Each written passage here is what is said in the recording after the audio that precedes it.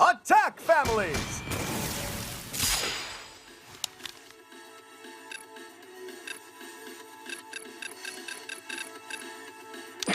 Found! Okay. It's all thanks to Attack Families. Through this game, I, Fumiya Tomozaki, got to know her. Aoi Hinami, the heroine of our school, and my secret life coach. With her guidance, I walked away from being a low-tiered character. She's helped me grow and move forward by seeing life as a game, and myself as the character I main. Her lessons are strict, and we don't always see eye to eye. All the same, little by little, I've come to realize how fun the game of life can be.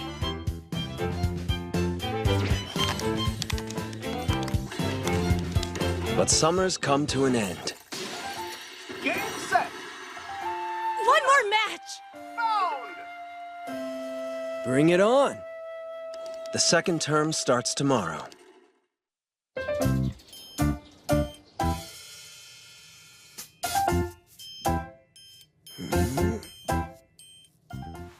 Nice.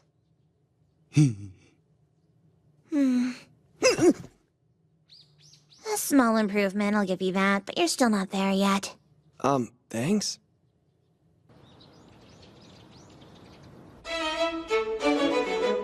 All right. This is officially the first day of the second term. Welcome back. Before we discuss your new assignment, let's review, shall we? Sure, hit me. Your ultimate goal remains the same, to be as satisfied with offline life as I am.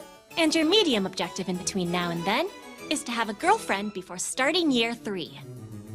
Did you get all that? Yep, and I'm on board to make sure it happens. As long as there are a couple of exceptions. It can't involve making any false confessions or spouting superficial junk. But otherwise, I'm good to go. All right, gamer. Let's get started then. And voila! Today's task is observing interpersonal relationships in class. I'll lay down the groundwork, help you learn how to read the room, and eventually control that mood. Just so you know, the key to making this work... It's okay. I've got it. If I encounter a situation that'll award me XP for trying, take the initiative and jump in. Exactly! And there it is. Hey, Fumiya. Oh, morning. What's up? So, have you heard yet? No? About what? Between us? Nakamura and Izumi? Shh! They're not making it public yet. You do know You're how kidding. Erika is into Shuji? This can't get out, I am so down. or it'll totally mess up Izumi's standing among the Kono girls. Yeah, right. Hey, What's up, Takahito? How's it going? What's up? Yo. Yeah. Good morning. Brain! Long time no see! You've got to come over and check this out. Look, it's the dolls I gave everyone. AKA proof of our friendship. We all attached them to our bags. Great minds do think alike. I can tell by your face you want in on this. If the 4 of us match, we'll be unstoppable. Sorry, but I think I'll have to pass. Ah! I've been shot down! Hold me, Tana, I'm in shock! A little space, Mimi. Quit being so handsy. The pitiful old me desperately needs consoling. Sniffity sniff. And no sniffing people. You're adorable. Kikuchi, good morning. Good morning, Tomozaki. How are you? Hiya, Tomozaki. Oh, hey Izumi. It's been a while. Sure has. I hear things are good. With Nakamura. Huh? Oh, you know...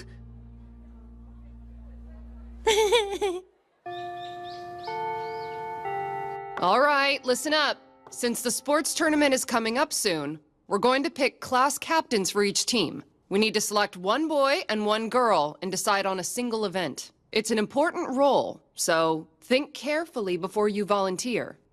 Are there any interested candidates? Miss!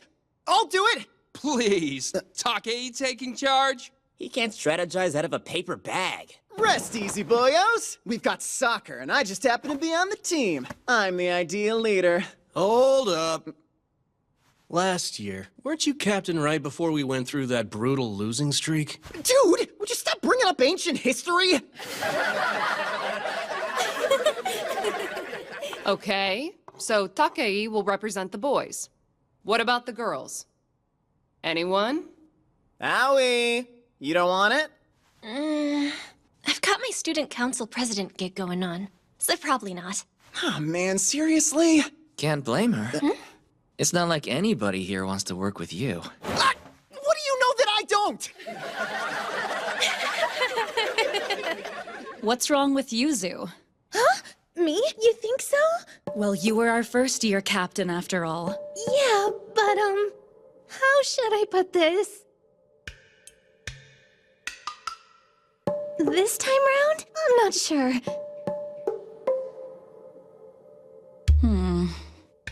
Fine, whatever. If you don't want it, how about Hirabayashi? Huh? She's good at prepping that junk. Yeah, super preparation-y. What's that even supposed to mean? Just say yes. You'd be doing us all a big favor. Unless you don't want to.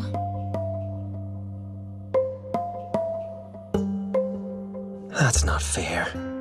But it's not like I can do anything at this point. If I say the wrong thing, I run the risk of putting Hirabayashi in an even tighter spot. We're all waiting. What's it gonna be? Well, if it'll help... Okay, I will. That's quite generous. But still, don't let anyone twist your arm into taking the role. No, it's fine. I want to. All right. Group dynamics are pretty tough. Girls captain. Look at Izumi. She stayed kind of blah the rest of the day. She probably feels responsible. Since she turned down the captain gig, Hirabayashi was put on the spot.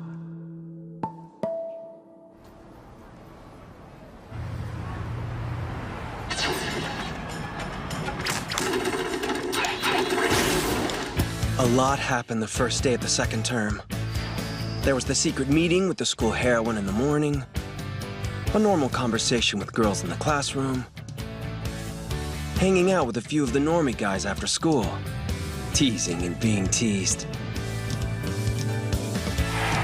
It's only been a short while, but I've gone through major changes. I'm proud of myself. I didn't use a continue, and I didn't cheat my way to get here either. I've just been making gradual progress each and every day. Still, though, if that's true, I wonder, when did Aoi Hinami start on her path? And how far has she come since taking the leap? She's gotten to this point, effort after effort without quitting, just like me. Except, when it comes to us, I can't ignore the fact there's a huge difference. I'm having fun experiencing the journey. Every day there's something new. But with her, she set her eyes on some distant horizon I can't see. She's absorbed with moving forward, like it's her only goal. What is it? What motivated her to keep going this long? Right, so mood is the norm among a group, good or bad. On that subject, Erika Kono used the plain as lame approach and effectively controlled the room. By labeling Hirabayashi as lower ranked on the social ladder and pushing the hassle of being team captain onto her instead. Bingo. She seized the group dynamic and altered the mood. A must-have skill for a satisfying offline life. So let's get started on your next small goal. You're going to get Erika Kono motivated for the sports tournament. Huh? Hang on a second. Don't you think you're asking me for the impossible here? Which is why it's going to take some trial and error on your part. Good news. This is a great way to practice the interpersonal skills you've learned so far. It might actually turn out to be the gamiest assignment you've had till this point. The gamiest one? I get it. This new task. It's just like an RPG. That's our Nanashi. What's the first order of business in an RPG? Doing reconnaissance in town. In short, if Erika Kono is the dungeon boss, then I should ask about her weak points and learn how to defeat her. Right now, I don't stand a chance. Oh, this is really starting to feel like a game. Oof. Erika's not exactly enthusiastic. Got that right. Hirabayashi doesn't have it easy either. I'm not sure she's the captain type. What do you think it would take to help motivate Kono? That's a tough question. Before I answer, I'm curious why you want to know. Oh, it's just... I thought I'd try to help Hirabayashi out in whatever small way I can. I mean, I would like to enjoy the tournament. I totally get it! So here's the deal. I'm the kind of girl who loves the sports tournament, the culture festival, you name it! And as a matter of fact, I was wondering if there was anything we could do about Erika's lack of excitement, too. I get along really well with her. It's weird. I want to share the stuff with Shuji. Oh, but he's not big on talking things out. Yeah? Is that so? How to get Erika as pumped up as me? She's got a weakness for fashion and stuff. She'd probably step it up if I promised her a bunch of pricey cosmetics when we win. I'm not sure bribery's the best course. Wait! Maybe picking softball will do the trick. She used to play on the boys' baseball team back in elementary school. Kono? Playing baseball? You don't say.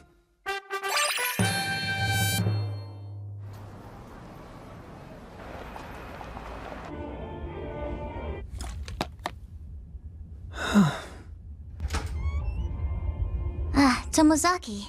Pretty good work today. You off too, Narita? Feel free to call me Gumi.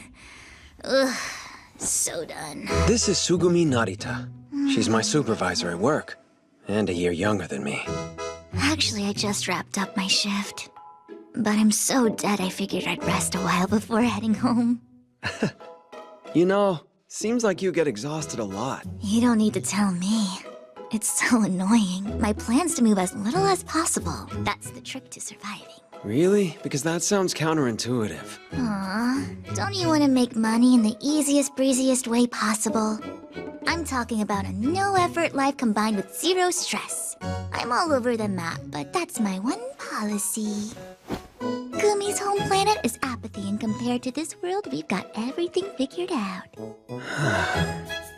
Wait, in that case, so do you drag your feet when it comes to sports tournaments too? Oh, you betcha. They seem like polar opposites, but she has that in common with Erika Kono. Hey, can I get your advice? Yeah, that sounds like a total pain. Erika definitely has it out for this Hirabayashi girl for some reason. I kind of thought as much. I mean, as soon as Hirabayashi takes on the captain role, I doubt Erika is gonna want to do much of anything, unless something crazy happens. When you say crazy, what do you mean? For me, it comes down to this. I always want the most bang for my buck. Low effort, high reward. I get it. So if we assume Erika Kono feels the same way... She'll be motivated, only if she gets exactly what she wants and it's cost-effective. But that's the way things roll when you live on planet Apathy. The least effort with the highest reward.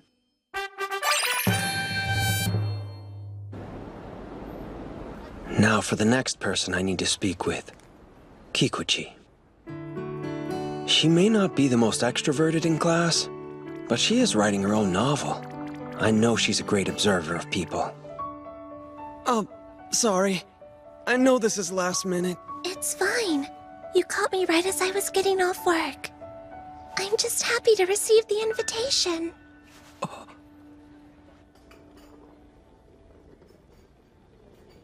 You want to know about Kono? Yeah. Like, what kind of person is she, from your point of view? I can probably help if I knew what you were looking for specifically. Oh, what I mean is... You know how when we discussed the sports tournament in class, and Kono didn't seem that interested? I guess I'm wondering what it would take for her to be more invested. So you'd like to know what would motivate her? Between us, and it's possible there's a better way I could word this, but... I don't think she wants anyone to look down on her. It seems to be her driving force. Never being seen as weak. Huh. Yes, kind of. Maybe so, but come on. Why act that way over a sports tournament?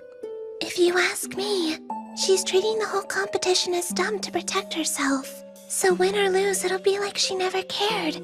That's what I think anyway. I can see that. But for the record, I don't want you to get the wrong idea because Kono has a friendly side and she's honest about everything else. It's not like she's bad or anything. Yeah, sure. Now for all the intel I've managed to collect. For mission Light a Fire under Erika Kono. First, make sure the girls' event is softball. Next up, we've got to come up with a low-effort, high-return solution. Something that'll make her feel like she's not being looked down on. It's a bit like finding a key item. Once I discover it, we can move on to the next chapter in the game. Right. We voted, and the boys' first choice is basketball. I would have gone with soccer, but that's just me. A good point. Let's be honest. Are you qualified to be our captain? No sweat, dude. I've been reading tons of b-ball manga. I'm even more worried. Settle down, class. Now the girls. Sure. So, what sport do we want? I'm fine with whatever the rest of the group decides on. Over here! I definitely vote for basketball. I mean, with me and Allie on the team, there's no way we can lose. Right? Okay, basketball. Anyone else have a preference? This is bad. At this rate, will they even get to softball? I do. I want to play volleyball. One for volleyball.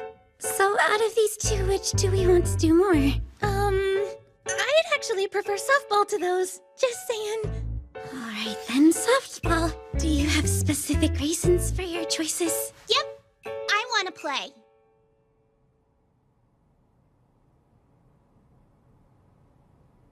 Tama! You can't be real! That's like something I would say. So, moving on, we should... Waste of time.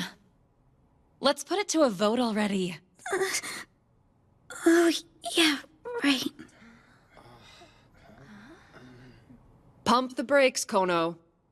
I know, I'm usually the first to say we should put things to a vote. But I'd rather you talk things out instead. We're going to change the proceedings slightly. Whatever sport you choose, you have to give reasons justifying your decision. After all that discussion, the girls have settled on softball as their first choice. The results will be posted over lunch, so keep your eyes peeled for that.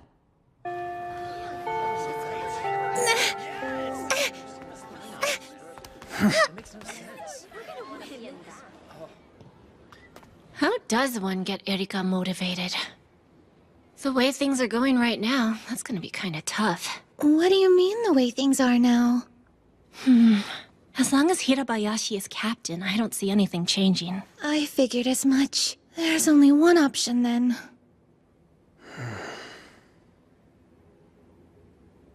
I've made up my mind. I'm going to take over the captain position for her. It looks like she's having a pretty rough time. Still, are you sure you want that? I've been struggling over whether or not I should help her. If I had taken the job outright, it'd basically be like Erika told me to. I'd be going along just to keep the peace, and I don't like that side of me. But it doesn't matter. I'm helping Hirabayashi because I want to. That's good enough, right? And besides, I do want to be captain. Not to mention, there's a chance it might end up making Erika a little bit more enthusiastic. But Yuzu... Huh? You're okay with this? I'll work hard at it, too. No doubt. She's neither bending to fit the group's mood, or being forced into the position. Yuzu's calling the shots. And look at that I'm over it smile. She's a top-tier character. In my head, a strategy is beginning to take shape. A plan that might just get Kono raring to go. The first item on the list? What What do you want to talk about, Brain? Ah! Don't tell me! You need romantic advice? It's nothing like that. Listen, it actually has to do with Kono. Yeah, what about her? Is it me, or does she see Hinami almost as some kind of rival? Oh, I can see that. But where is this coming from? Oh, just toying with an idea is all.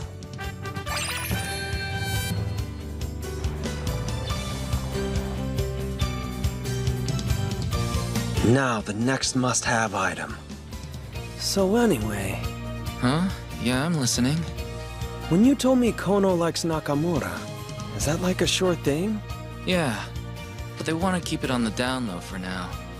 Why do you ask?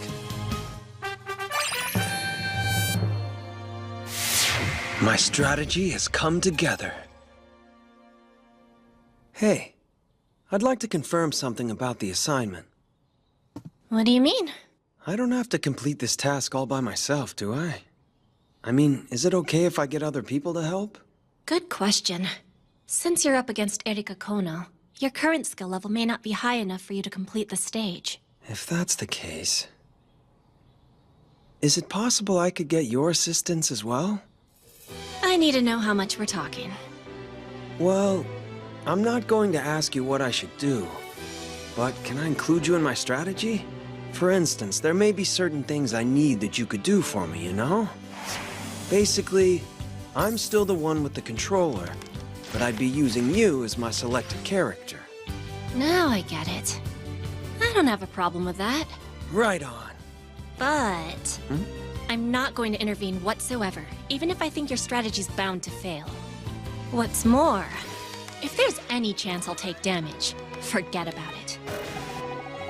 Sure, fair enough. All right, so here's what I've come up with. Behold, What's that? my three-pronged strategy. So, what do you think? I suppose I wouldn't have a problem helping make it happen. Yes, let's go.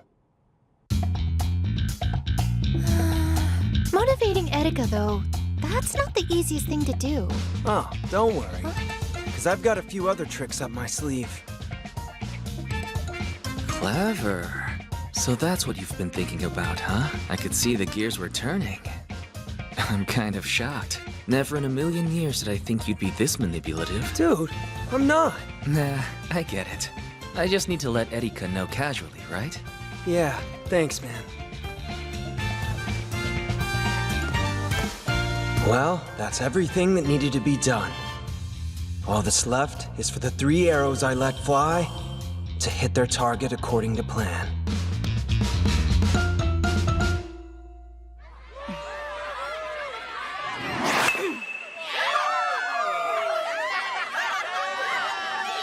That's our Erika! That ball's gonna need a passport! My strategy was a success. 3 arrows fired, all scoring critical hits. The final boss has been defeated.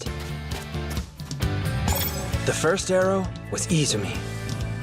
Say, Erika, seeing as how I'm captain and all, could you help me out? Might as well try and make this fun for everyone. Who would have thought? Seems like Kono has a soft spot for her friends. When her pal Izumi asked her to pitch in, how could she say no? The second arrow was Hinami. You got a second, Mika?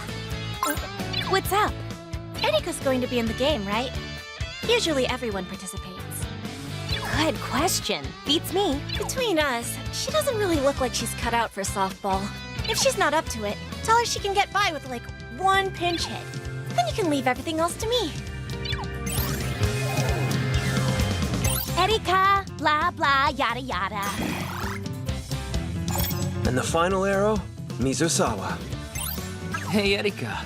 Apparently Shuji says he's looking forward to the sports tournament. He's one of those athletic guys, you know? And girls who are good at sports, totally his type. I think this arrow is the one that'll really light the fire. I mean, Kono doesn't even know Nakamura and Izumi are dating yet. But eventually, she's going to find out.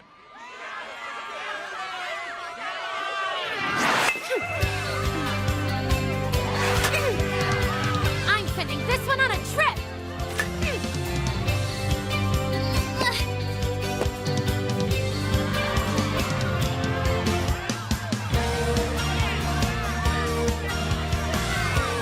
make my friend Izumi happy. I don't want Aoi Hinami to look down on me. I want Nakamura to find me attractive.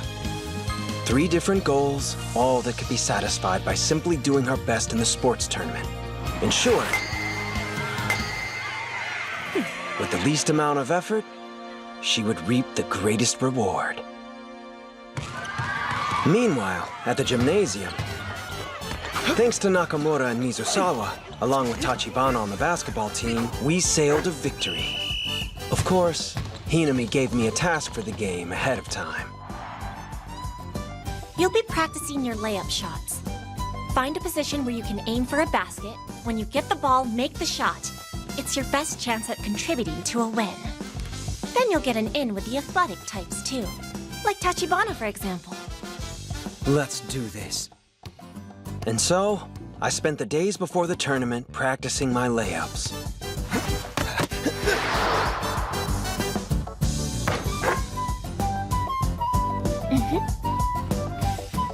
Hinami was kind enough to tag along. Too bad I'm watching the game from the bench. Right out of the gate, I somehow ended up racking up a flurry of fouls. You're out of here. Brain got no game.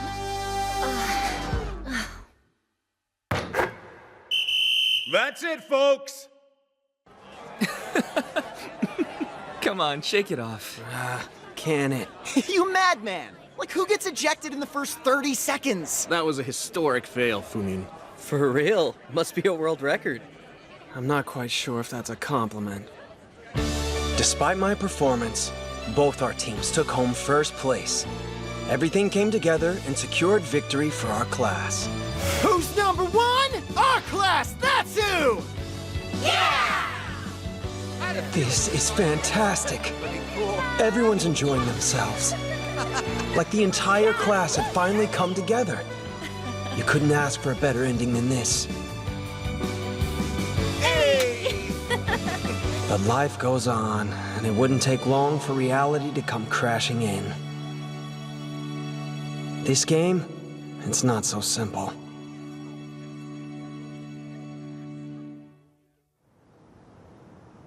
It was fast, the day after the sports tournament. Oops. Sorry. It's nothing. Funny thing is, these little accidents kept on happening. For instance, during the break, a paper airplane accidentally hit Hirabayashi. Later, Kono would accidentally bump into her desk again.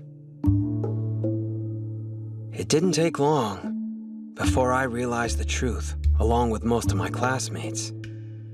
There was clearly malicious intent behind it.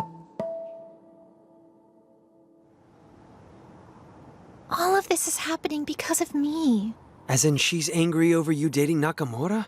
Really? Maybe. I mean, she can't lash out at me or Shuji directly, or it would be way too obvious. Instead, she's going after Hirabayashi. Mentioning it to Erika would probably make things worse. Yeah, you're right. I agree. Yuzu reaching out to Kono would be a huge mistake. What makes you say that? In terms of harassment, this is small potatoes. She'll play it off as accidental, and that'll be that. If we don't want to escalate the situation, our smartest course of action right now would be to watch silently. Hey, is everyday life actually a god-tier game? What do you mean? I mean, we're dealing with an irrational negative event, and there's no reason behind it. Oh, there are reasons. We both know Erika Kono liked Nakamura. And thanks to your interference, Yuzu started going out with Nakamura. Erika Kono stepped up at the tournament, and our class won. Yuzu's relationship with Nakamura became public. And Hirabayashi is a timid girl. All of those events fell, one after the other like dominoes. What's happening now isn't irrational. It was practically inevitable. Hold up, inevitable how? Are you seriously telling me Hirabayashi just has to sit and take this abuse? Yeah, I am. It's wrong. And on that note, I don't see the need for me to intervene on her behalf. After all, this is the kind of harassment that somebody can easily solve on their own. Like if Hirabayashi made the decision to stand up for herself.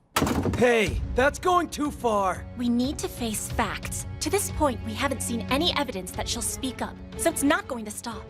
When you think about it, doesn't that make her complicit in encouraging Kono's behavior?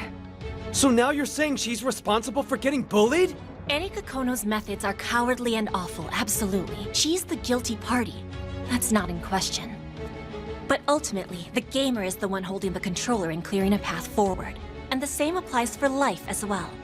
I thought we were clear on that. That may be the case for people like you and me, but requiring everyone to be a gamer's not— If someone tries to change something on their own, and their strategy winds up backfiring, I'll help them out to the best of my abilities. But if they can't even be bothered to try fixing the situation for themselves, there's no reason for me to step in. That's not the way I see it. When it comes down to it, the gamer's in the right. And Hirabayashi's not trying to be one. That decision is on her. Still, if things do continue to get worse, I'll be forced to intervene. I see. Just so we're clear, you're not considering doing something about this on your own, are you? If I'm able to, then yeah, I will. Fine. It's your choice. But if you don't proceed carefully, things will get worse. You can go without an assignment for a while. Got it.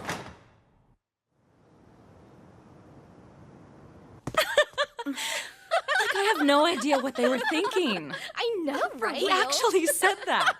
Too funny. I know! I mean, who even does that? Kono! Cut it out already! In case you couldn't tell, everyone's getting sick of this crap! Cut it out already! In case you couldn't tell, everyone's getting sick of this crap! Huh? You sound crazy. I know what's going on. So what if Nakamura's taken? Stop lashing out at people!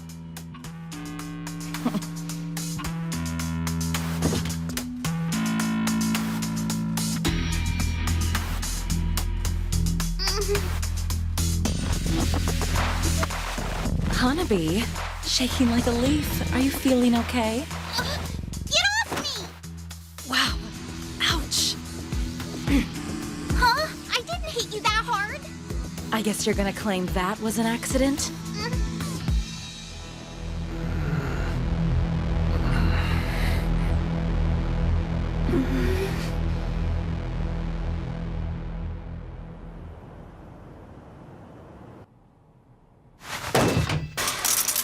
Oops. Sorry.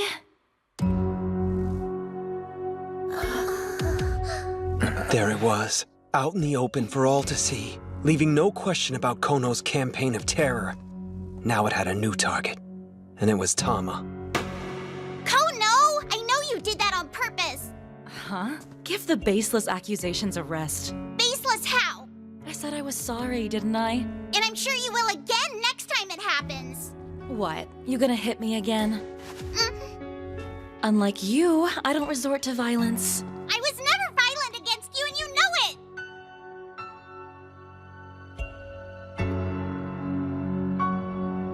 it! You are totally in the right.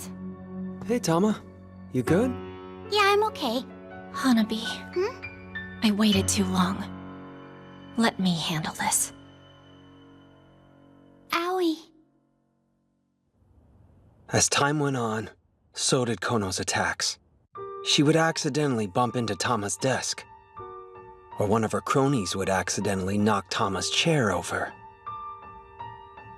Somehow, all of her pencil leads would wind up broken. The Kono girls also loved trash-talking her just loud enough so she could hear their every word. But, unlike when it happened to Hirabayashi, Seriously? You still have it out for me? every time the harassment was aimed at Tama, she would call it out. I suppose everyone's out to get you, huh? You keep doing it! I assume you're referring to yesterday when you aggressively raised your hand to me for no reason. You know that was an accident. Huh? What I did is what we call an accident. What you did 100% intentional. You're psycho. Whoa, easy there, Tama girl. Yeah, Hanabi. Let's cool things down. Hinami and Mimimi would calm her down, keeping her from getting more furious. For the next several days, this pattern repeated itself. Poor Hanabi. She really has it rough lately. No kidding. Guess she's taking Hirabayashi's place. It's like Kono's made it her mission to torment them. I know. Natsubayashi's a little firecracker. Yeah, man. I was totally surprised when she stood up to Kono like that. She looks like a pushover, but I guess not. I don't know. Kono's acting like a jerk, but I wish Natsubayashi didn't get so upset about it. I mean, not that I wouldn't get mad, but still. Yeah, like handle it in private or something. Do we have to watch their dumb drama every day? I've lost count of these little spats. For real. If she just ignored Kono, it might be over. No one wants to be messed with, but this arguing and stuff all the time, it's just got everyone else walking on eggshells. Well, no one would ever accuse Natsubayashi of being able to read a room, you know? Before long, the whole class was in a sour mood. But Hinami wound up turning things around. She talked to all the mid-rank girls and got them to start feeling sorry for Tama. And Mimimi hung out with Tama as much as she could whenever we were on break. Soon as the bell rang, she'd hustle her out of the room, away from Kono. Thanks to the efforts of those two, the situation never truly got out of hand, though it did get pretty dicey. This Tama thing, it really went sideways, didn't it? Yeah. I know you and Mimimi have her back for now, but at this rate, she'll only get more isolated. Right. It can't keep going like this. We have to do something. Lately, it feels like something's a little bit different with Hinami's MO. Not like she had bad ideas or anything.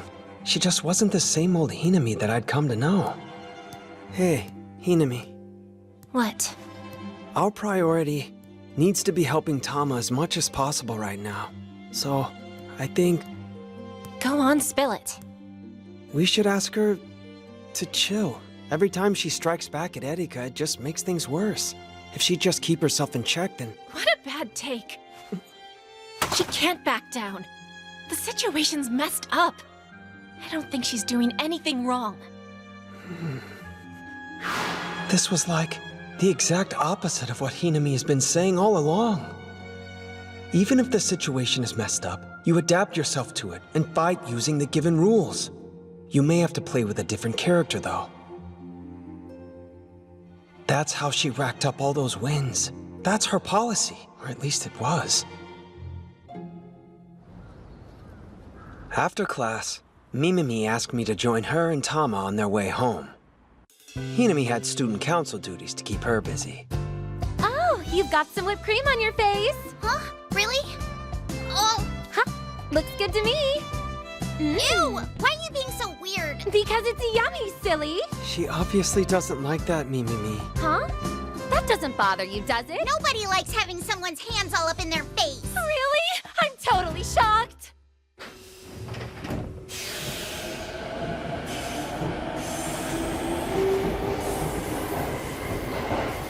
Wow. How did everything get so stressful? Bad luck and bad timing. It's a killer combo. I honestly don't think Tama's done anything wrong. Or she should be made out to be the bad guy. She doesn't deserve it. It's not fair. Hey, Tomozaki. Tell me, am I even helping? I'm really trying to cheer her up. Yeah. I think you're helping a lot. Trying to figure out Mimimi's strategy here. Seems like she wants Erika to just give up on bothering Tama. If Erika decides to stop, while Mimimi is giving Tama a morale boost, that would be a perfect ending. Hinami has been working to control the mood of the class, trying to buy more time. If that works out, she'll be successful in getting the mood to change, and the tide will turn against Kono, with everyone seeing her as the bad guy. But I have a different strategy in mind. What we need to aim for now is getting past this stage without Tama taking any damage. To do that, we can use a tactic that every gamer's familiar with. Retreat. Take a little time away from school until the whole situation just blows over. It may not be a popular move, but it will get us to the goal, as wrong or cowardly as it may be. Not something No Name would do, but I have no problem with it. That's the Nanashi way.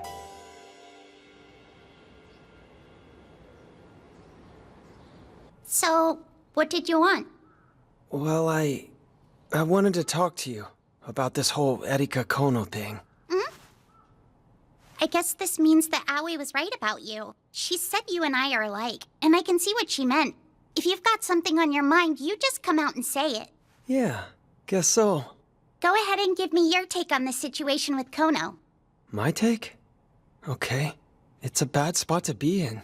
She's been attacking you, and people are avoiding you. And so, I gotta wonder if it's best to kinda lay low for a while. It's tough. But you know, I still feel okay. I just have to remember that I'm in the right, and that's enough for me. I've got to stay true to myself and not give up. It'll work out. I see. You'll definitely be alright. You know, I've kinda been playing my own game for a little while now. I've tried to maintain a certain philosophy. Be a good person, and it doesn't matter at all what people think of me. As long as I can just keep on being me, I can put up with anything. To be honest with you, though, Mean Me is so sad now. And it makes me think maybe I should change. So it's true after all. I really am like you. I just say what's on my mind, and I kinda suck at fitting in. But listen, I can tell that you've changed a lot lately. You're better at reading a room, and you're even starting to fit in. We are alike, but you're actually challenging yourself on your weaknesses. I wasn't totally sure that was possible. So please, teach me how you do it. I want to learn how to be a fighter. So, mind telling me how your personality did a 180? Who, me? Yeah, it may be obvious, but I'm not exactly the best at getting along with people. Well, how did it start? Oh, hang on. Give me 1 sec. You lose something? Nope, I'm good. For me, not only did I practice my expressions, but I also worked on my posture and the way I spoke. In the past, I didn't show much emotion. I slouched all the time and would always mumble my words. The living embodiment of social awkwardness. Yeah, but these days it's like you're a different person. Like your entire vibe has changed. Oh, you think? Thanks. You still get weird whenever you're embarrassed. Yeah, well, it's not like I have everything worked out. So first off, if you want to change like I did, you start by figuring out exactly where you are now. I'm lost, ironically. What do you mean? Since you asked. You've also got a weird way of laughing that creeps me out. Yes, I'm well aware. Right. That should be enough. You still get weird whenever you're embarrassed. Yeah, well, it's not like I have everything worked out. Hey! You're bugged! Before you get defensive, take a breath. Keep on listening. I'm lost, ironically. What do you mean? Since you asked. You've also got a weird way of laughing that What do you think? Well, I'm kinda harsh. Exactly. When a person communicates, it doesn't always come out how they picture it. Now you have an idea of where you're starting from. Think about how you talk, and try changing that. Makes sense. All right, then. I'll give it my best shot! Mouth. Go ahead and run through all the vowels for me. A, I, O, U. Nice. Got a sense for how that feels? Uh-huh. You're a fast learner, but that's our Tama. Yay! Think you can practice on your own at home? Yep. Man, you're really good at this. Way better than me, even. Whoa, really? Got most of it down already. But we barely even started the tutorial. Yeah, I know. But your basic understanding overshadows mine. Personally, I don't think your expressions or the way you talk is what's keeping you from getting along in class. That's good, but if it's not those, then what? I'd say it's got more to do with you arguing with Kono. So could you try not to? At least for now? All right, I can try. Tama! Sorry I took so long. Oh, Tomozaki's with you? What? Why? You know, just hanging out. Why isn't Aoi with you today? That girl's got her hands full with student council stuff for a while.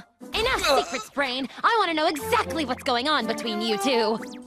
We were... Who do I answer?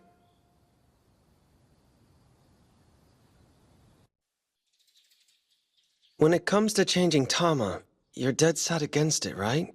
I told you, there's nothing wrong with her. She doesn't need to change. That's where I stand. And I get that, but what if that's what she's looking for? She told me directly. The whole situation is depressing Mimimi, so she wants to switch things up. It's her decision, hers alone. Fine. If it's possible, I would like you to help her out as well. Say that she does change. Then none of this matters. Hinami. On that day, the mood in the classroom shifted slightly. Things began like normal. Typically, Kono and Tama would start squabbling, quickly followed by the class's mood taking a nosedive.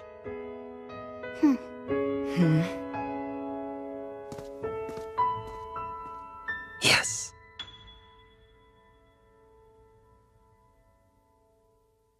Great job in class today. You really showed restraint. It was frustrating, but I know there are more important things at stake. Still, though, just because things might not get any worse, that doesn't mean they'll dramatically improve either. Yeah, I guess not. The next step is to create an atmosphere, a shift in the class, where people start backing you up instead of staying neutral or taking Kono's side. The problem is I have no idea what's going through anyone else's heads. Or rather, I kinda know what Kono is thinking, but she's obvious. When it comes to the rest of the class, though, a total mystery. Yeah, I know. Mood and flow are kinda tough. They can still trip me up. Wow, really? Lately, I've been able to understand them a little bit better, but it took me about 5 months to even get to this point. That's a long time. Way too long.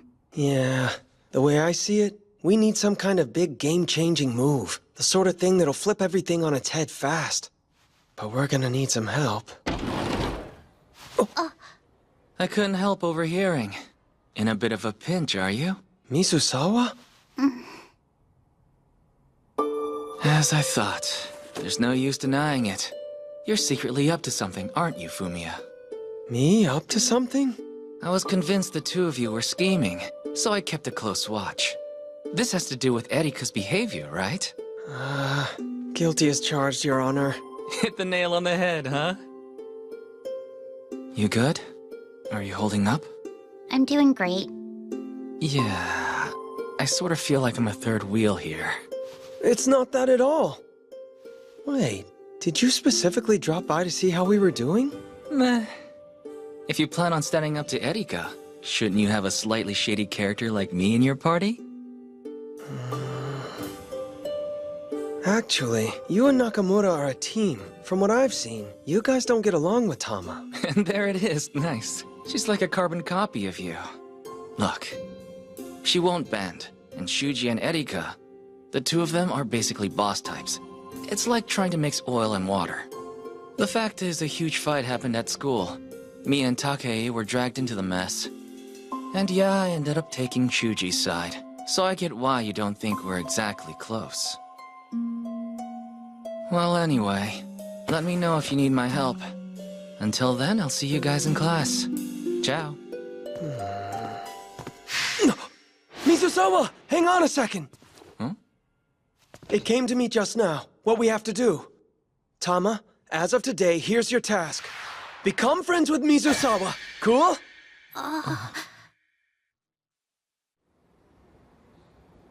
So that's it. She's training to get along with the rest of the class. And you were hoping I'd agree to be her sparring partner. Yeah, I think integrating is set at max difficulty for her, partially because she has these emotional barriers and doesn't bend to social situations. But with you helping out, it could be the first step to making a crack in that heavy armor she's got equipped. Okay, I'll lend you guys a hand, but only because you're the one asking. The rest is up to Tama. Right!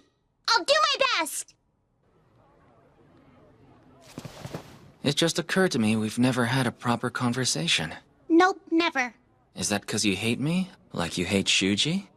I've seen you and Nakamura. You're thick as thieves, saying mean things about me. Yeah, mean things, right. I'm not a huge fan of it, so I've been avoiding you. Avoiding? Whoa. Hey, Fumiya, you can be blunt, but she's got you beat. Oh, you ain't seen nothing yet. I hope you're joking. All right, then. It sounds like you thoroughly despise me. Still, I can't find out what kind of person you are if I don't try talking to you first. In that case, is there anything you want to ask? I promise to answer honestly. No, not really. I had a feeling.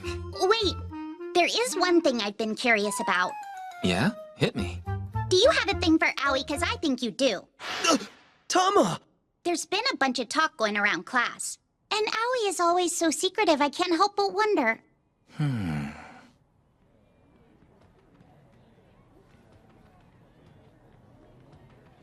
Sure, I like her.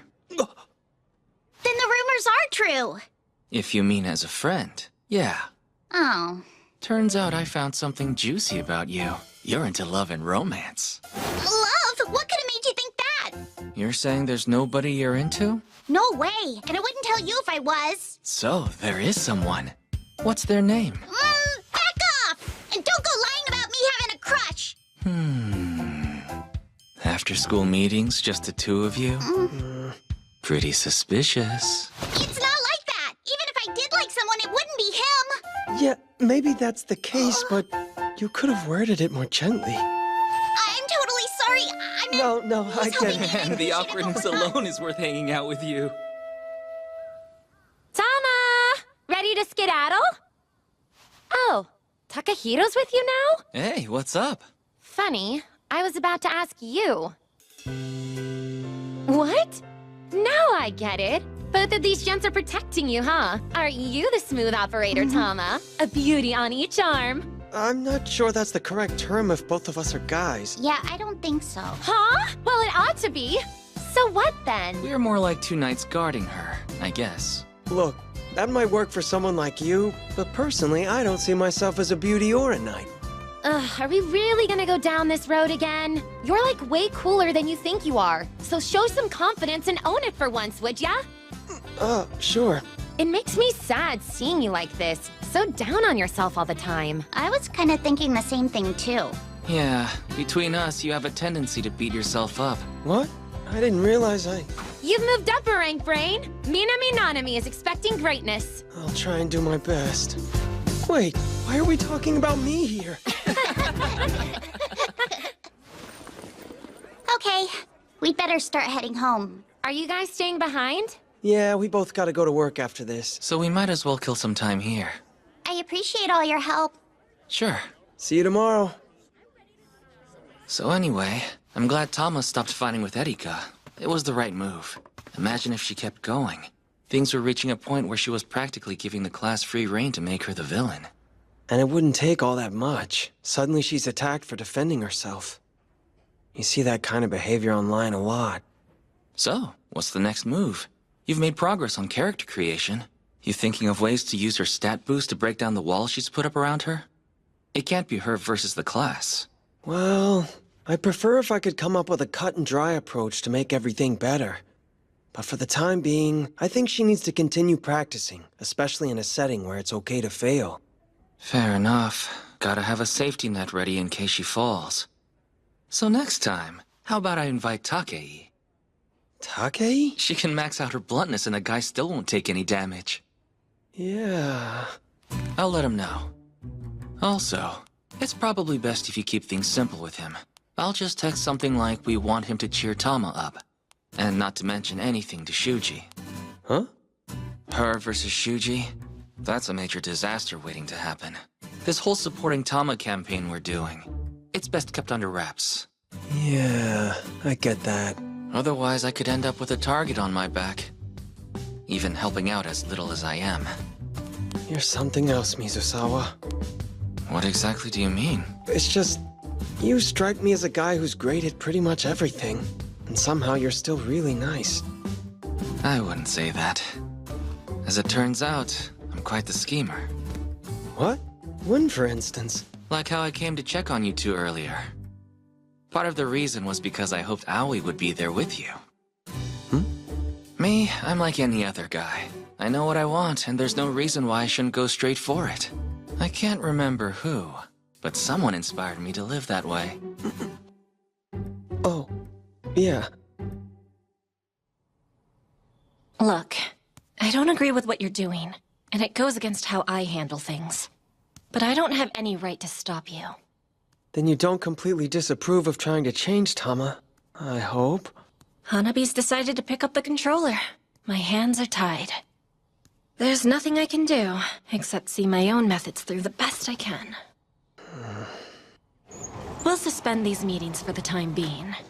They'll resume only after the situation has improved.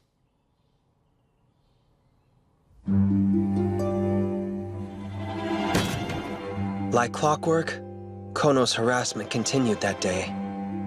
First with the familiar desk bump. Then she and her minions trash-talked Tama loud enough for her to hear. Only now, she put up with it. As a result, the class's mood shifted, becoming even more sympathetic toward her. But something else was more curious. What Hinami was doing. On every break, she made sure to casually chat with Mao Kamimai, who happened to be one of Kono's girls.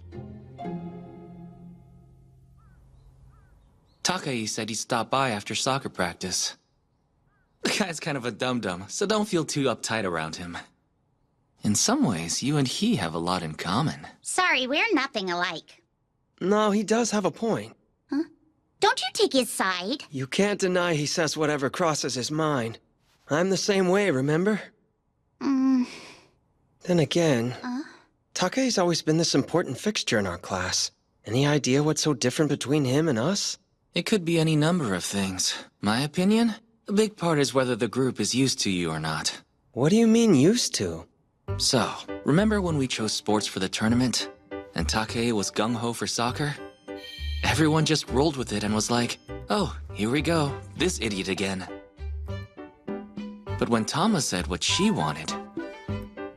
Oh, she was just naming her preferred event, same as him. But the mood did get a little weird when she spoke up. Sure did. Mimi had to come to my rescue. Just look at Takei. The dude has some charm, and that happens to be a big part of his character. Whereas you can come across as prickly during a conversation, which kinda alienates you. For the record, I don't completely agree with you. But how do I become charming?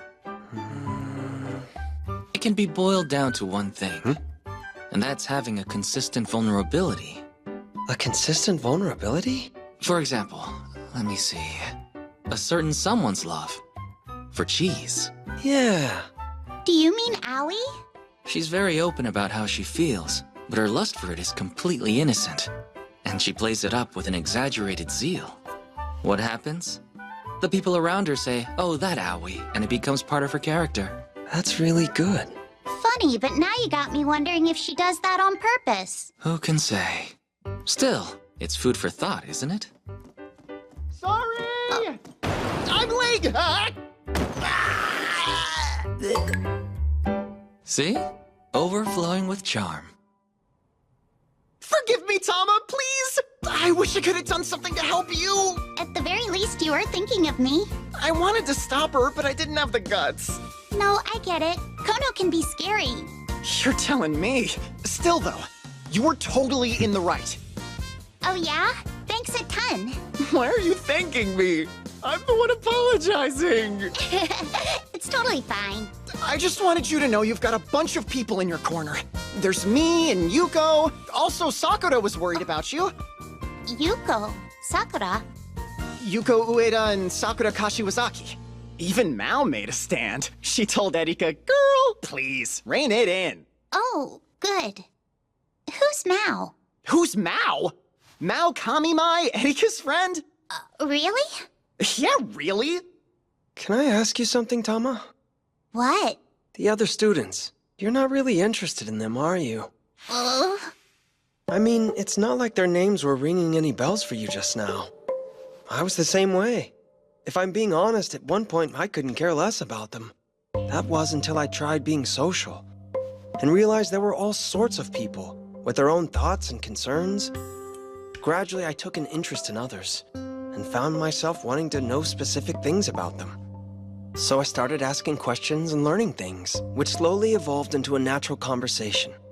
What I'm saying is, it's good to practice sounding upbeat whenever you're talking.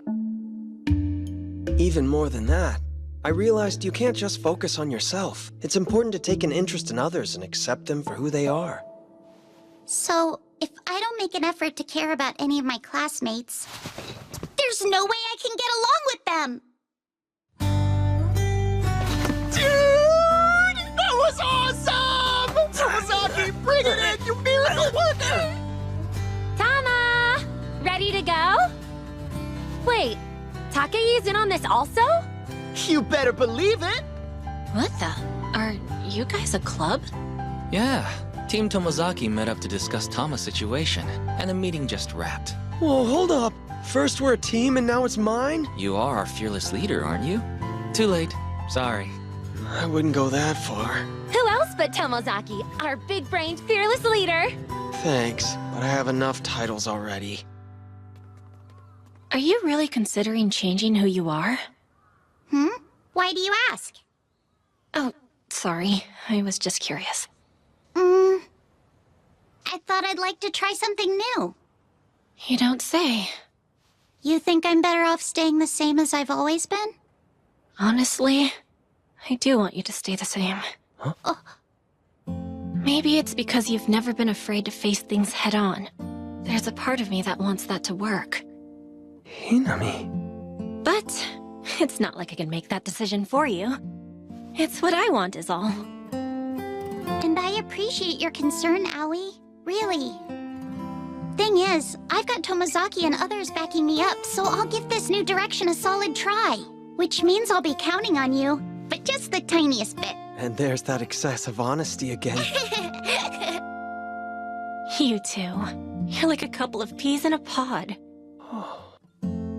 You've got my support too. Thanks! I was hoping I would. As I watched Hinami go back to being the perfect heroine, a thought popped into my head. Maybe that expression she made when she took her mask off wasn't genuine. And underneath it, there was another mask.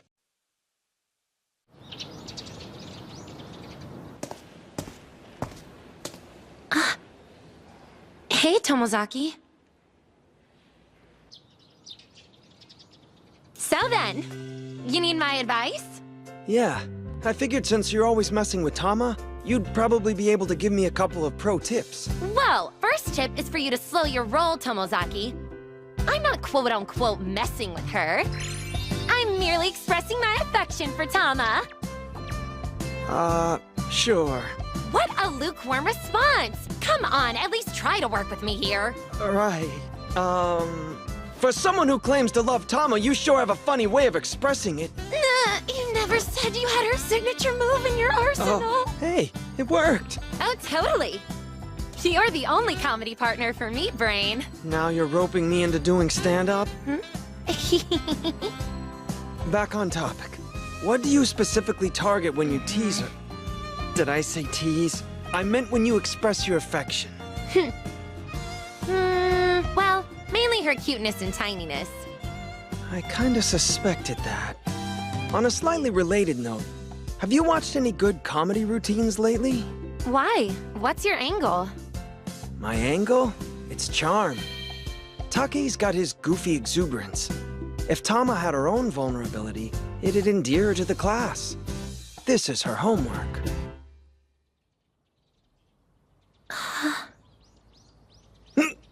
I mean, I have other ideas, but we're trying this one out. Now I get it. You're so sneaky. Huh? It's like super easy to make you feel embarrassed. But when push comes to shove, oh boy, you shove. What the? Your hero complex earned you the piggy nose punishment. I have no idea what's going on. I know. The thing is, you don't have to. No offense, but I don't think this is an especially flattering look for you. Wow, thanks a lot. You can be ugly on the outside and have a beautiful heart. Yeah, I know. Huh?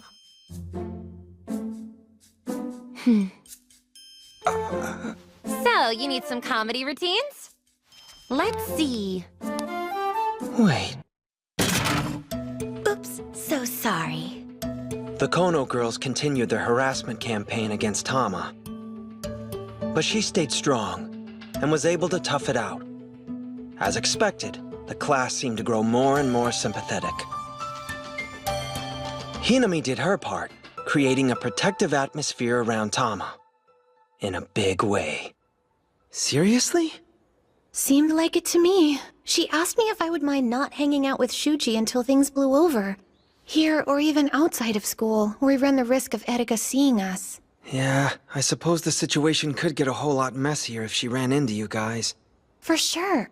When I told Shuji, he got all huffy, like, "If that's what you want, then it's fine by me." So I was thinking, maybe I should knit or sew him something to get on his good side? What do you think? Would that even have an effect on Nakamura? Maybe I'm just being selfish. I always dreamed of giving a boyfriend handmade presents. But when it comes to him, I don't know. Okay, you're the one who brought it up, so could you stop acting so shy? Hey, shut up! Still, it doesn't strike me as very Hinami-like, making such a big request of Izumi. If you ask me, she must be at her wit's end too. Then came lunchtime. Hey, I know, I'm way late. It took me a second to lose Shuji. Sorry about all the sneakiness. No sweat. So, how is the training going?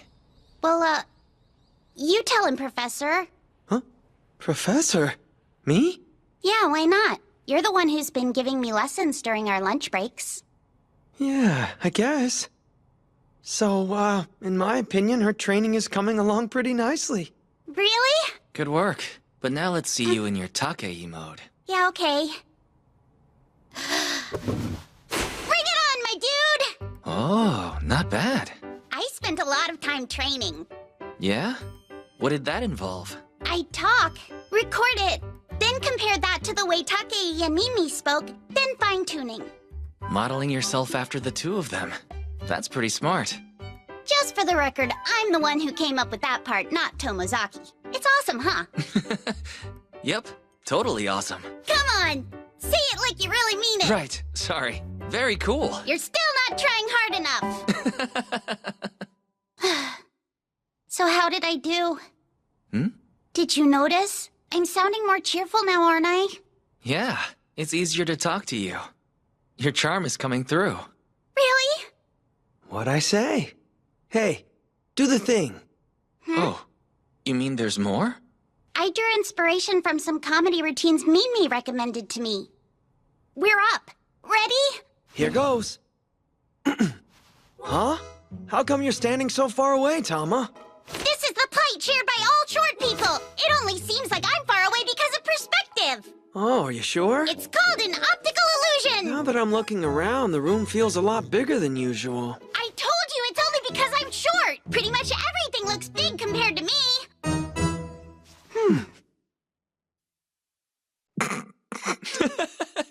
What'd I just watch? It's like a comedy routine. We thought a little humor would help get the class used to Tama's vulnerability. It does have charm. Honestly, you had me wanting to join in. Nice work, Fumiya. The wise professor and his brilliant student. Yeah, well... That's me. So brilliant. Man, it's kinda sad. I hate seeing the teacher left completely in the dust by his pupil. Yeah, I guess, huh? What can I say? Huh? I I'm just too good. What's next? Seems Tama can mix with the rest of the class. Although you should probably be careful at first. Yeah, I think we might try getting in a little more practice in a setting where it's still okay to mess up and learn. Agreed. I'd like to bring someone else in for a dress rehearsal of sorts. Only problem is, everyone's avoiding Tama right now. Oh, you're right. This is gonna be tough. Aoi and Mimimi are on our side, but those two have always been friendly with Tama. So that leaves... Izumi? If Erika were to find out Yuzu's standing would suffer. I see your point. Oh! Hey, it sounds like you thought of someone? Oh, who is it? Wait a sec. I need to check they're okay with it first.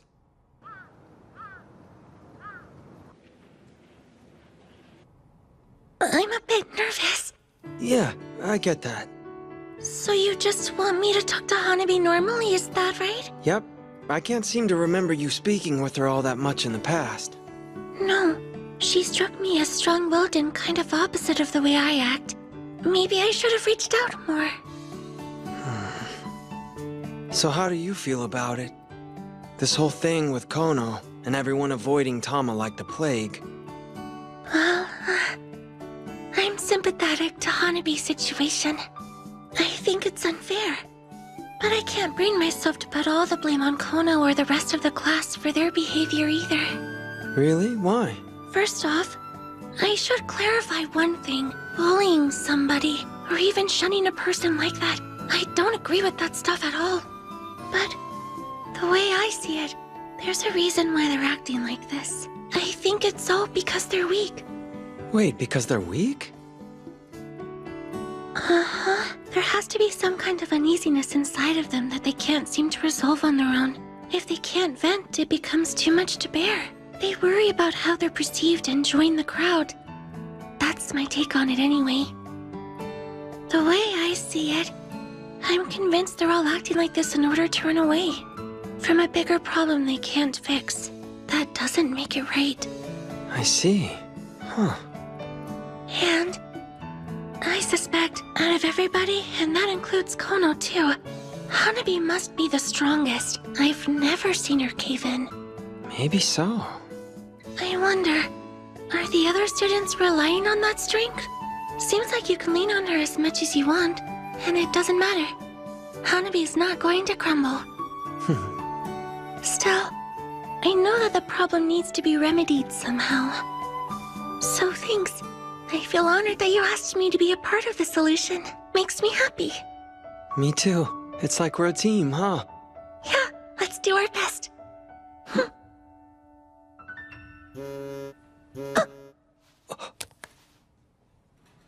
It's from Tama. She says volleyball practice is over.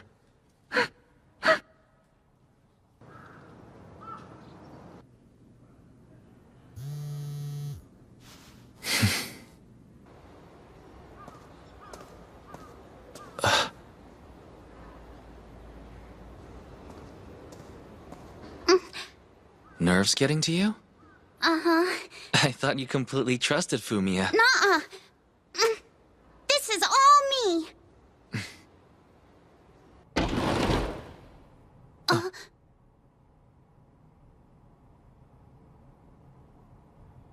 Kikuchi?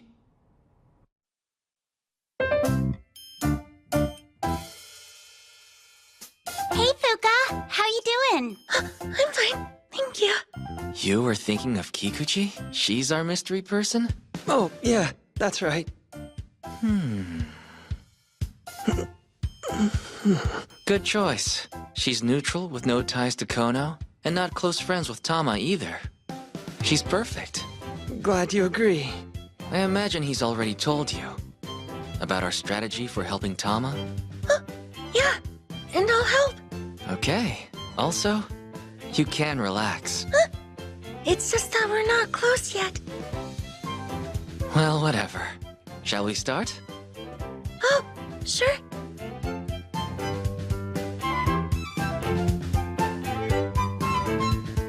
There's more to you than meets the eye, Fumiya. What the heck's that supposed to mean?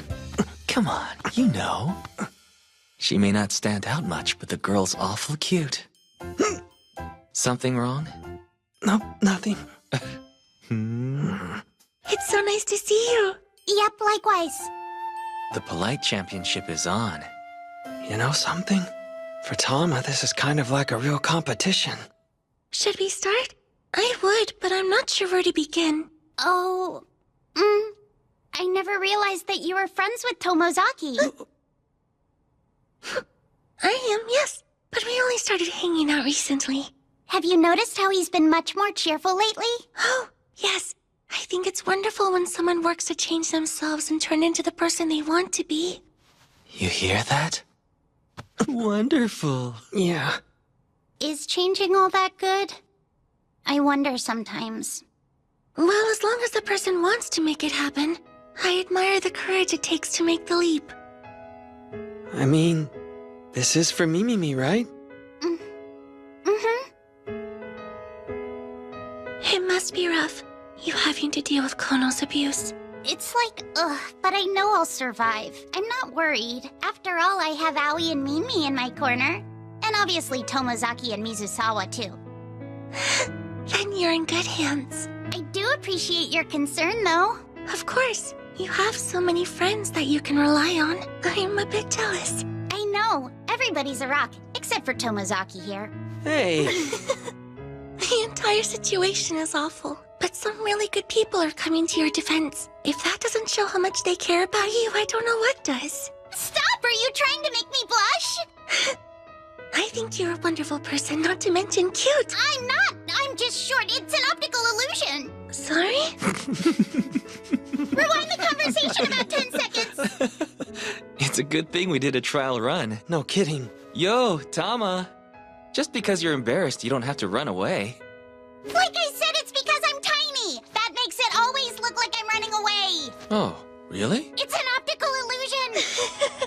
I take it back. You're mega cute. If anything, I'm miniature.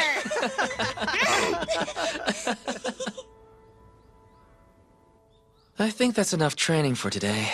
So how was it, Kikuchi? It was incredibly easy to chat with Hanabi. Sounds like a success. Now on to the next challenge. Seeing whether or not Tama can start caring more about her fellow classmates. I'm gonna try.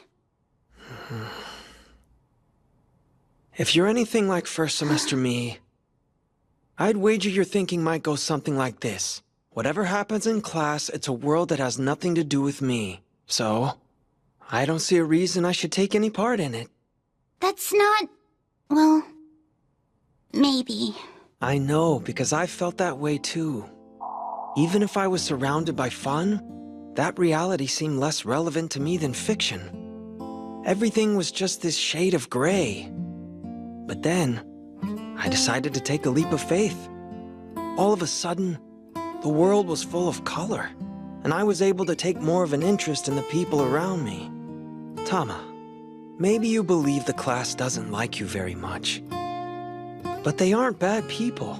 Those are rare. If I may, I've got something that might help. Kono. Yes, she's a sore loser, and she hates people looking down on her. And yet, if she considers you a friend, she can be compassionate. Like Kamimai and Akiyama.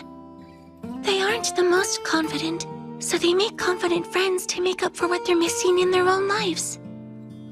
In my opinion, it's kind of lovely how they're making an effort in trying to change the situation around them.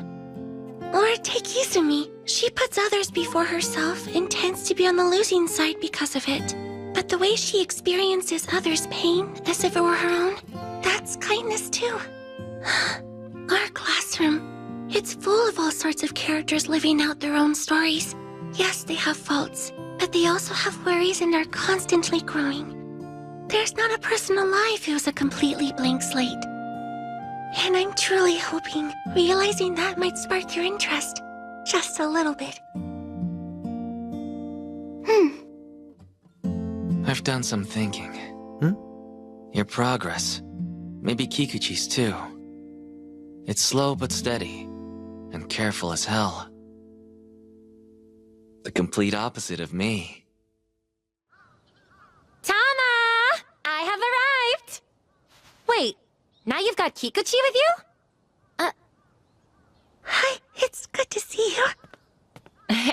Your club keeps growing. She's subbing in. Team Tomozaki needed some assistance today. She's pals with Fumiya and decided to help out. Oh, okay then. I didn't see that coming. You are cute. How in the world was I able to overlook your adorableness for so freaking long? Welcome to Nanami World! What? I'm afraid I don't understand what that means. Come on, dial it back just a little bit, would you? She's not used to your brand of enthusiasm. You're the worst! How could you take Kikuchi's side and not mine, Brain? Hold on. I'm on your side, too. Yikes! I just remembered I forgot to hand in my journal entries. Would you mind coming with me, please? Huh? Sure. Oh. You bet. I'll tag along. You too, Tama. Huh? Wait, do I really need to? Yes. Forward march. I forgot something back in the classroom, too. Later. Sure. See ya.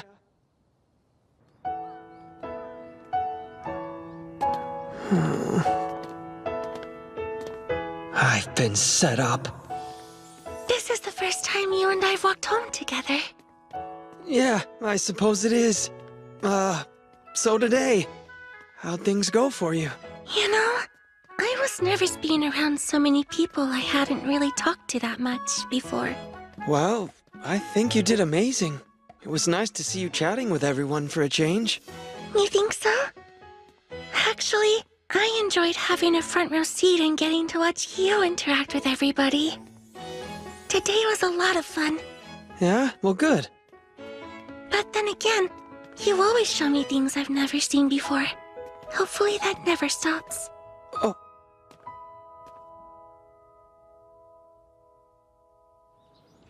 The next day, Tama went into action and put her training to work in the classroom. Don't stand so far away, Tama. Come on, bring it in close. I'm small! It only looks like I'm standing far away because of the perspective! Hey, I don't remember the desk always being this huge. Compared to me, everything's enormous! Hinami did her part to help out. She gathered the girls who were her and Minami's friends and set up Tama's punchlines. We should all hang out as a group sometime. We absolutely have to. How about Tama-ro? Hey, don't make puns out of my name! Cheers! Thanks for everything you've done for me. You were the one who put in the work, Tama. Keep this up and it won't be much longer. Kono should knock off all the harassment soon. You sure about that? Once the class is on your side, they're going to get fed up with her. And they won't be shy about letting her know. She's super sensitive to that stuff. Once it starts, she's done. I sure hope so. Mimimi says she'll join us when her club meeting's done. As for Aoi, she's got student council work, so she's a no-show. And Fuka? Oh, apparently she had to work a shift today. So how'd Kikuchi get mixed up in all this anyway? Ask Fumiya. They're close friends. Ooh, is our little gamer boy becoming a man or what? It's not like that! Yeah, then how come you're blushing? Huh? Hello, Erika?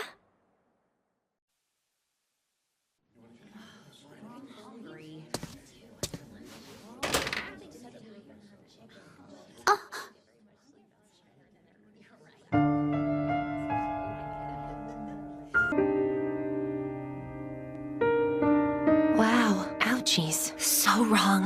This was a gift from you, Mimi. I'm sorry. I'll get you another one. Don't worry about it, okay? But still... Hey, it's no biggie. We'll be matching again soon, right? Yeah, I guess, but... Mimi, I feel awful. I'm really, really sorry. It's okay.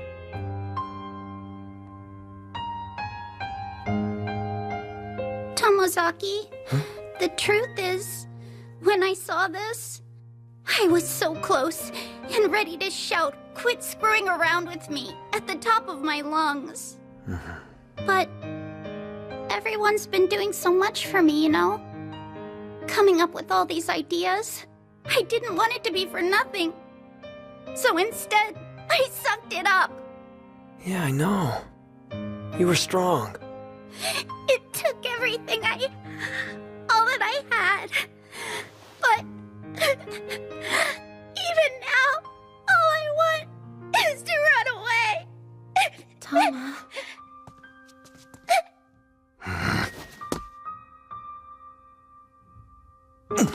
Fumia. Are you really sure that's the best move right now? Mizusawa.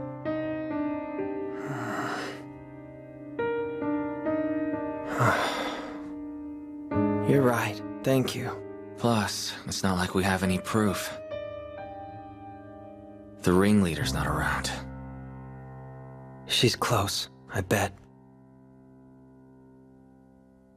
It's gone too far.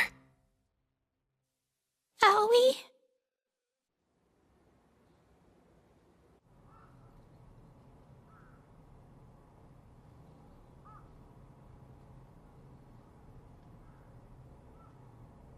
Erika crossed the line.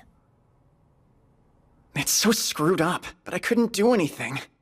I understand, really.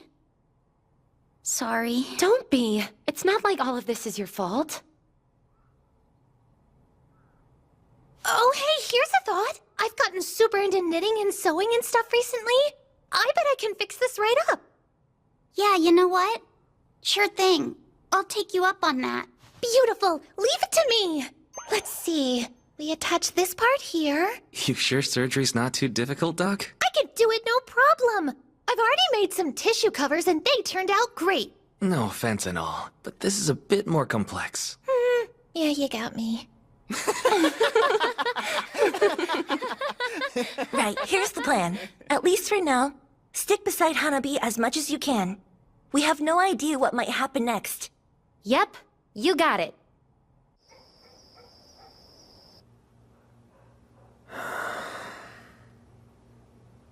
What the heck? You having a stare-off? No, just school drama.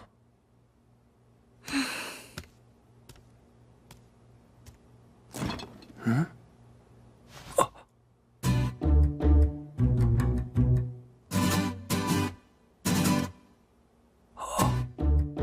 Oh.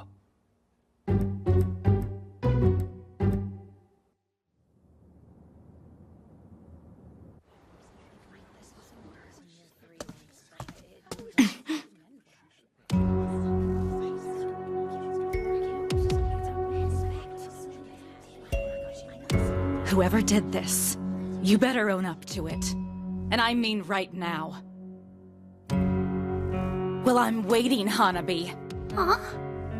She's been with me the entire day. Huh?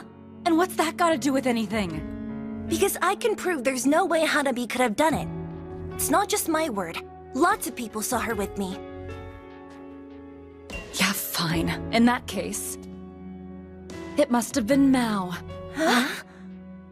Come on, why would you suspect me? And that's just crazy. Yeah? Who did it then? It was so you. Where's your proof? You can't go around accusing people. It's not fair. Huh? Who exactly do you think you are? The class queen? Mao? What's up with the attitude? Lately, you've been sketchy as hell. Examples would be nice. For starters, there's the way you've been acting all distant. Probably off having fun with your new clique. What do you mean? Even if that was true, who cares? I'm free to do what I want. Oh, so I was right. You finally got sick of us teasing you and figured you'd jump ship to some other group, huh? You're lame with a capital L. Better be careful, though, 'cause your new friends, they'll see through you. Yeah, maybe. But you look like some dumb middle schooler with your stupid over-the-shoulder bag. So give it a rest.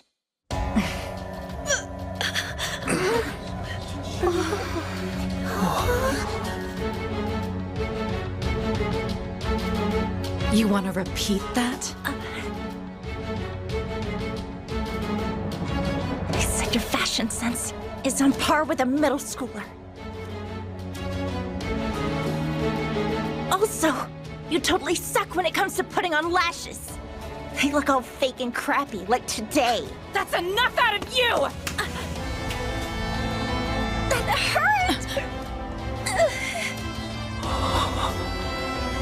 She's got a weakness for fashion and stuff. She'd probably step it up if I promised her a bunch of pricey cosmetics when we win. I don't think she wants anyone to look down on her. It seems to be her driving force. Such a pinpoint attack.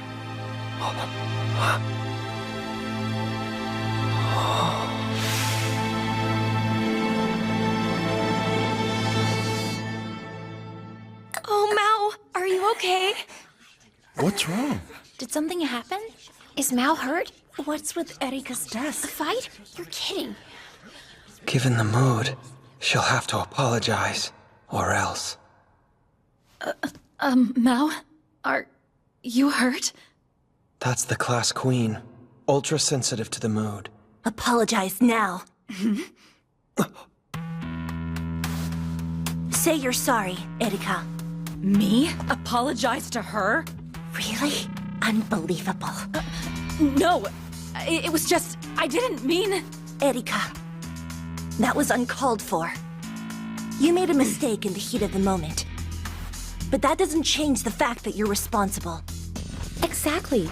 It was super mean. Yeah, she's so in the wrong here. Not a fan of hers right now. Just say sorry already. I've never seen her apologize. Probably can't. The mood. She's manipulating it. Well, I'm against violence.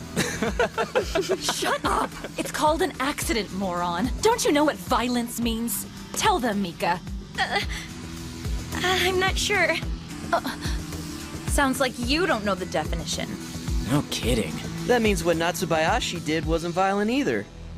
The class is unifying and passing judgment on Kono. It's a shallow excuse for justice. But it'll work. Be honest. Huh? Don't you think she should apologize? Totally. Come on, Erika. I mean, you were the one who started this whole mess in the first place. Say you're sorry already. Just now. Don't you think she should apologize? She directed the question right at Nakamura. Apologize, and Mao will forgive you too. Won't she? Huh? This time she looked at Izumi. I'm sure she will. I knew it. It's not like we're saying that you tried to hurt her, but it was still wrong. No, these are more than words. So make up with her and you'll be square. It's a counterspell. Well, what are you waiting for? Cast by the Demon Queen. I see. Thought you would team up against me. Don't get cocky just because you're an item now. Huh? You mean us? Basically, it's like this. Hinami called on Nakamura and Izumi separately, but one after the other, and they both agreed with her. That's all. But not to Kono. In her mind, it probably seemed like the two of them were ganging up on her, as a couple. You see, both of your friends agree on this, so? Who are my friends? The two of them should get a room already. It's sick. Okay, rude. Way to left field. Jealous much? You're so clueless. I mean, do you even know how stupid you look? You started dating and think you're a big deal. You enjoy holding hands while you dogpile me. It's cruel and messed up. I mean, what the hell? I've had enough. Quit making fun of me. It's a free world, so go ahead and date whoever you want, okay? But stop going on about how you're perfect for each other all the time. It's beyond revolting! The illusion spun by the Demon Queen. Only Erika Kono could see it, which meant... I'm so lost. Yeah. What a victim complex. I know, right? Idiots. What are you, 12? 'Cause you act like it! Erika... Hey, I understand how you feel, but it's not like either of them are trying to tease you or anything. I think you might be losing perspective on the situation and getting carried away over a crush. I get it. That kind of thing happens to me too. But try to calm down for a sec, okay? Why would she even go down that road? My crush. That's not fair. Hinami.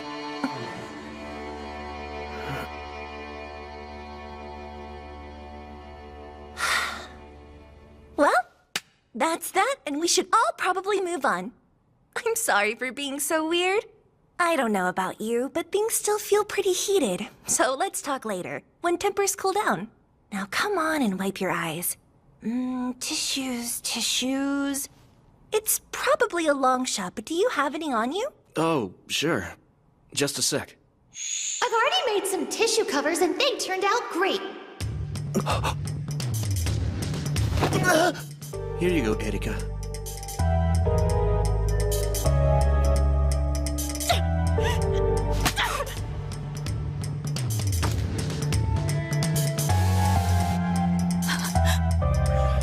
Whoa. Did she just hit him? My hand, it slipped. Unbelievable. You know, I always had a hunch she was selfish. The way she goes around acting like she's Queen Bee. You're wrong. I told you. She's been crying for a while. What's she trying to do? Earn sympathy points? Seriously. I mean, lashing out just because the guy you like is taken. That's so lame. Yeah, it serves you right.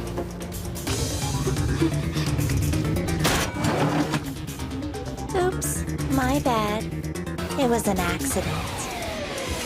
The norm, for better or worse, it's flipped. Whoops, it was an accident. Me too. Sorry.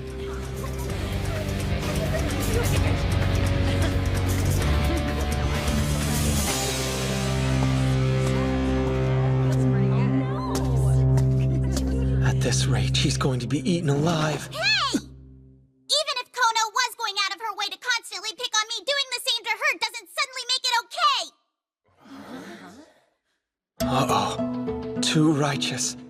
She wasn't reading the room. You can't gang up and attack people. I don't care who it is. So stop! I don't think this is gonna fly. Here's the deal. Let's end this on good terms and have a fresh start. Tomorrow's another day!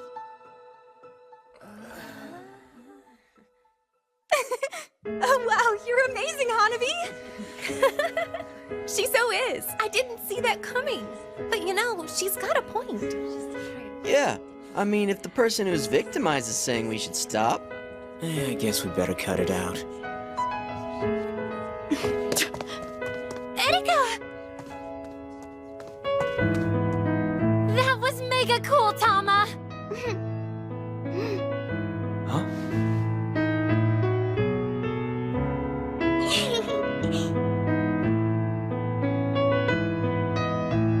We're sorry, both of us, for everything. Nah, it's fine. But you two owe more than one apology. Sorry, Hirabayashi. Yeah, me too. Oh, it's okay. I forgive you. Hanabi, you came through. I don't think I could have quelled this on my own. Thank you, Aoi. You didn't have to fight for me, but you sure did. Come on, you fought hard too. Yeah. But I didn't want to see you doing that. It was honestly kinda scary. Doing what? You know, going for the throat.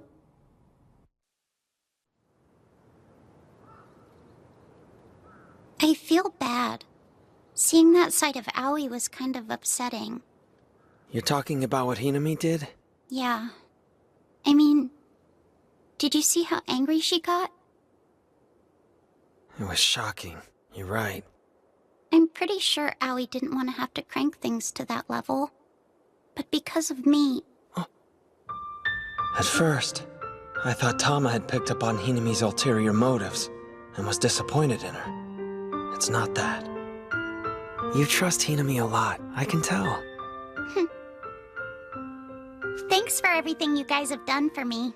But I gotta run to my club meeting. Tama's 50%, right? Is that your take? Well, yeah, pretty much. Hey man, look. I'm someone who can spot the side Aoi keeps locked away, even if she's an expert at hiding it. But then again, you've probably seen it more than I have. Well, I'm not sure. It's cool. And even if you have, it still wouldn't be fair of me to ask about her. This team of ours? It's taught me something. You should come out and say what's on your mind. Now what? I'm gonna give it a try myself.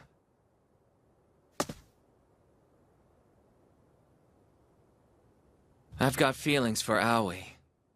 So what do you think about her? Honestly.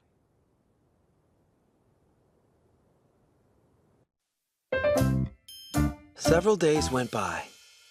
Slowly but surely, the animosity toward Kono faded, thanks to Tama's intervening. She didn't take back her place at the top of the class, of course.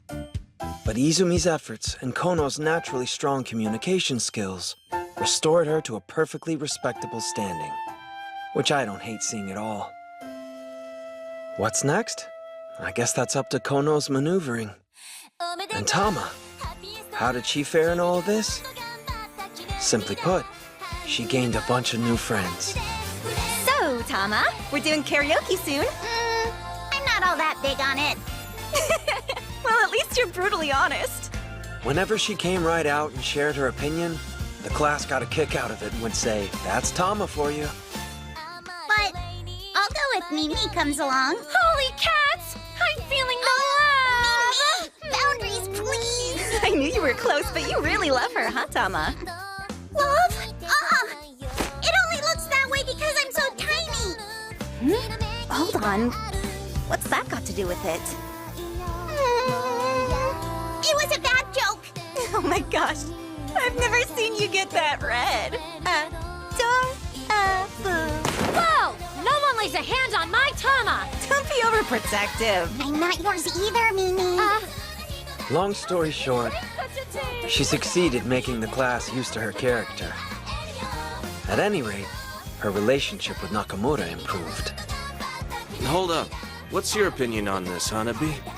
I'm voting for downtown. The guys can go to the soccer game without us. Man, and just when I thought you weren't stubborn anymore. Whatever, like you aren't. It's as Mizusawa said. It's not like Nakamura ever hated her. I think he just wanted a reason to be on her side. Pretty complicated, this whole dealing with human relationship stuff. Right! So, listen up! Now, I've gathered you all here today to celebrate a momentous occasion. Oh, are they ready? It's about time! Ta-da! Reinforcements. Reinforcements? Are these? Cute, cute, cute. Wait till you see the back.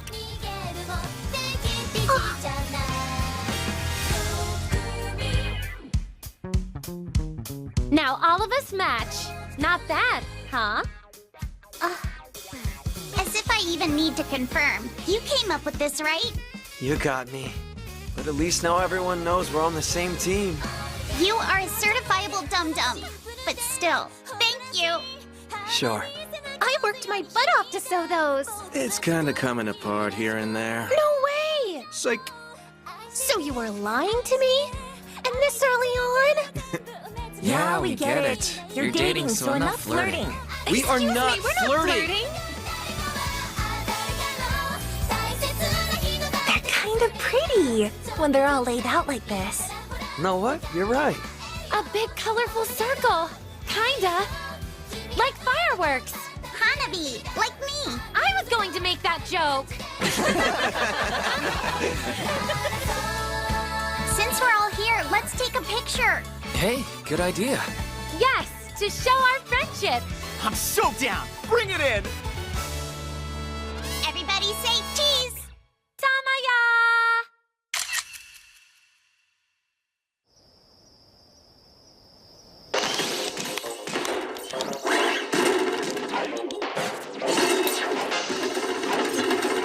thought occurred to me. The way Hinami brought Kono down a peg. Make no mistake, it wasn't spur of the moment. It was a premeditated attack, designed to inflict massive damage on Kono in front of everyone. For a while, my relationship with Hinami has been pupil and master. Part of me is surprised. I didn't think that side of her existed. So what do you think about her? Honestly. What is my answer? I guess she's the teacher who showed me how to play the game of life, and I admire her for that. I'd like to know her better. The real Aoi Hinami, not the Avatar.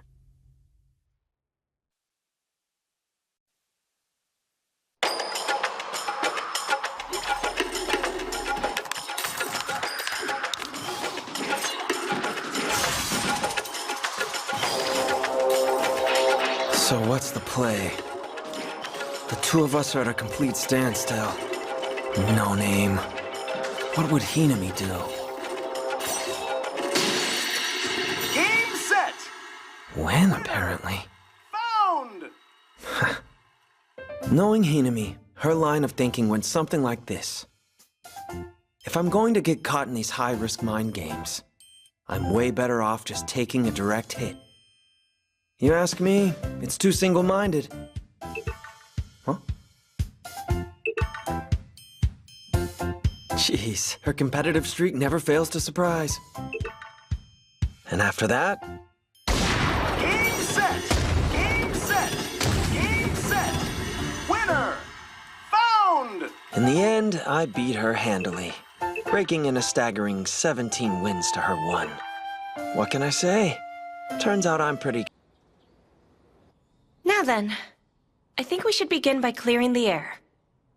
Hanabi, I mean. That day, there's something you wanted to ask me about. Huh? Yeah.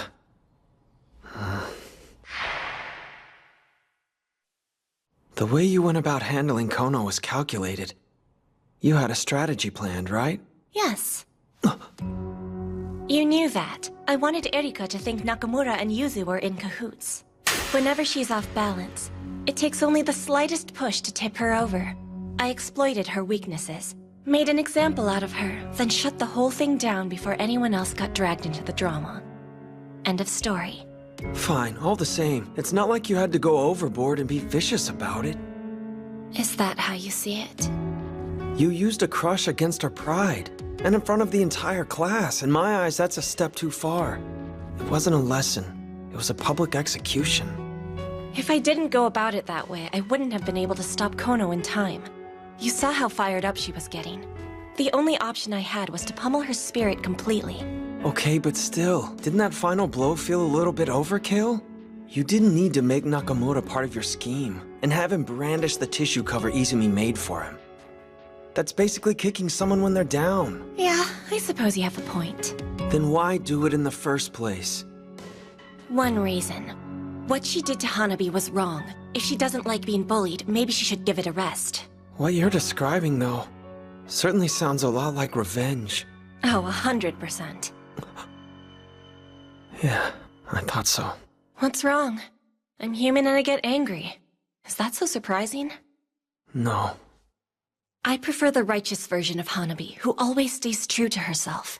Back when Erika Kono first started harassing Hirabayashi, Hanabi called her out, using her own words, and in front of the entire class, too. It was both uncalculated and brave. I thought her strength was beautiful. So when Kono started trampling on that for no reason, I couldn't let it go. That's why it was necessary for me to take her down a notch, in the most extreme way possible. I got fed up with letting things just hang in the air. So I decided to take action. What's wrong with that? I mean, I understand, but... But what? I don't see the problem. How should I word this? Look, hurting someone for no real reason, when there's nothing really gained from it, feels kinda cheap. When it comes to how No Name plays the game, it just isn't right. Yeah. From an outsider's perspective, it seems out of character. But it's not. There's some things in this world that even I'm not able to forgive. Good morning, Tomazaki. Hey, Izumi. Morning. It's gotten so cold, huh? Sure, but that's November for you. Oh, that reminds me. What's been going on with Kono and Kamimai lately? Well, I'm going to go out on a limb here and guess possibly girl stuff.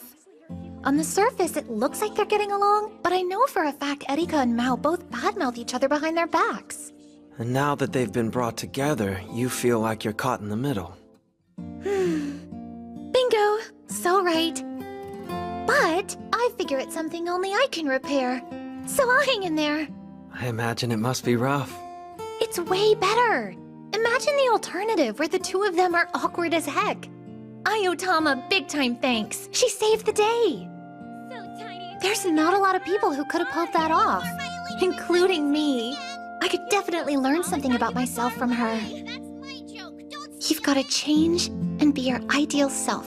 Well, if you ask me, I'd say you've changed quite a bit lately, Izumi. Oh yeah? You know, funny enough, I was actually thinking the same thing. Great minds.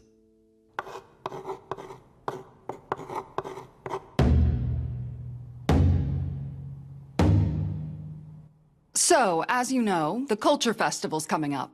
The big day is going to be December 22nd. Go ahead and get fired up, seeing how it will be your last chance to have fun this year. After that, you're going to be in full-on study mode. The next time we all meet for homeroom, we'll pick committee members, so think it over if you're interested. We'll be needing 4 boys and 4 girls. Honestly, the Culture Festival was the last thing on my mind.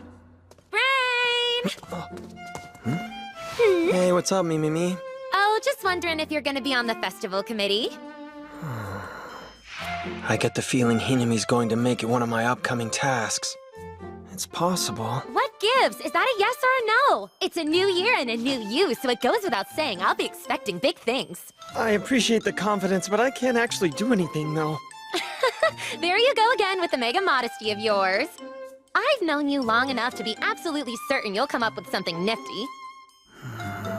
Now that I'm thinking about it, I've never looked forward to a culture festival before. No way! Are you for realsies? But it's like you said, this year is different. There's the right attitude to have. Take all those old unfun memories, bundle them up, and throw them out, because you're about to make a slew of great ones. Yeah, I guess so. Promise me. No matter what, we'll make this year's Culture Festival super ultra fun. Deal.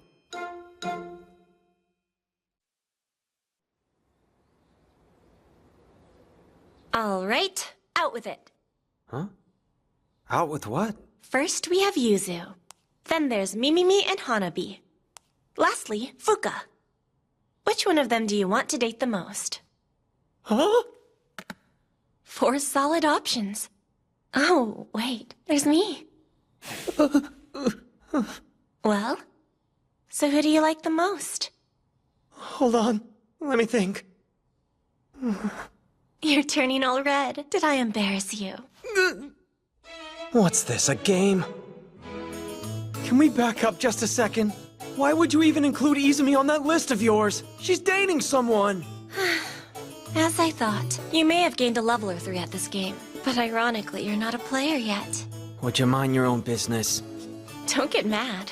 There's no rule anywhere stating you can't go after a girl who's already in a relationship. It's not like she tied the knot or anything, you know? Yeah, I suppose that's true. Imagine. What if tomorrow when you came to school, Yuzu had broken up with Nakamura and said she wanted to date you? What? But that would never happen! You're right. There's no chance. Hey. But let's say it did. What would be your course of action? You kinda put me on the spot here. On that note, the rule applies for other girls besides Yuzu. For example, what if Mimimi, Hanabi, or Fuka confess their love to you? What's next? Have you ever given it even the slightest thought? No, because it didn't feel possible. A year ago, I'd agree. But you're not even able to give an answer. And that ties into your current situation. Huh? Okay, try this. Imagine. A girl says she wants to talk to you after school, and she wants to meet you somewhere private. She's sort of embarrassed, but finds the courage and tells you she's liked you for a while now.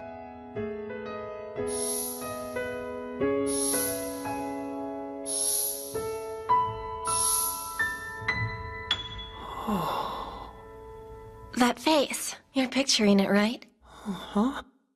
Isn't there somebody you could see yourself dating? Even just a little? No? Well, yeah, maybe. Good, because making that a reality will be our main focus going forward. And by the way, ideally you'll be pursuing 2 or more girls. I'm sorry, what? You realize this is kind of a messed up lesson to make me do? It all comes down to wiggle room, which is crucial here. Still, there has to be another way than dating 2 people at once, right? It's going to be a relief when you remember you have other girlfriends. It not only gives you broader perspective, but also leaves you with more than one option. That way you can keep a cool head when it comes to making a decision. This isn't just a defensive tactic, it's an offensive one too. In other words, you can throw one girl into a full-on tizzy by hinting that there are others waiting in the wings. This is all getting really dark really quick. If you believe that, you really are a novice. The starry-eyed romantic stage doesn't last long. Wait, you mean things get even darker? Focus. You're forgetting what the whole point of this is. You'll gain confidence in yourself for having done something that at one point seemed impossible. I get it. Choose 2 girls, but ask yourself, who do you want to get closer to? Can my answer wait a while? You get a pass this time. But remember, the clock is ticking. So, in the meantime, I'll give you a mini task. Is that Pinstagram? The girl can do anything. Naturally, she would be good at taking pictures. Look at her, getting the most out of life. Whoa! You have over 6,000 followers? Oh man, that's nuts. Not really. It's just supply and demand. If you keep posting nice photos, people get invested and want more. It's honestly not something I planned on. It just kind of happened to my account organically. Oh. But we're getting off track. So, like I said a moment ago, you're going to sign up for the app. Part of the Pinstaverse? Me? Yes. It's going to help move you closer to living a normie life here at school. You need to boost your image among our class. Even the smallest measures taken will shake up the hierarchy. But first, you have to completely change the way people perceive you. Yeah, I figured that out a while back. So then, your mini task for today is A. Create a private Pinstagram account, and B. Do some self-promotion. That should be simple enough. Don't worry, I'll send you more details later on. Yeah, cool.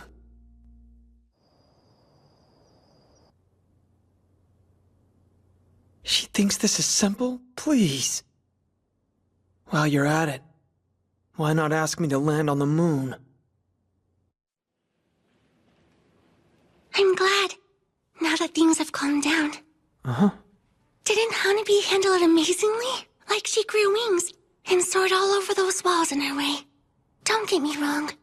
For the longest time, I knew she had the strength to fly. It just took her a little while before she learned how to use her wings. Agreed. And after you learn to fly, you have total freedom. 100%.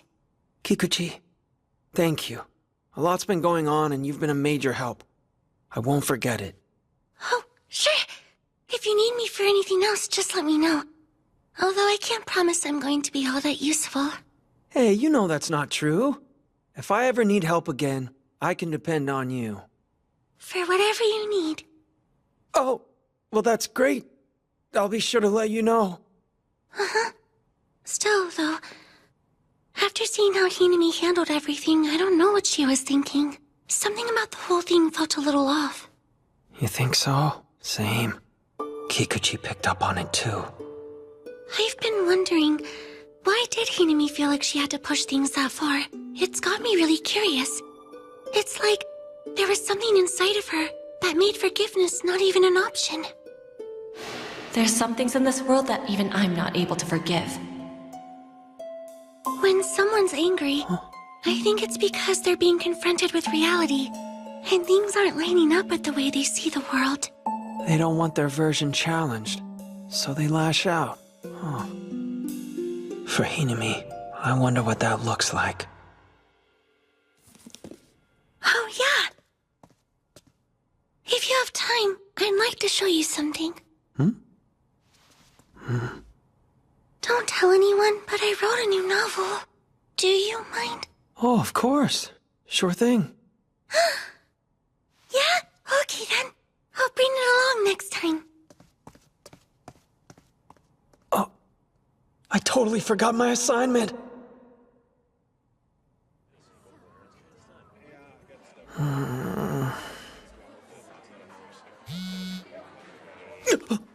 What's my most likely option?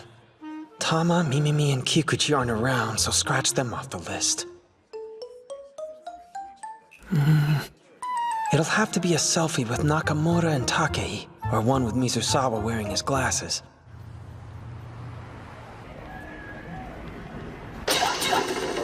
You got this, dude! Game set! You really are good at this, Fumiya. Shake it off, Shuji. We're taking a break, now! Yikes!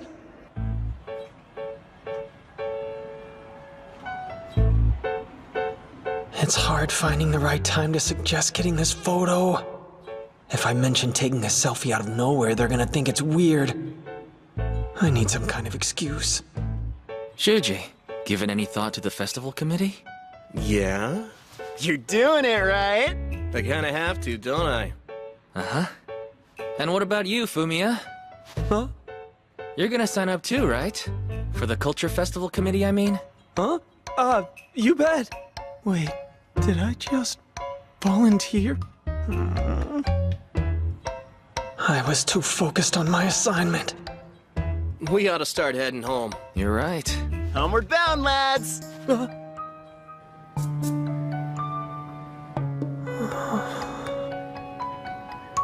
Damn, my photo homework. There has to be something I can snap here. Hey, guys. Selfie? With this thing? Huh? That sure came out of the blue. Dude, since when do you take selfies? Well, I was thinking about putting it on Pinstagram. You have a Pinstagram account? Fire away! Just get my good side. Well, you kids have fun, because I'm out of here.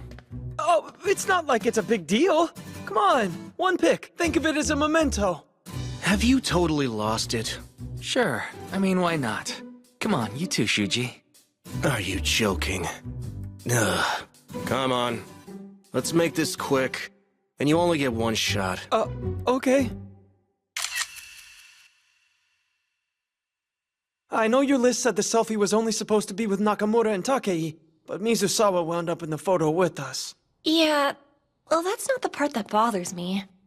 This shot is incredibly blurry. Yeah, I know. Just be more careful next time. Okay, sure. Now, let's whip up one of these babies for you.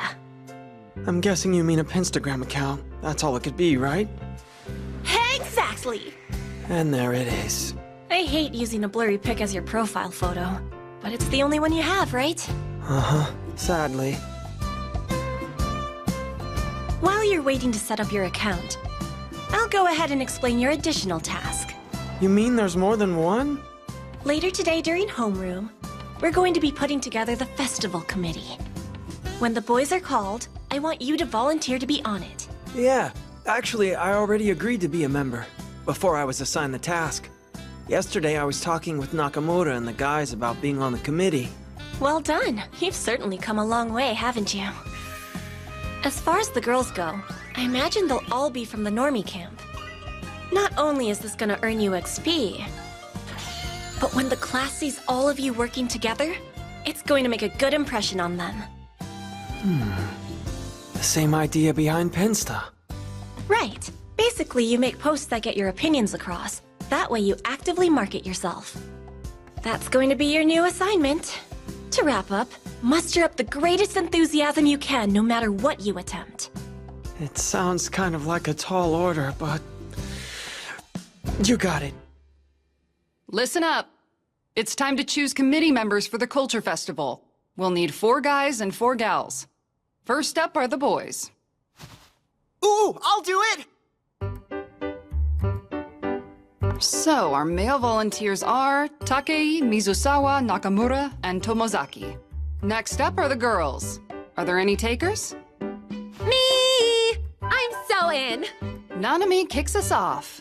And who else? Tama! You want to help shape the Culture Festival with me? I think I'll pass. Dang, girl, that was fast. Allie! It's another pass for me. What? I've got feelings, you know, and rejecting me twice in a row isn't good for them. What if I could? But student council has been eating up a bunch of my time lately. Yeah, all right. Looks like you're out of luck, Nanami. Any more volunteers? I'd love to help out. Same, count me in. Yay! Go Sakura and Yuki! Me too. Sounds fun.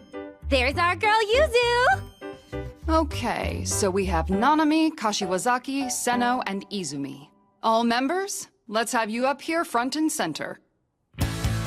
Since I'm on the committee, I want to squeeze every last drop of the enthusiasm I have in me. There's that.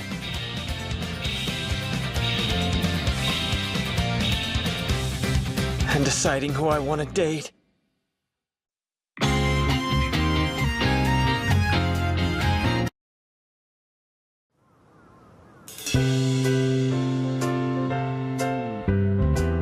For the Culture Festival, we decided our class would host a manga cafe. After that part was taken care of, the committee members had to stay behind longer. We still needed to think of a play we'd perform on the gymnasium stage. While we're all here, let's go ahead and come up with some ideas for the performance. The next time we're in homeroom, we'll have the class pick out their favorite. Good thinking. Fine, but how do we even get started? There's a ton. Guys, we've got to do Momotaro. What are you, a kindergartner? No. Aw, why not? Just a thought, but I'm kind of a fan of Romeo and Juliet. Sheesh, talk about a cliche. Ooh, a romantic drama! Yeah, like the Phantom of the Opera. To wrap up, muster up the greatest enthusiasm you can, no matter what you attempt. Sure, or what about we try an original work? Never heard of it. Then it's official. For the festival, our class has decided to put on a totally original play. And serving as its director will be Tomozaki! You only have yourself to blame for this. Go get him, my guy. We're all counting on you. Yeah, so no pressure. Well, I definitely got my opinion across. On behalf of the class, thanks in advance, Director. Yeah, sure. So on top of having to focus on the production. First up's Yuzu, then Mimimi, and also Hanabi. And lastly, there's Fuka. Which one of them do you want to date the most? That's a lot to juggle. Can I?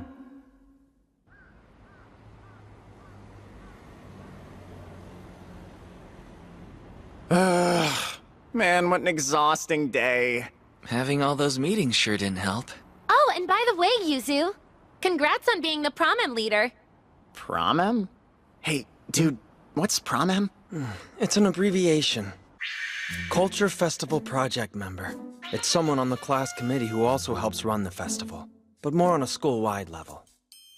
Izumi volunteered in class and was named leader, remember? Oh, right. You were passed out by that point. Yeah, that sounds about right. Crazy how anyone can sleep like that. You know, she was also our captain during the sports tournament. I'm not sure what Yuzu's having for breakfast lately, but our girl's brimming with energy. I thought I'd try and spread my wings a little bit. Just be sure you don't overdo it. You're always looking out for me. How sweet. Shut it, dude. See ya! Bye. Catch you later! What can I knock off my Pinsta list? A pic of Mimimi eating ramen? Bye, guys! Pretty specific. It could be tough getting the pieces to fall in place. It's these devils in the details where you see Hinami's sadistic side really shine. I'm super psyched about our play. What if we make it about basketball? A tragic tale of the star player racking up fouls right after the game starts and getting ejected. It sounds way too familiar. 10 out of 10 zinger. I was having a real hard time letting go of our comedy act option. With your rapid-fire comebacks, we'd have the whole school rolling on the floor. I'm flattered you think so, but something tells me I'll never be cut out for the big stage. On second thought, you're right because you big brains need to be braining all the time. So you're saying instead of being in front of the crowd, I should be behind the scenes thinking and planning? You see, it's the perfect nickname. Well, you picked it out. We really get each other, wouldn't you say so? True partners in crime. Whoa! Huh? Wow, Brain. I never would have guessed you were built so solid. Nah, you've just got a really light frame. Oh.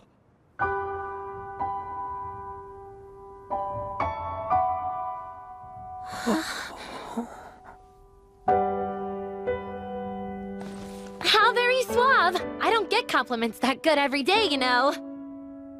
Oh, look, the lights turned green. Let's skedaddle, Tomozaki. Oh, right.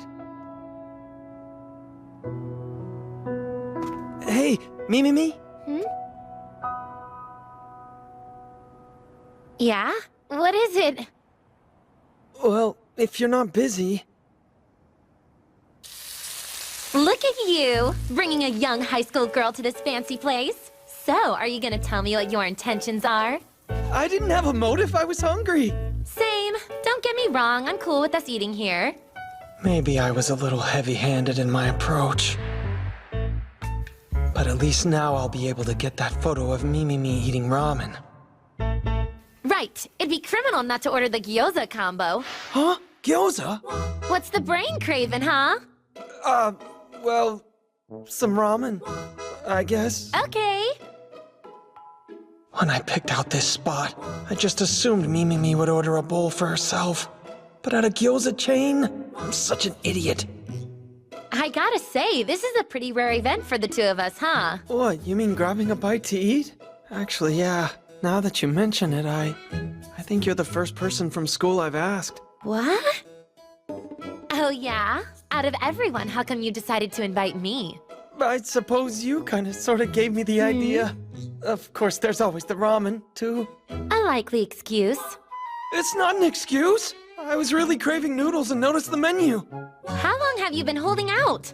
You should order 2 bowls. I'm sure one ought to be plenty. At least I have my normie superpower and slipped into my conversation autopilot. Now I've got a solid alibi.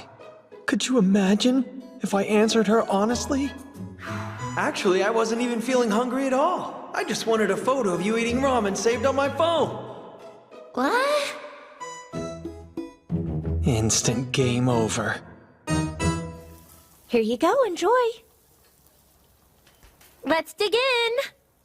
For sure, I'm starving. Delicious. What's the play now? How do I get a picture of Mimimi eating what I ordered? So what's with the weird look you're giving me? Sorry, don't feel pressured or anything. But I was wondering if you wanted a bite of my ramen. Huh? I suppose. Like a single bite? Yeah, I thought you'd like some. What's wrong? Am I reading too much into this? Reading too much into what? Yep, it's probably my imagination. Okay, lay it on me. I didn't know I was signing up for a photo shoot. I can't believe how much I'm screwing this up. What do you mean, screwing up? It's nothing, really. I thought you were going to eat my egg and full-on panicked. I would never. But that doesn't explain the phone. It, was for evidence. This egg sounds like a matter of life and death for you. I'm just fond of them, that's all. Obsessive, more like it. Thanks. Here you go. Yeah? You done? Something about this doesn't feel right. Huh? What do you mean? Okay, Tomozaki. It's your turn to try some of mine. Come on. Whoa, whoa, whoa, whoa, whoa, whoa, whoa, whoa, whoa. Like, what's she trying to do? Wait, I recognize what's going on here. This is one of those say-ah situations. What's her angle? What internal battle is she fighting? What's with all this pressure? I don't know how to turn her down. Fine, here goes.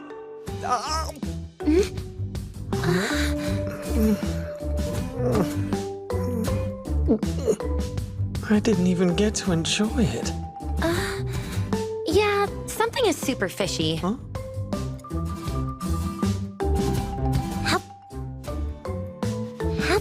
Wait, is she mad? I don't think I said anything wrong. I'm so confused, and apologizing would make it more awkward. I don't even know what I'd be saying sorry for. Huh? Damn it, she's going to finish first. It's gonna kill the mood if she has to wait on me. I've got to catch up fast.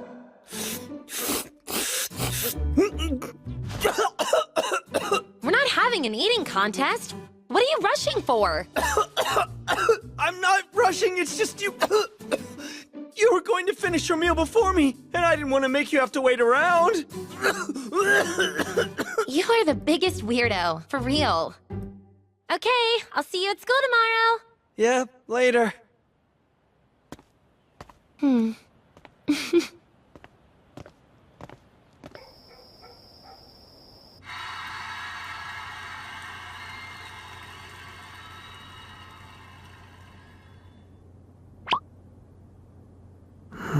Well, you got me there, Miss Hinami.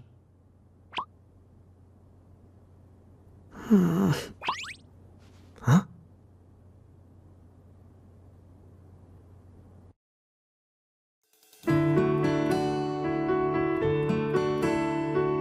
Hi, I'm sorry about the wait. Oh, it's fine. Here you go. Thanks. I'll let you know what I think about it. So, this is a first for me. Huh? See, I've never shared my work with anybody before now. And I want your genuine thoughts, but please go easy on me. Yeah, of course. And thanks again. I should thank you. 1, 2, 3! What? How in the heck did I lose again? 4 in a row's astronomically impossible. Down to the foot of the hill now. So sorry. Thanks a lot. Man, 4 in a row. Those are crazy bad odds. Boy, you suck at rock, paper, scissors. Shake it off. Not the bags, though. Damn this game! I'll win next time! You'll see! So now we're racing? I'm gonna win this too. Hey, wait for me! Where are we running to?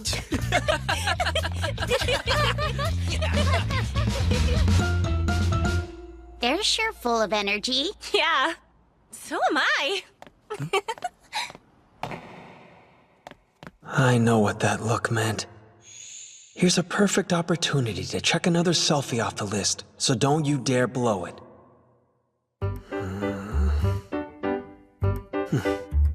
Hey, Tama, real quick. What's up? I kinda need a small favor. That cool? She's one of the most straightforward people I know. It's better if I just put it all right out there. I started a Pinsta account not too long ago. And if it's alright, I'd like to put a photo of you making a face on there. Sound like fun? More like random. I thought it might be fun posting something different than a normal pic. You know, let's do it. Why not? Whoa! You had one ready! Not bad! Would you hurry up and take the picture already? Oh, sure. Hold it. Right. Now let me take one of you. Huh? Just make a face. Something like this? Wow. On second thought, I regret asking now. Huh? Afterwards, when I sent it to Hinami, she gave me the barest minimum praise. Well, at least this one's in focus.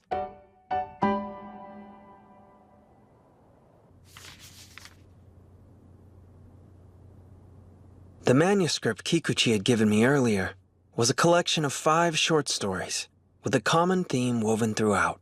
Unsurprisingly, they all had a kind of sweet and gentle feeling to them. Huh? Wait. That can't be the end, can it?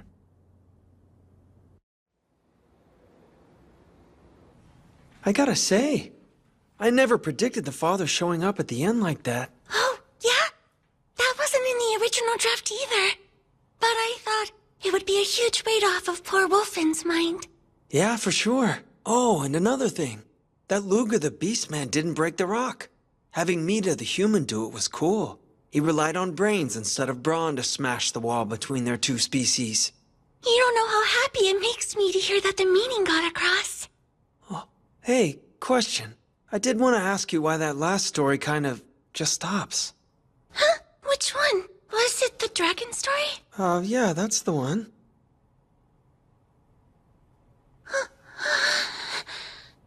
I'm so sorry! It was a mistake! And what do you mean by that? I'm not quite finished with it yet. I've been working on them in the same big file. And, it must have gotten printed with the rest by mistake. Ah, that makes sense to me. It's good. It may be a work in progress, but it hit me the hardest. The whole premise of raising the last dragon. Huh? Yeah. When I was reading it, it's like I was actually there experiencing everything along with the characters. You know? You've said something similar about Andy's books and visualizing things. Oh yeah? Did I? Uh-huh. Being able to see everything vividly in your mind's eye. When I was reading that particular story, it felt so real to me, so vibrant and colorful. It's like I was there. That last one really gave me that feeling. Only other time I felt that was reading one of Andy's novels. It's immersive, you know? Are you crying? Oh no, it's just... I'm sorry. Hey, is there something wrong? No, Andy is my biggest inspiration. So talented, and I've always dreamed of writing something that had that kind of impact. For almost my whole life. I'm still new at this, and I have a long way to go. But to hear such a compliment like that about my work means so much. It makes me so happy. I mean it. Hey, I've got an idea. What is it? What about using that story for the class play? You know, like as a basis for it. Sound good? Huh? I mean, wouldn't that be something? Imagine the whole class coming together to perform it, making it come to life. I don't know. Oh, you don't have to. It's completely your choice, of course. It sounds scary. The dragon story. It was coming along so smoothly when I first started. I loved every one of those characters, and I truly cared what happened to all of them. It quickly became one of my favorite stories. It meant so much to me. That's why I'm having such a hard time figuring out what to do. Where to go with everything. I want the characters to get the conclusion they deserve. I want to do them justice. So the ending has been eluding me for a while. Yeah, I understand. It feels so precious. I have to be careful. That's okay. It sounds like that tale may not be ready to come out yet. And you need more time to nurture it. Well, if you had asked me not too long ago, I would have said the very same thing. Huh? Does that mean...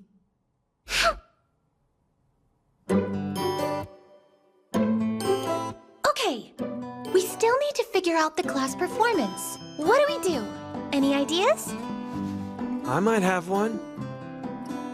We could base it off this story. So let's all give it a read, pick some roles for people, and then kind of go from there. I don't know if I get it, but there might be something to use here. It's like a fantasy. I think it could be fun. That's Brain for ya, taking care of business. Hey, Fumiya, did you write this story? Holy cow! Seriously? No, it's all Kikuchi.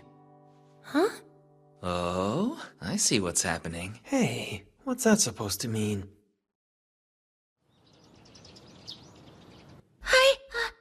I'm still figuring out how the story will end. I appreciate you being patient with me. You know, I've always been kind of scared to leave my own little world. But Ever since I started talking to you and getting to know you better, it's like I'm watching you go first. You had the courage inside to take the plunge from your familiar, solitary world to the unknown. And I thought I'd like to do the same thing, so...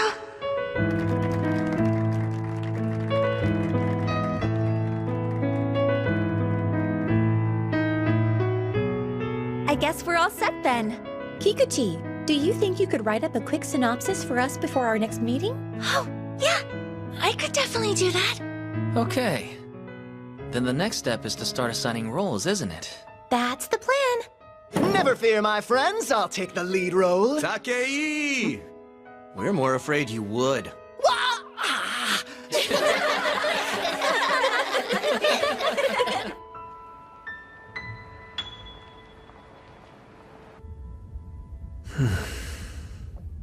Now that the Culture Festival is moving along, I need to tackle Hinami's tasks.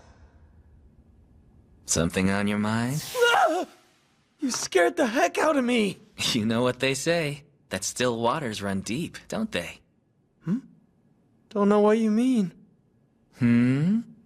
It's fine. I'm sure you'll figure it out. Get a shot of Mizusawa in glasses. Hey, got a question for you. You have any free time in the next few days? Why are you asking? It's not like you. Yeah, maybe not. But I wanted to do something. Let me guess. You've got some free time tomorrow, huh? Yeah, I do. That's perfect. There's a festival. Seriously? Gumi's High School Culture Festival. It's an invitation-only kind of thing. However, I managed to score 2 tickets. Sounds like it could be a fun mission like Recon. Yeah, I guess it does. I'm game. I should mention, Gumi goes to an all-girls school. Huh? Like, they're all girls? Yep, all girls. Really? All girls?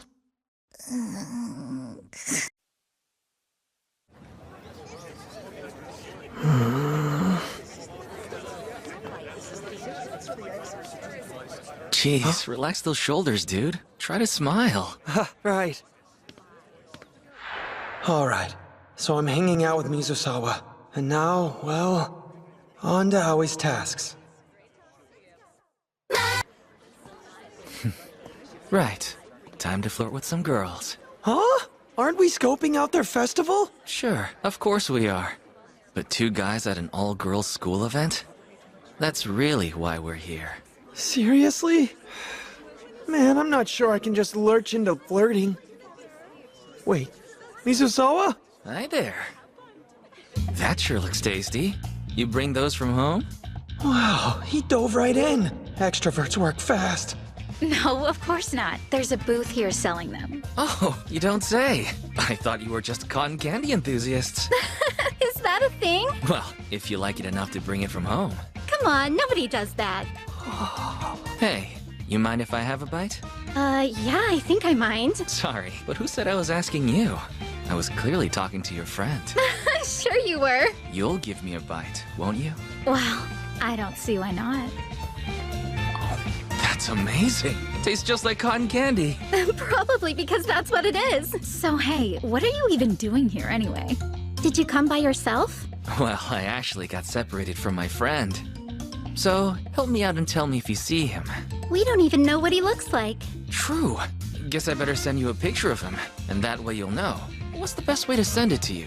Snail mail? That doesn't make any sense. True again. Well, how about this? What you think? We can just stick with snail mail. Nah, doesn't really seem like the most timely method. You've got a point. Plus, I don't want to share my address. So what do we do here? Well, I guess that litter works. It's faster at least. Perfect! Bet you think you're pretty slick, don't you? What? No. I'm just worried about my poor lost friend, that's all. Sure, of course you are. Later. Good luck. I hope you find your friend. So? My score? Perfect 100, top of the leaderboards. I mean, it's all about striking up a conversation. Like your opening line. It doesn't matter what you say, it's how you say it. How I say it, huh? According to Mizusawa, it goes like this. Whenever a stranger abruptly starts talking to someone, they're caught off guard and not prepared for it. And therefore, they're not in listening mode yet. But once they acknowledge you, and you've suddenly got their attention, the door's open for conversation. Now you've got your foot in the door, you can literally talk about anything at all. Ask questions or whatever. Like the whole cotton candy thing. Anyone's bound to respond if you mention something they've got with them, if you're quick enough. Actually, a lot of Hinami's assignments require me to pull some pretty similar moves. Hey, if you don't mind me asking, you like Hinami, right? You mean like her? Yeah, I do. What about it? Well, I mean, you've been spending the day chatting up other girls, so... I get what you're saying, but it's not like we're dating at the moment. Sure, I know, but, like, it's just that it doesn't really seem all that sincere to me. Sincere, huh? Tell me something. What do you think makes a guy attractive to others? Off the top of my head, he keeps himself presentable, he plays it cool. What else? He confidently takes the lead in conversation? Yeah? Hey, good job, 3 correct answers. But there's more. The most crucial aspect, more than anything else. Attractive guys attract people. Huh? If a guy's already reasonably put together and attractive, staying cool will come naturally. And if others find him attractive, girls feel like they have to act fast before someone else snaps him up.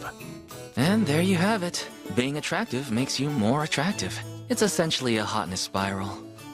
So, I'm out here raising my value and playing it cool, making sure others find me attractive.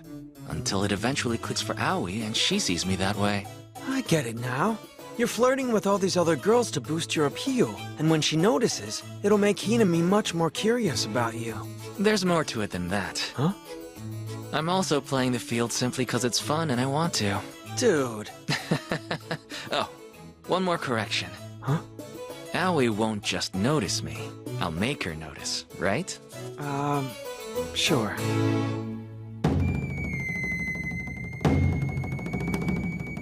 Hey, look at that. You two actually came. What's up? Yeah, hi, Gumi. Wow, you sprouted antennae. These aren't antennae. They're rabbit ears. Can't you tell? I'm a cute little bunny. Nice costume. Perfect for your apathetic nature. That's the Apathenian way for you.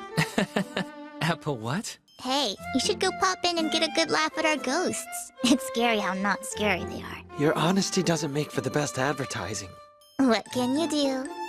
So how are things going? Meet any cute girls? Huh? What are you implying? You assume we're here just to hit on girls? I mean, yeah, 2 guys at a girls' school festival. Why else would you be here? Well, it's going so-so. You see, I knew it. How about you, Tomozaki? Me? No, I'm not hitting on anybody. So defensive. You know that's the first step to getting a girlfriend. Go chat up some ghosts. This could be your big chance.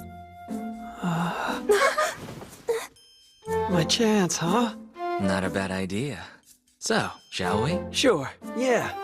2 guests. Prepare for underwhelming terror. Thank you from the afterlife. Have a cool night. Wow, that was not scary. No way. Oh, hello again. Huh? I'm guessing that's the friend you were looking for? Hey, it's Mako and Sayaka. When the hell did he learn their names? You check out the haunted house yet? Oh, you mean Tsugumi's class? We were just about to. I highly recommend it. It's the least scared you will ever be in your life. What? Haunted houses are supposed to be scary. Well, are you scared of not being scared? Okay, time to follow Mizusawa's lead. Yeah, it's like seriously not scary. Really? Didn't scare you either? Not at all. I mean, it was like kind of shocking. Instead of being scary? Yeah, I guess I'm not quite ready for this yet. Whoa! I bet those look amazing on you, Mako. Put them on for a sec. So flattering. Well, I try. Were those a prize or something? Yep, from the ring toss. Same with these. You should try those on, man. I bet they'd look pretty killer on you.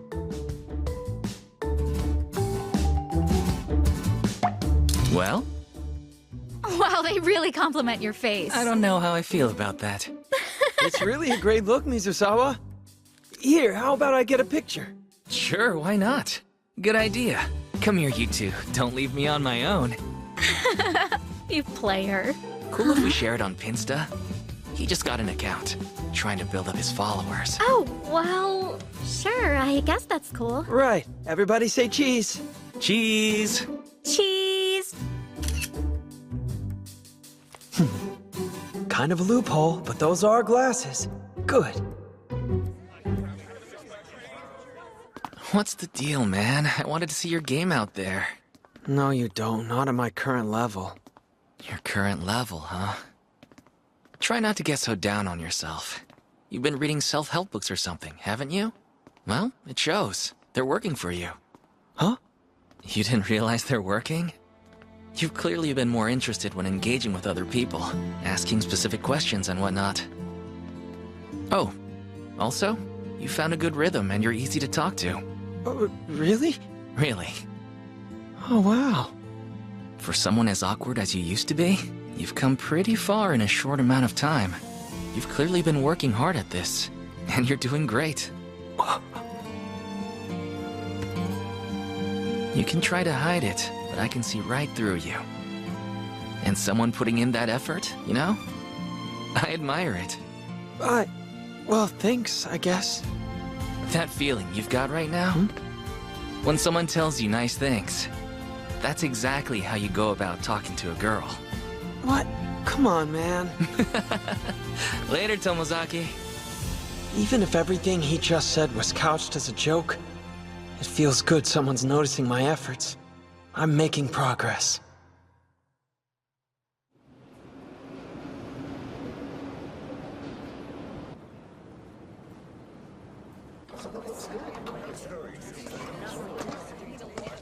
Oh, Tomozaki! Huh?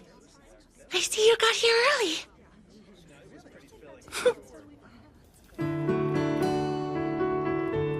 So, you think it's any good? Each character's motivations are so clearly defined. It's also well realized. It's great so far. Now we can get started on the costumes and stuff. What a relief to hear. Oh, I've been meaning to ask, but keep forgetting. Do you know how much time they're giving us? Like, for the length of the performance? Oh, good question. I'll have to check on that. Please, that would be helpful. I'm sure I'll end up having to make some adjustments with that time in mind. If it's running too long, I'll need to figure out how to cut it down some. I'm looking forward to this festival. Yeah, same here. Up until this year, I've been pretty indifferent towards it. It's funny how much my perspectives changed just by dipping my toes in a little bit, you know? Hey, I know. Let's mark the moment with a selfie. A selfie? Yeah, you know, like, the script is done, let's get to work. And, like, we'll get the script in there, too. Okay, I'll let you take the picture. Yeah, cool. Can I sit next to you? Oh, great. I'm sorry. No, don't be, it's okay. So, the selfie? Oh, right, the selfie. So, here goes. Yeah, no? I'll text this to you later, okay? Okay. You're doing well. You've racked up a fair number of likes, too. Yeah, I guess so. I've gotta say, though, this isn't quite what I was expecting. You never said which type of glasses? True enough, it counts. Well, including the selfie with Fuka you showed me yesterday, you've completed all of your photo tasks. Congratulations! Thanks. Are you not going to post the pic you took with Fuka? She said she was feeling too shy to share it. Sure, it happens. I'm surprised, though. I didn't think you'd suggest performing a play with her script, so I've got to give you points for that. I know I told you to be enthusiastic about the festival, but that's going the extra mile. Well, the task had nothing to do with it. I would have wanted it either way. Hey, anything goes. If it gets you closer to your goals, it's cool with me. Tell me something. You've been so invested in teaching me the ways of the normie life. Why is that? You remember the first time Nanashi and No Name met IRL, right?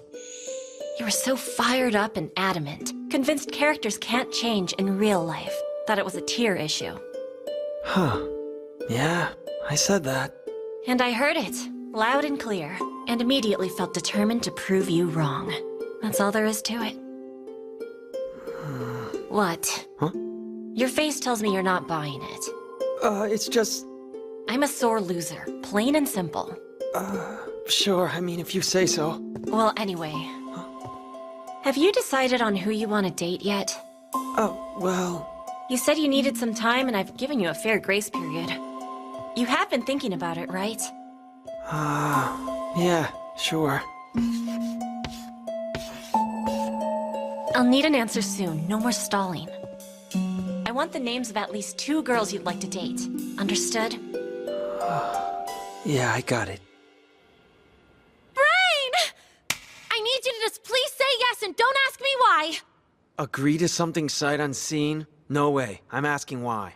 Well, it turns out the track and field club has got this idea. We want to do a comedy skit at the festival. But I'm not in the track and field club. That's not even an issue. I already got permission to cast people from outside the club. You're the only comedic straight man this girl could ask for, Brain. So please, will you do me this favor?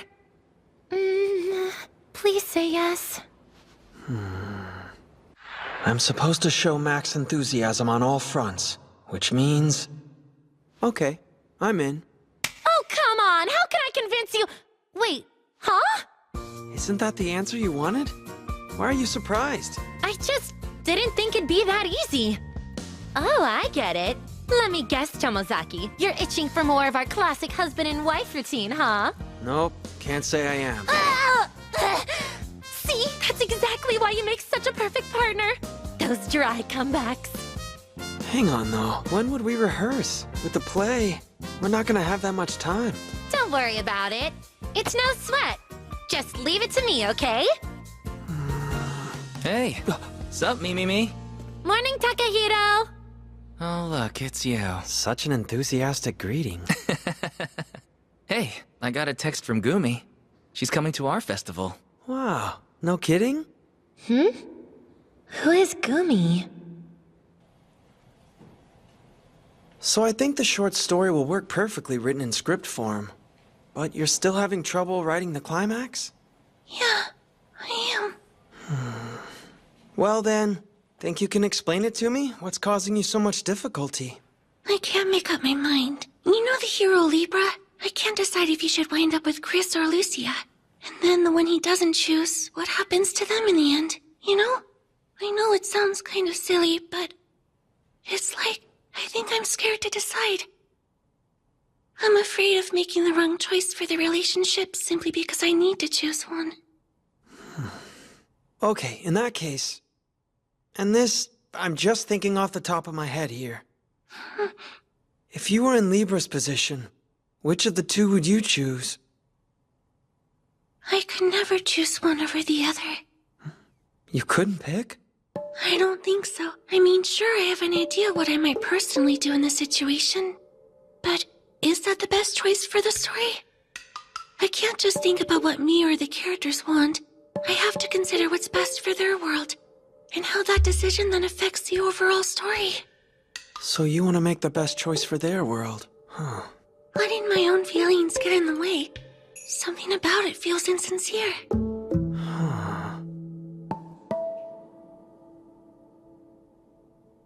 Son, can I ask you something? What do you think you would do? You've got someone that you like, right?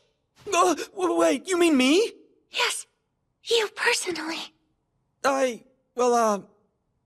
That's a big question.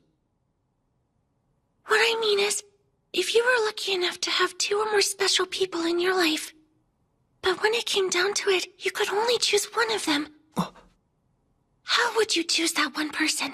What do you think would drive your decision? Probably, if I'm being fully honest. Yes? that kind of choice, it doesn't feel like it should be my place to decide. And there it was. Those are my deep down honest feelings. Hinami has kept grilling me, demanding that I make a choice, even running me through those hypothetical love confessions. And still, I've been putting off giving her an answer, because deep inside, that's how I feel about myself. This bottom-tier nature has been ingrained deep in my soul for 17 years now. I'm never the one who gets chosen, and I'm definitely not the one who gets to choose. When Hinami gave me that hypothetical, the only thing I could really feel was an indescribable remorse, a sense of guilt. A bottom-tier character like you choosing, don't get so cocky. In other words, an overwhelming feeling of inferiority controlling my thoughts in this game of life. And after all these years, its nest has burrowed deep within me. Oh, sorry I asked. It's fine. It's just... I'm just not particularly good at talking about this kind of stuff. I'm sorry. I wish I could be more helpful.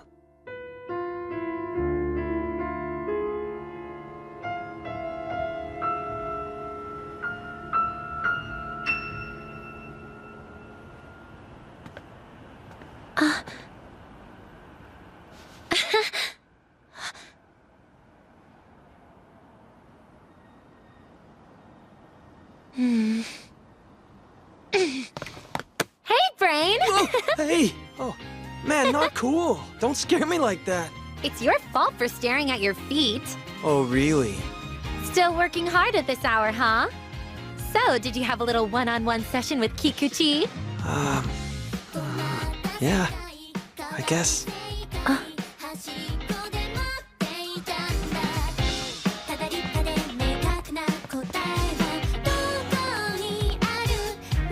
Okay, see ya. One more thing, Tomozaki. What now? Tell me who this Gumi person is. Don't make me twist your arm. Huh? She's just this girl who works with me in Mizusawa. Oh, really? She's just some girl you work with? Sounds pretty sus to me. After all, my sources tell me that the two of you went to her culture festival. Well, yeah, because she invited us. Super sus! You left out that she goes to an all-girls school. So why does that matter? You know, it's just that you don't seem like the type to hang out at an all-girls school festival. Like someone would call the cops if they saw me at a girls' school? Oh, come on, not this again. What's that supposed to mean? Never mind, forget it. I swear. You know, when you're cool, but the times when you're not cool, wow, you take it to the next sub-level. Yeah? Hang on, are you saying I'm cool sometimes? Yeah, you are. You're helpful in so many ways, like with everything you did for Tama and all that kind of stuff. Oh, okay. I've got a lot of respect for you, Brain. You know that, don't you? Huh? I've told you that you make me think of Tama. Bit of a scaredy cat, but you still go all out. When you decide there's something you want to do, you just do it. I mean, it's like, there are all these things I want to do but can't, and you just dive in head first and go for it. And I think that's really wonderful. That aspect of your character, that right there, that's why I like you. Oh. You totally thought I was saying I like you, didn't you? No, jeez, of course not. Fine, make me spell it out. I do like you like that. See ya!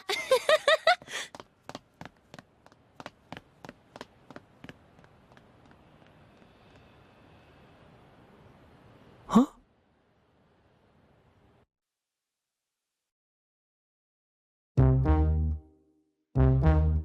You totally thought I was saying I like you.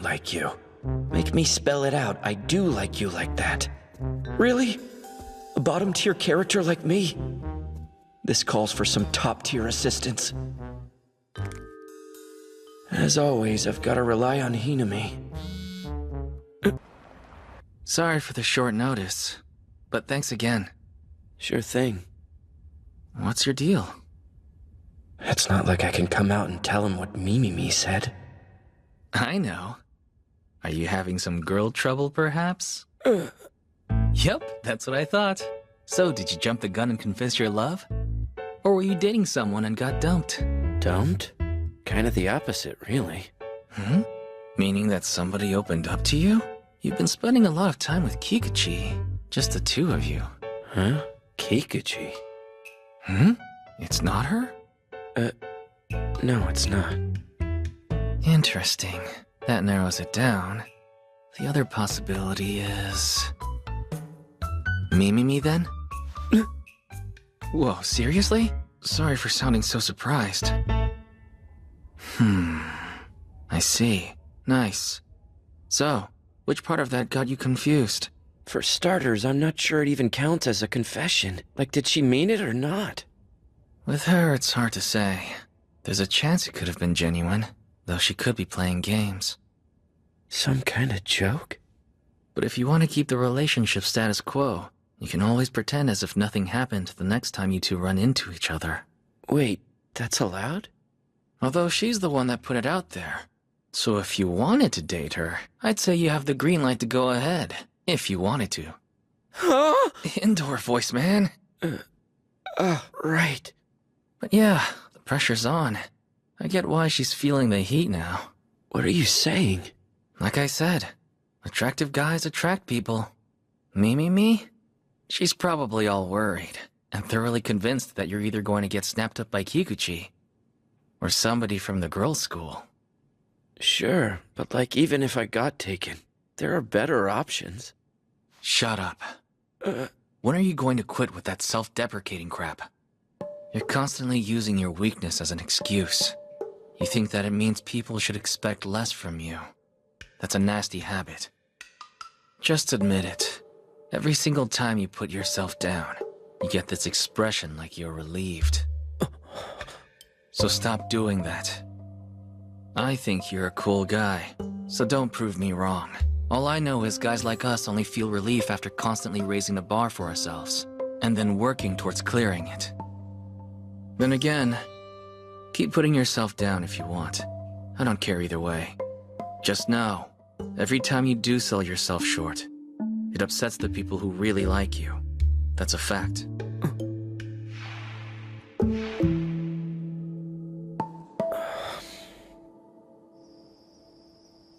It's been confirmed. I am the undisputed bottom-tier character in this game called life. I go on about truth and sincerity, while using my own weakness as an excuse. Sabotaging my happiness by telling myself no one could possibly ever like me. But maybe, somewhere deep down, I knew how she felt. I guess I was pretending not to notice. But not anymore. Now I know the truth. So I might as well face reality and not get in my own way.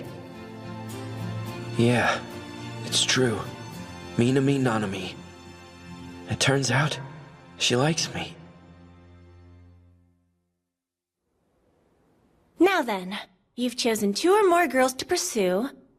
Time to decide which one you like more. Inami, you mind if I ask you something? Go ahead. When you fall for someone, how'd you know? What does it mean? You really asked me a question that dumb with a straight face? Hey, it'd be way more helpful to give me an honest answer than to call me out on it. If you want the analytical answer, it's reliance, lust, possessiveness, and interest. A kind of collision between all of them. More precisely, you're overcome with an emotion made up of all those factors. My fault for not being specific. I meant more like in the individual sense. How do I know when I like someone? See, I'm not entirely sure I'd even be able to tell, to be honest. You're still going on about that? Trust me, I wish I could make up my mind and move on. But for some reason, I'm not able to. Clearly. That's why I insisted you have a healthy number of prospects. All you have to do at this point is narrow it down to the one you like the most, but you've no idea how to do so. It's not really a good position, and feels insincere. But then again, maybe there's not a single girl you're into. It's not implausible. Come on. You know that's not true. Look, I'm not telling you to go outside and declare your undying love. You don't have to be sure here. Just pick. Who do you want to know more about? Don't overthink the whole thing. I've got it. The girls I'm interested in are Mimimi and Kikuchi. Obviously. It's kind of a letdown. Considering your hesitation, I thought it was someone I hadn't expected. Come on. Okay, so starting today, you'll get closer to both of them for a single purpose. Building a relationship. You mean a girlfriend? Can't you just picture it? Mimimi coming over to your house. The two of you sitting on your bed. A bunch of words are exchanged. Your fingers entwine. Or you're with Fuka. A lot of words are exchanged. And you know the rest of the drill. There it is. Looks like you've got the idea. Damn this girl. All right, I'll be assigning you a new goal. Decide which one you like more. And once you have that answer, work on conveying your feelings to her. Your small goal will be the following. Before the Culture Festival, you will complete a normie romance event map. A real-life event map? Like the kind you would use if you were playing a dating sim. Exactly! And when you ultimately confess your feelings and start going out, then you'll have met your medium goal. Hang on a second. Yeah, what is it? I don't want to make the confession a goal. If I'm going to tell a girl how I feel, I don't want the reason to just be checking off some box. It's gotta come from a place that's totally honest and is something I genuinely want her to know. Really? Come clean. Based on what you're telling me, kinda sounds like the process matters to you most. Well, Nanashi? I think outcome's important too. Both are. Agreed. So then who cares? There's value in both procedure and result, at least that's Nanashi's style. And it's why I'm Japan's top-ranked player. I mean, it's gotta be an efficient method of fighting. IRL too, right? Well, if you insist, then I guess I can live with it. Okay, next we'll go into more detail on the event map. Sure. I just sent you a text. The 3 events you'll need to clear. Let's begin. The first goal. Discuss what you're looking for in a dating partner. Dang, that's such a direct approach. Second up, touch each other's hands on purpose for at least 5 seconds straight. Wait, what? And third, wear matching couples accessories. Whoa, hold on! Shouldn't I work my way over to the deep end of the pool instead of just being thrown in? It'll be tough, but I'm sure you'll figure out how to pull them off. Huh? Because in case you haven't noticed, you've managed to complete almost every task so far.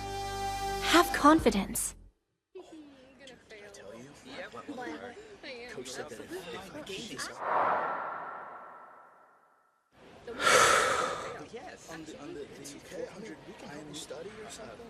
Here goes. I couldn't help drooling over the new cheese curry on the school lunch menu, girl. Pulling some strings as student council prezi, I see. What? That doesn't sound like me. Yeah, sure.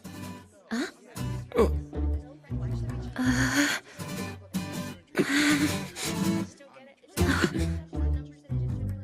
What's going on here?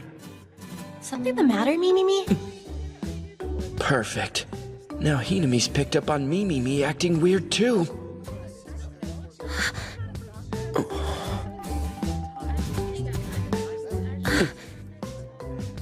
Mizusawa did say we could carry on the same as we always have, which seems highly unlikely.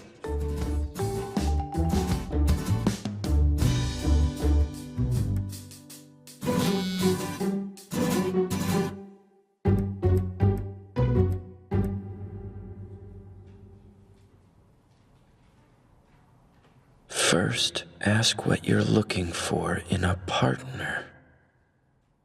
Sorry I'm so late. Holy! I hope I didn't startle you too bad.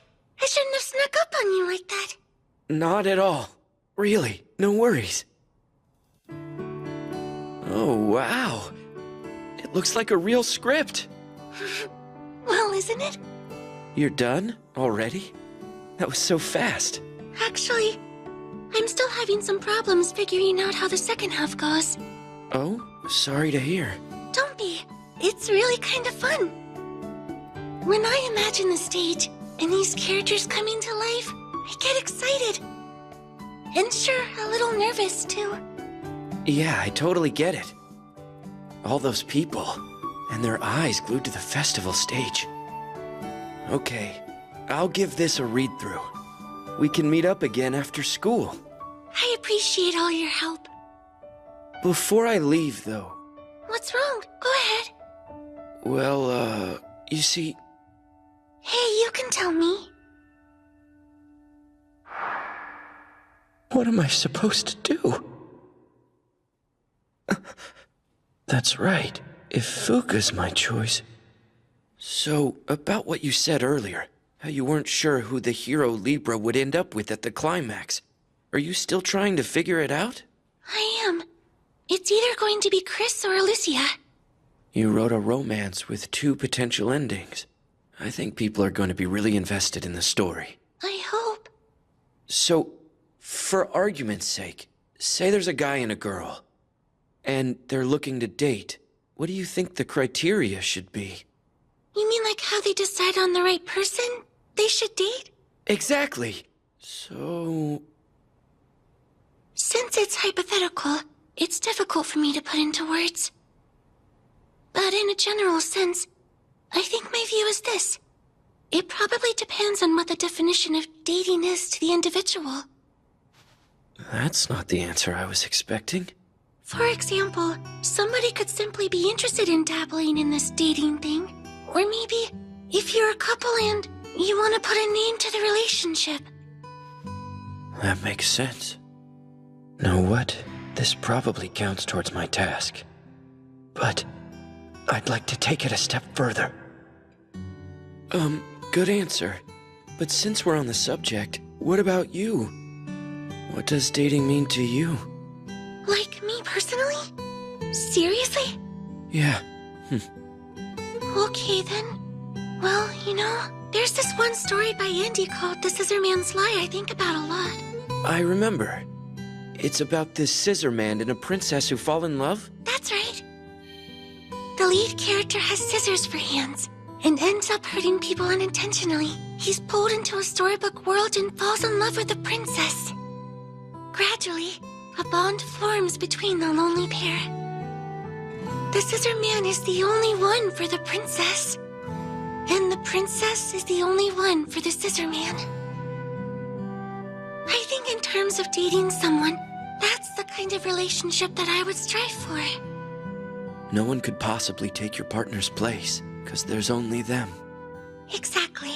What you have is a special relationship. And they're the only piece in the entire world that makes it into the perfect ideal shape. Anyway, if I were to describe dating, that's what I imagine it would feel like. Forming an ideal shape. Huh. I'm definitely going to have to give that some serious thought. But that's my take. And what about you? I never really thought about it. Really? Never once? You know, just between us two, that's all the more reason to pin down my own definition. It's only fair since you gave me yours. When you do, I'd love if you'd shared with me. I'm curious what you'd come up with. I mean, because knowing would help me out with completing the rest of the script. But that was all. You'd use it for, like, reference. Yes, reference. You read my mind.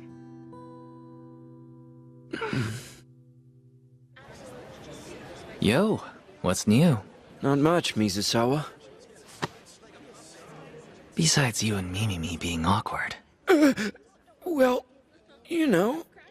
Yep, this calls for drastic measures. Let's get some lunch. Huh?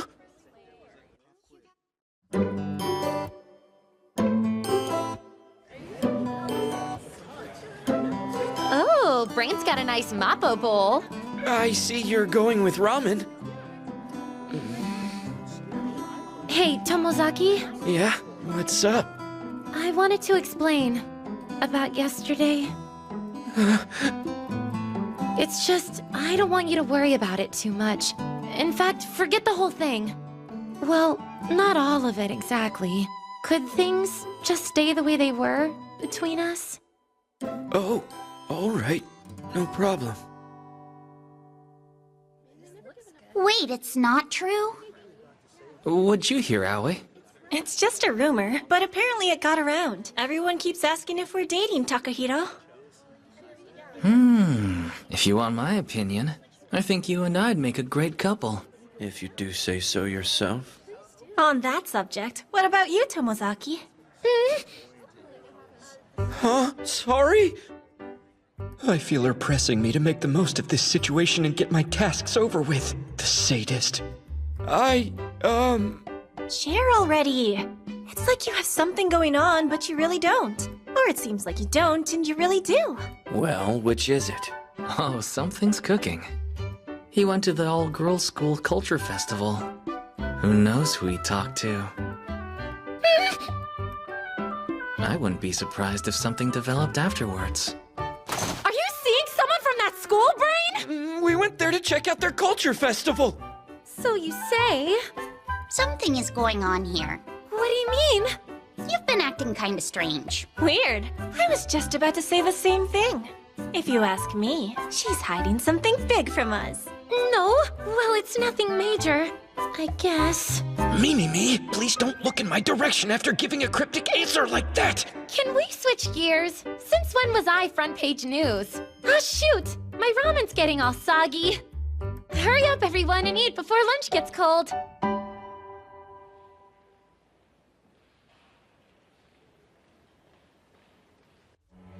The script was called My Unfamiliar Way to Fly, and went like this. In a time when dragons and humans lived in harmony, there was one very special breed that flew. But they were susceptible to stress and wary of humans.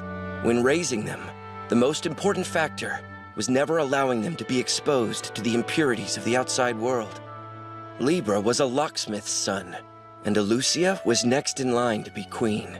Both were 15, and despite their backgrounds, grew up together. When Libra was younger, he visited the castle on an errand for his father. This was how we met the smart and determined Alucia, and the two became friends. One day, while his father was busy working, Alucia invited Libra to join her. Together, they explored the castle. Behind one door, there was a forbidden garden. Unable to contain their curiosity, the two entered.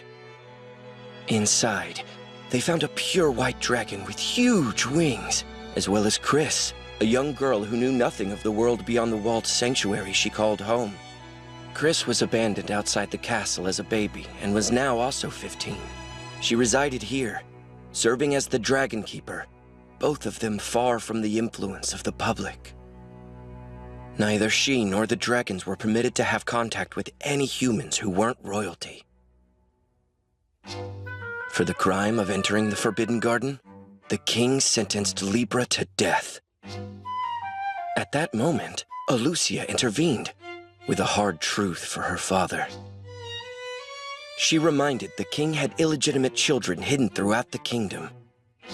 Alucia bluffed, and said Libra was one of those children, which would mean not only was he royalty, but he was also her brother. And if Libra was a prince, he couldn't contaminate the dragons. The king obviously did not want his dirty little secret getting out, so he vacated Libra's sentence. Believing his daughter's story, the boy was given the responsibility of caring for Chris. Honestly, I liked it a lot. You did, really? Mm-hmm. It left me with a feeling similar to the first time I read it in its original format. I'm so relieved. Good, that works. But do you have any worries or concerns so far with the way it's written? Maybe with the characters? Really? How so? It's almost like they feel more ordinary now. I'm sure it makes the story easier to understand, and yet there's something kinda off about everyone. I know what you mean. To be honest, I changed the concept a little. I simplified the characters for the script. I thought it'd be easier for the actors to play the parts. But I suppose in doing so, they unfortunately wound up being more broadly drawn. I can see that. When it comes to your short stories, your strength is portraying characters' fine details, the way they think, their inconsistent feelings. I always found that to be a big part of their charm. Complex emotions were dropped, and I leaned more heavily into straightforward dialogue. Yeah, I noticed that. But it weakened my belief these were real people with actual lives. You think I should continue writing the second half the same way as the first? If you ask me, I think you should go back to the original character style. There's a chance it might make them harder to perform, as well as being difficult for you to communicate what they're thinking using only dialogue. But still, I think that approach is absolutely more interesting. Right. Understood. I'll try it. Way too much happened for just one day. I feel like my head's going to pop. What should I be thinking about? What should I do? What does dating mean? And if I ever find out, who do I want to be with more? Is it Mimimi or Kikuchi? Mimimi said she likes you. I know. Sorry I kept it hidden from you for so long. It's all right. But for now, when you progress through your event map, you'll be directing your focus on Fuka instead. You've already met your goal with Mimimi. And of course, here comes all the goal stuff again. Yeah, since you did so well, you can check off all the boxes for Mimimi. Wow, that's generous. Well, it's much easier to rise to the challenge.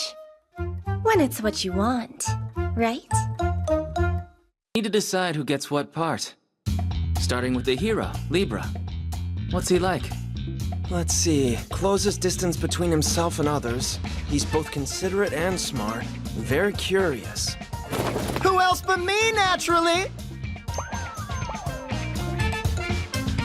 Then Takahito it is. What? Come on! Hey, thanks a lot. But if I'm being honest, I'm not so sure I'm the right fit. Since it's mine, though, I'll do my very best. Next is Chris. Chris is simultaneously fearful and innocent. She's a slightly childlike girl. Who else but our Tama? Yes, ma'am. I'll do my best. The last main character is Alucia. She's brilliant and extremely quick-witted as well. She is the perfect girl whom everyone can always rely on. This one's obvious. Well? If I must, I suppose I have to put my hand up, huh? Okay, Aoi it is. A round of applause, please, for the stars of our show. Good luck! Can't wait! Okay, so this is how we'll divvy things up between the play and the manga cafe. Tomozaki, thank you so much.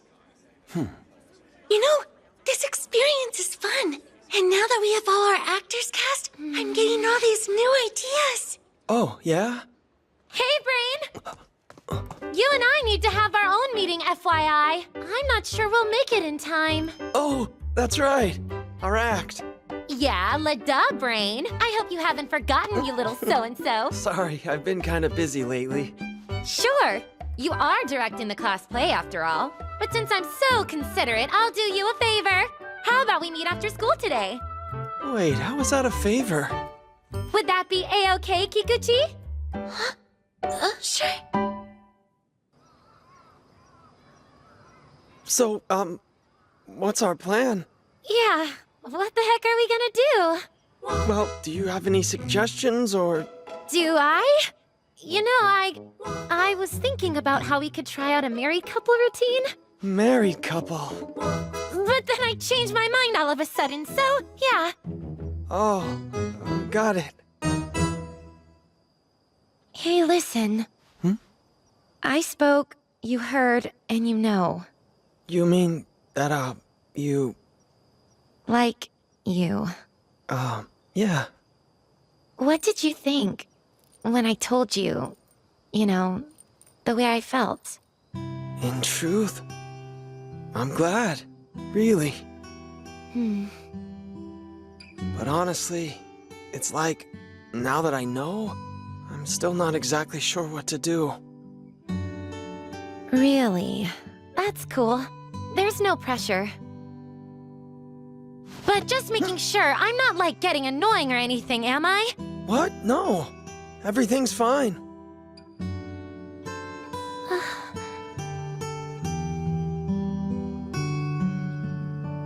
Great! That's good to know. Yeah. By the way... Huh? Between us, what do you think it means for a girl and a guy to be dating? Whoa, what the heck? Is that a real question? Just, like, why do you think people hook up?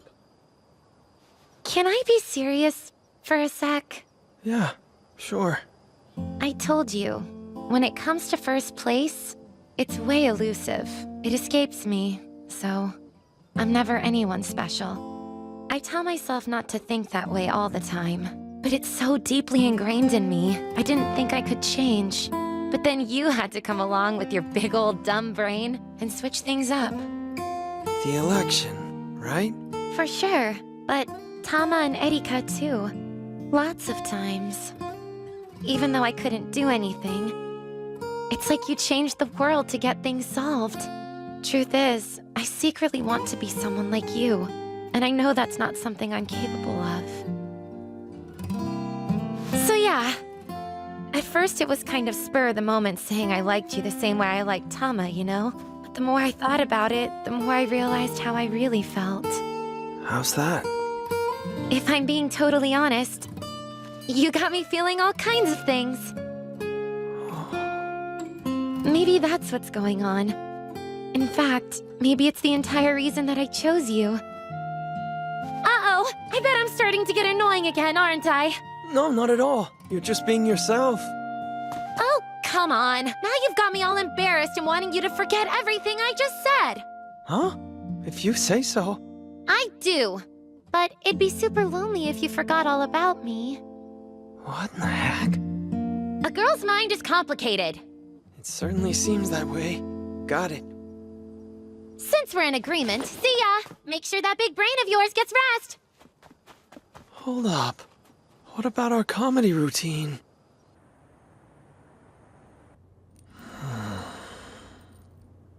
Maybe that's what's going on. In fact, maybe it's the entire reason that I chose you. Then what are my special reasons? What sets me apart? I've got an updated draft. Now that the roles have been assigned, I adjusted the dialogue. Huh? In one night? Uh-huh. I still haven't finished the last scene, though.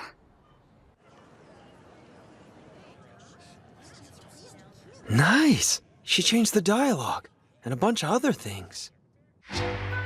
Since Chris was tasked with caring for the dragons all the time, she had never left the garden before. The loneliness was almost too much to bear. Still, the sanctuary had everything. A fluffy bed, fresh clean water, and a warm bath.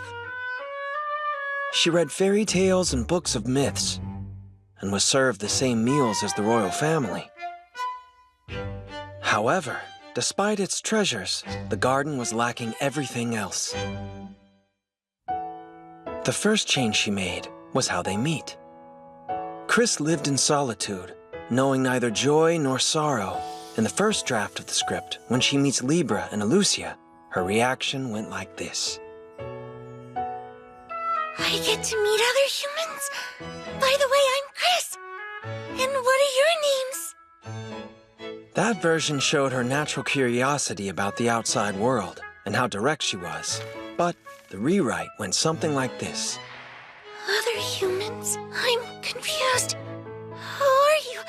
What are you doing here? She was guarded, and fear came to the forefront. Although she'd hoped to be released from her solitude, she still feared change and being thrown into the unknown world. Also, Libra was upgraded from being a simple hero. In the new draft, he was a fleshed-out character. He was awkward and made lots of mistakes, but was able to make friends through his resolve. He felt like a more realistic teen. In other words, both of them had their weaknesses highlighted. But Alucia was the exception. For example, take when she meets Chris and the dragon. In the first pass of the script, Alucia sensed danger and tried to escape right away. However, in the revised version, Libra, move! Alucia acts and immediately decides to break the dragon's wing, which means she's solely responsible for making the dragon unable to fly. It no longer matters whether the court considers Libra unclean, but he notices what she's attempting and stops her. What are you doing? It would take an extremely serious offense to execute a royal like me. Please, let me do this. You can't keep this up! You're putting your heart on the line!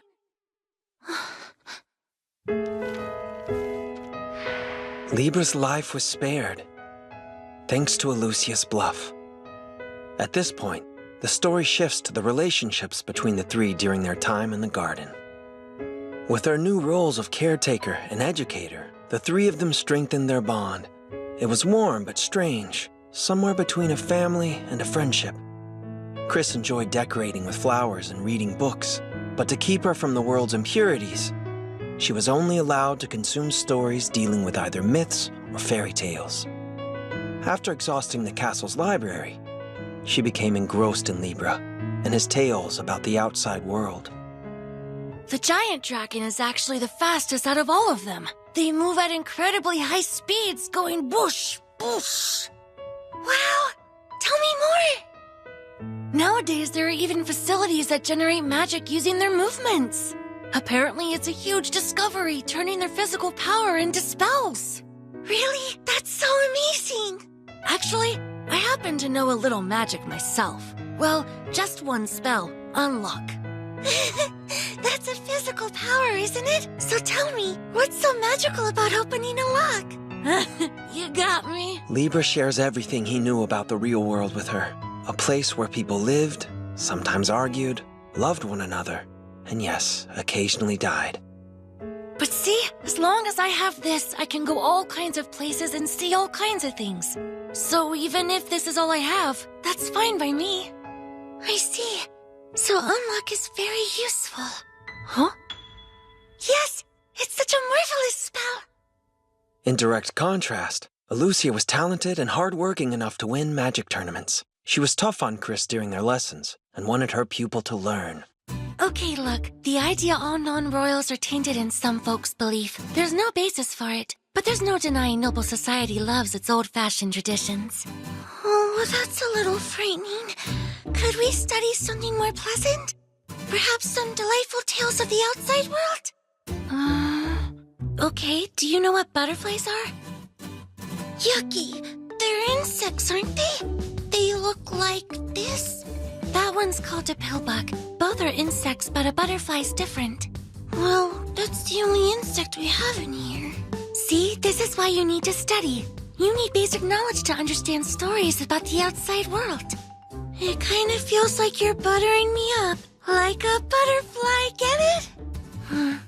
Now let's pick up where we left off. Don't be a pillbug! Funny, huh? Yes, but getting back to our lesson. Tama rose another day! Don't be a pillbug! There's no question, Chris is totally Tama. And the Alucia character. She's way too similar to the face behind the mask. The story's turning point hinges on the flying dragon. They're able to take to the air before they turn 13. Those that can't are thought to have lost the power because of impurities they were exposed to. The dragon Chris was raising, it turned 13 this year, but still couldn't fly, which brought up the question, what impurity was holding it back? Chris, did you know? Flying dragons, they can read people's minds. Their minds? But they're also extremely kind, and they never forget about the human who raised them. In fact, they do all they can to grant that person's wishes. Then do you mean... Hey, Chris, tell me, I've known you for a short while, but you want to fly, don't you? Through this, Chris's weakness was revealed. The garden had everything, and nothing. She was lonely there, and wished she could leave, and yet, despite her desire to fly, she was held back by her fear of leaving the garden and venturing into the great unknown. So, that's what was keeping the dragon tied down. Turns out, it was her, Chris's own mind. This was really good. Actually, I think it's even more interesting than the novel version. Do you mean that? Yeah. One part that I can't get out of my mind is when they finally learn why the dragon can't fly. Chris being afraid, it struck me as realistic and incredibly human. Really? I thought so too. Yeah, you did? That's a relief. Was there anything else you liked? Of course. Especially the part after they figure out what was up with the dragon. Really? I had such a fun time writing that section. I can tell. When Libra suggests that he and Chris both ride the dragon and see the outside world, that moment felt earned.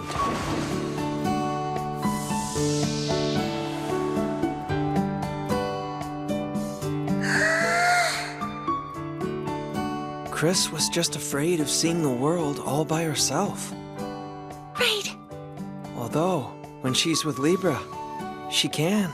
Chris always envisioned herself soaring into the glittering outside world, but was afraid. Libra's the one who brought her out of her lonely walled garden. He freed her. I think when he entered Chris's life, it changed her perspective. From the gray world she was used to a colorful one. I thought that since everything I saw was gray, it would always be that way and never change. Is something wrong? Sorry, but what was Libra really good at again? Tell me. From writing the character, I think his greatest strength was probably saying whatever was on his mind. Like I thought, the script isn't pure fiction. This is Kikuchi's own story. You want to know more about Hinami and her life? Yes. It's important for the finished script and painting a detailed picture of Alucia's personality. Alucia's personality, huh? Take Libra, for instance. We know he's awkward, and Chris is so fearful while Alucia is strong. Maybe too much. I started to have my doubts about her. Like what?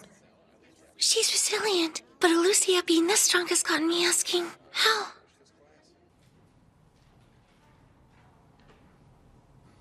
You've got me nervous wanting this interview. Go right ahead, Kikuchi. Okay, first question. I was curious what drives you to work so hard and at so many different things. Sadly, the interview was hollow, full of nice sound bites, and sure, occasionally there was a little venom that seemed real.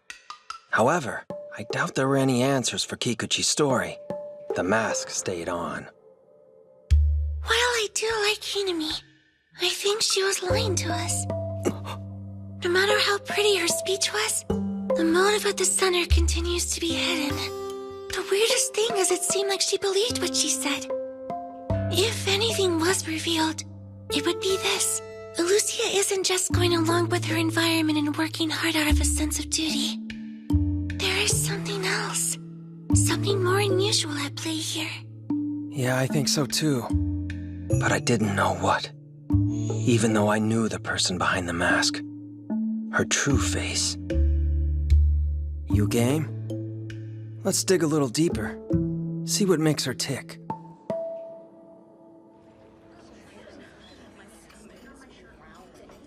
I'm Maibashi. It's such a pleasure to meet you all. I'm Tomazaki. The feeling's mutual. And I'm Kikuchi. Thank you for meeting with us. So, I suppose that we should get started. Oh, I do have Hinami's permission. Let's see. Tachibana, you went to middle school with Hinami. Yep. And Maibashi, you've been her classmate since grade school, was it? That's right. To begin with, let's start with middle school. So, What about her stood out to you? It's been a while, but I remember she was dating the vice president of the boys' basketball club. Huh? Really? Yeah, you know, he was the cool older guy type. The girls were obsessed with him, and then she dumped him. She was always making an impression, huh? Well, I wouldn't say that. What do you mean? Back when we were both in grade school, it's not like Hinami stood out particularly. Wait, she didn't? Don't get me wrong, she was earnest and friendly. A real good kid. Oh, I remember her being really family-oriented. Right, I recall that too. I got the impression she loved her siblings. Her little sisters were the world. Plural? I didn't know Hinami had younger sisters. Say hi to Hinami for me. See ya, thanks for hanging out. Huh. Something wrong, Tachibana? What my Bashi said about Hinami having sisters plural? Yeah? What's up? It's just kind of strange. Huh? 'Cause I know Aoi, and the thing is, she only has one younger sister.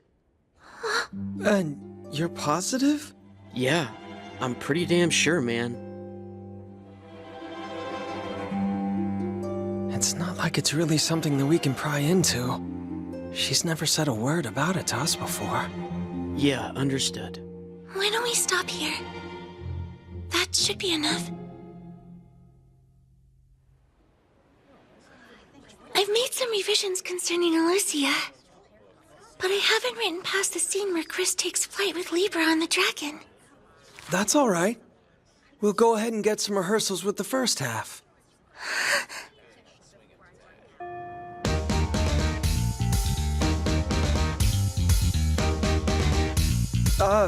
Okay. It's time to do a read-through of our script for the festival.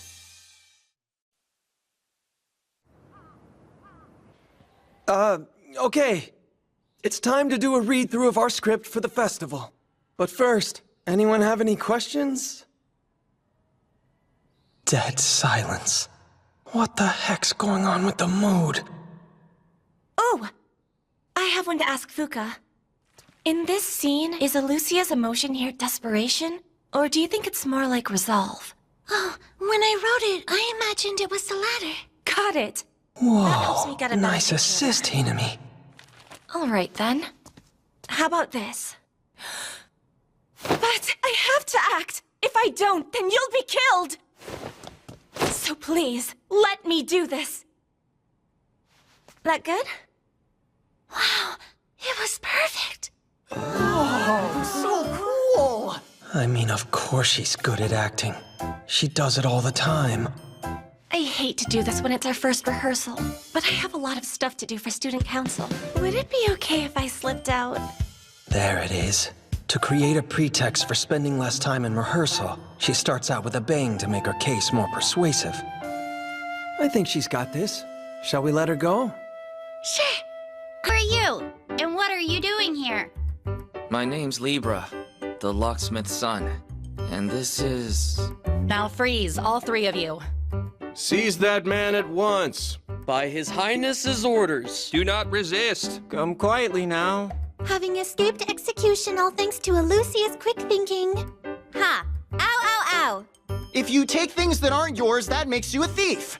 Father, would you calm down? Great work, guys. Thanks, you too. Our first day went off without a hitch.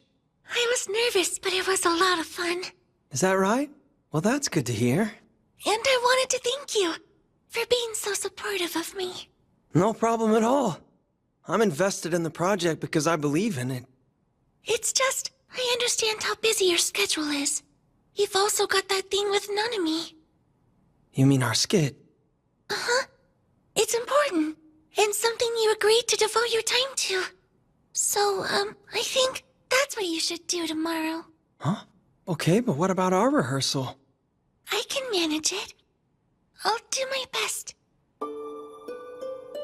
I've been doing a lot of thinking recently. I've noticed how much you've changed, and Hanabi as well. It sort of feels like I'm the only one getting left behind. So, I want to do some changing of my own. Oh, I see. What's your opinion? Do you think taking control of the rehearsals could spark real change in me? At the very least, that would be ideal. Yeah, it could. Okay, then I'll try. 3, 2, 1, fight! At the very least, that would be ideal. Game Ideal. set, winner! Something about that word doesn't sit right with me. So, let's start from the first scene. Are you ready? Ta-da! Told you that I was gonna finish our script. You're done? Now let's give our married couple routine a whirl. Woohoo! Curtains raised. Applause, applause, applause. Hello there. Hold on, I can't just jump right in the middle of the sketch like that. Huh? Why not? For starters, I haven't read the script. Oh, come on. Be a pal and do this for me. I could say the same to you. See? Our back and forth flows great. Huh? What we did just now works. We were just having a normal conversation, but it sounded like a comedy skit. That's why our married couple routine is such perfect material for us. So come on, let's get to rehearsing. I know. How about you and I go to the zoo? I wouldn't want to be there if the lion escaped its enclosure. Then I'll bring a tranquilizer gun. You do know they'll confiscate it at the gates, right?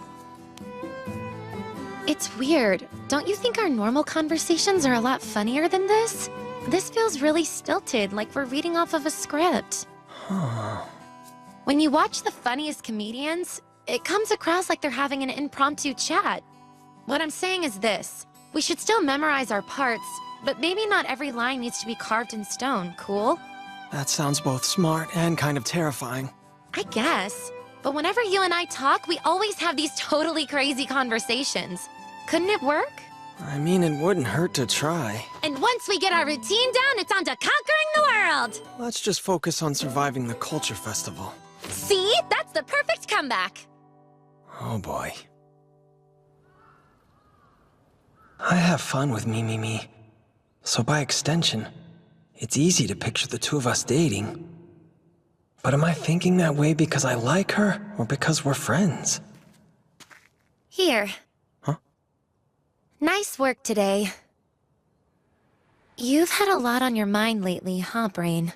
Oh, was it that obvious? You know you can ask Uncle Mimimi for advice anytime. Sure, not to make it weird. It's not healthy to keep things bottled up. And if that's coming from a girl my age, then you know it's true. Hold on. Are you my uncle or not? Don't sweat the small stuff. Thank you, Mimimi. What are you thanking me for? Well, for worrying. Oh, no prob. To be honest, I've had a lot of things on my mind lately. Like the scripts for the festival, and Hinami too. What about Aoi? She's playing Lucia in the play. We asked her a lot of questions for the part. Like why she always pushes herself so hard. Yeah, that's tough. I've been wondering about that myself ever since the election. How maybe she and I are the same. The same? Remember how I told you I always need to be in first place? Because of how I never feel special? Yeah. Lately I've been thinking, maybe Aoi shoots for first place so that she can be special too. There's a chance that's the case. Huh? Mimimi? If it's true, it's got me a little worried. How do you mean? Maybe Aoi and I are the same. Maybe we're both hollow. You really think so? I mean, I guess I don't understand why Hinami does the things she does. I can't imagine anything sadder than trying hard and still feeling empty. And if that's true, then she might. Might what? She might not talk to me even if she needed to. You know? It's true. I doubt Hinami would unload on Mimimi about herself. No, not just Mimimi. I can't picture her opening up to anyone at all. She'd carry the weight. How can you even be that strong? Aoi Hinami.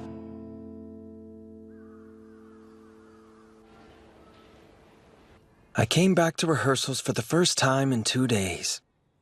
Nakamura, do you think you could be more dignified in this scene? How about this? For real? That's nowhere close to what she was talking about. What? I call him like I see him. A king should look like this. Whatever nation you're governing is doomed. I know. Not dignified in the slightest. If anything, How I'm long too do I have to keep dignified. holding up the sign? You want to swap? You cut it out already? Come on. Hey, will you guys please focus? Fuka needs our help. We're real sorry. Please continue. Let's get back to business. For the last 2 days, rehearsal's been like this? Yup, it's something. Kikuchi's been making a huge effort to go around talking to everyone. Everyone? Yeah. It's similar to when you were assigning parts earlier. It feels like she's learned a lot from watching you work. The thing is, and I hate to say this, she's just not used to that kind of role. Well, no. If you want the truth, I describe it as a bunch of wheel spinning with the class constantly losing focus. Plus, Aoi hasn't been around because of student council.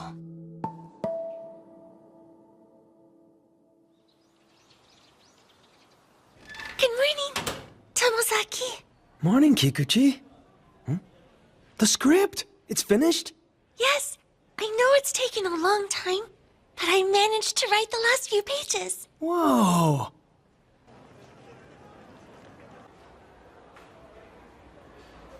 The story went in a completely different direction than I anticipated.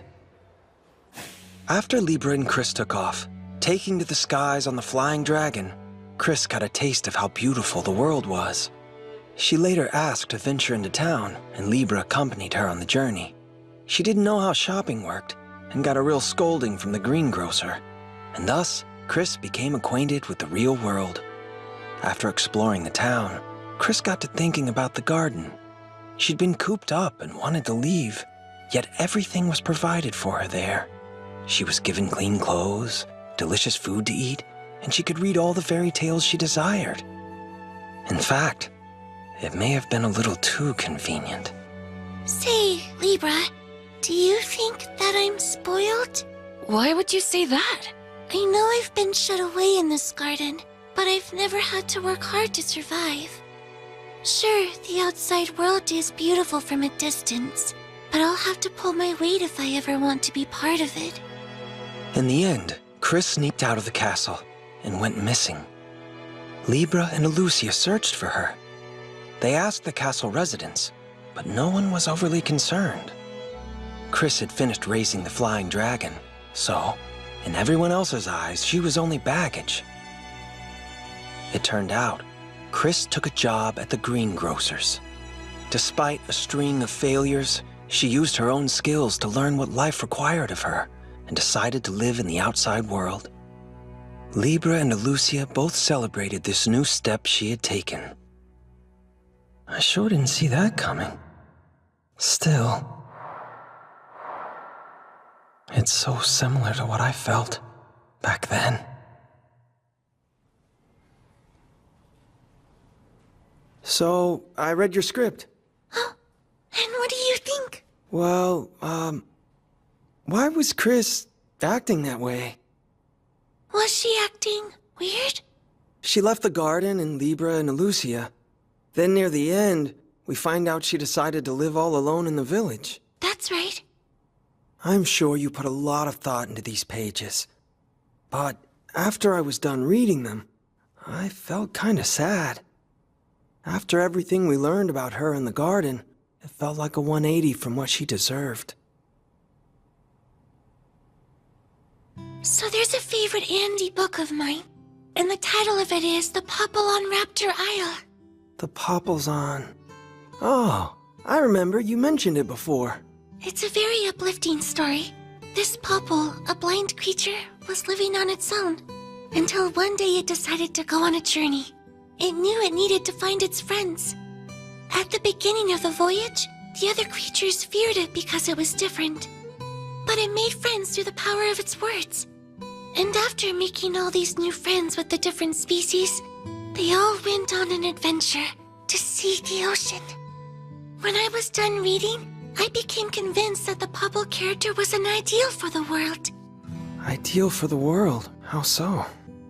It couldn't see and didn't know what kind of creature it was.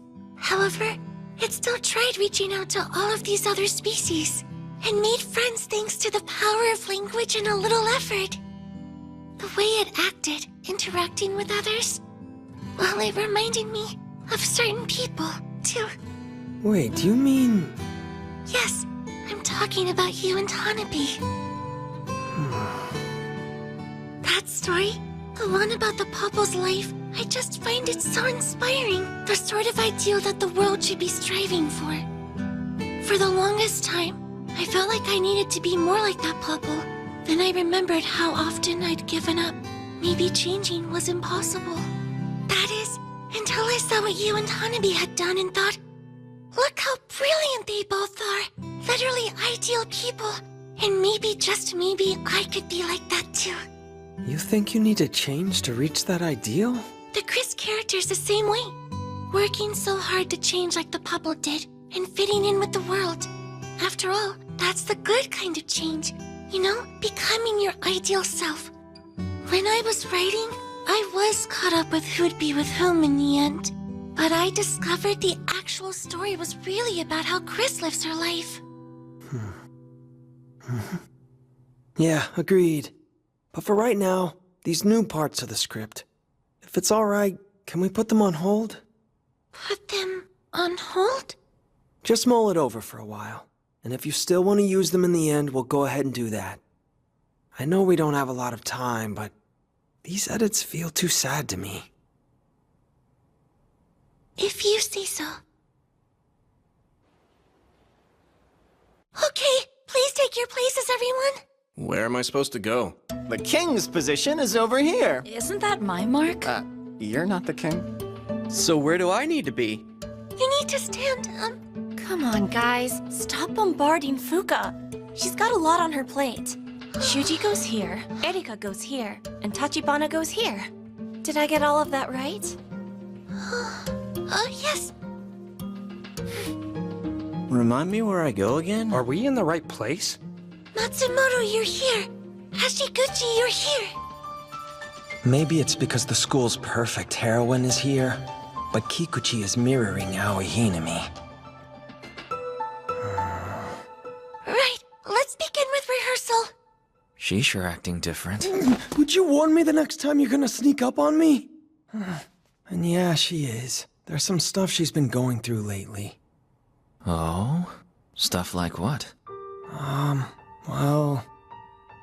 Why don't you tell me? Maybe I can help out. It turns out she's convinced herself she needs to become an entirely different person. Changing to fit in better and make more friends. Apparently she sees it as some kind of ideal that she has to achieve. So that's what she's aiming for? Well, if that's what she wants, then she should go for it, don't you think? The way she puts it, it feels a little loaded. No, I actually think it's a positive thing. She's determined to change herself and is working towards making that happen. And she's doing a great job. It's impressive. I suppose so. You know, I'd even go so far as to say that her reason behind it is a good thing. Kind of ironic that you feel the opposite way, running from the ideal. Wait, the opposite way? If you mean the directions we're moving in, I think they're pretty much exactly the same. She's making an effort to change and fit in with everybody. Tama and I did that too. Ah, okay. So that's the way you see it. What do you mean? Basically, you and Kikuchi are similar, but your motives are completely different. Your approach to changing who you are is centered around the things you want to do in life, while Kikuchi takes more of a bird's eye view. She thinks about who the world needs her to be. Totally opposite, right? He's right. I changed so I could enjoy my playthrough of the game of life. That was my reason. And Tama? She changed so Mimimi wouldn't be sad. That was her motive. The two of us made that leap so we could be our ideal selves. But why is Kikuchi doing it? Is that how it is? Drawing near to the world's ideals, it's an objective, A player-oriented way of thinking, and incredibly similar to Hinami's.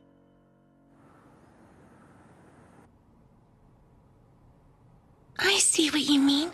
You're saying you look at the world from a player's perspective. That's a really interesting way of putting it. You know, I actually look at the world in a similar way, but not as a player. It's more like I have an author's view. An author's view? You mean like you want to write more stories? Well, yes, of course I do.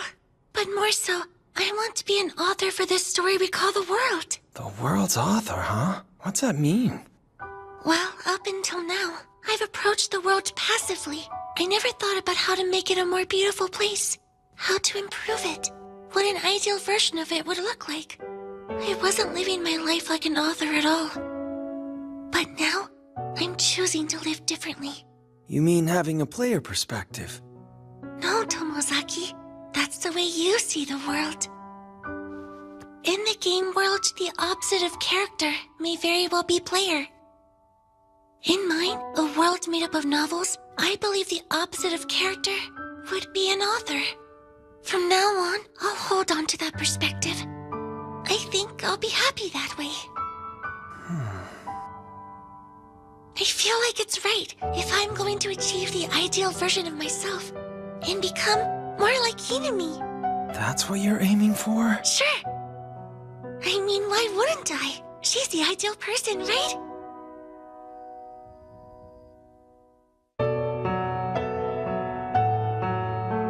The entire premise was off. I was going through the game of life as a player. Meanwhile, Kikuchi was writing the story of life as an author. More than that, she's aiming to be a perfect heroine like Hinami. Is that the path Kikuchi should be taking? Well, it's not for me to say what should go on inside her head. Inside Kikuchi's head. Aha! There.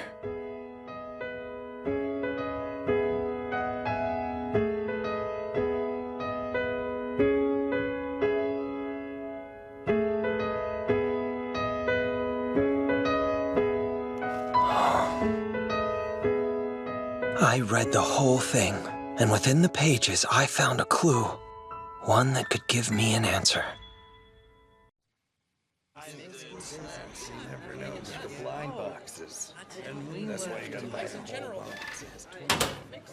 Morning. What's new? Good morning, Tomozaki. How are you? That book. I read it. You mean the Papa?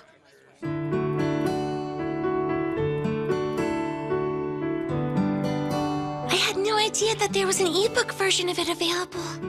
You mentioned how it was almost impossible to find it in print, so I looked online and... Here. See?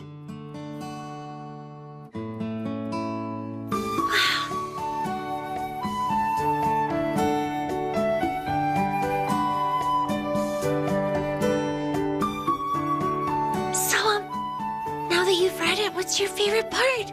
Well, if I had to pick, it'd be the ending. When all the species gather.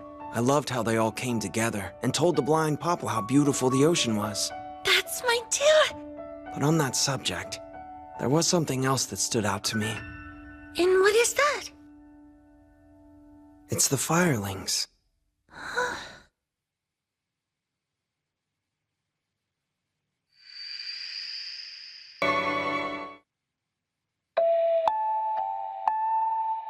The Popple uses the power of words to make friends with everyone. Well, except the firelings, that is. Yes, that's true. It's kinda sad, but I don't think you can be friends with everyone. I suppose, in that sense, the Popples is more tailored to adults. That part of the story certainly stuck with me.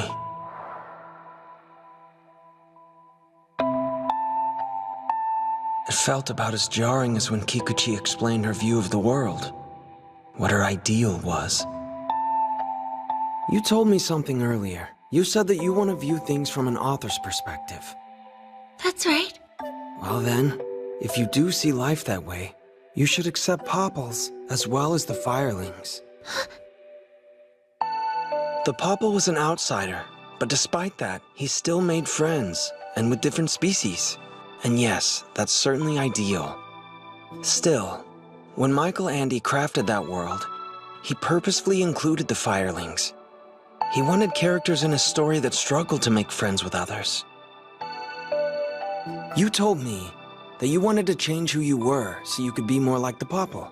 But I mean, isn't that technically rejecting the Firelings? If you're taking an author's view, I think you would say that the world is big enough for both of them. But you want to be more like the Popple, because you think that's who you're supposed to be.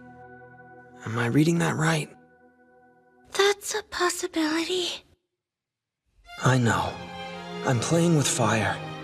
Kikuchi's found the words to define herself, and I'm negating them, and trying to suggest different ones instead. The thing is, the path she thinks she's on has left Chris with such a sad conclusion.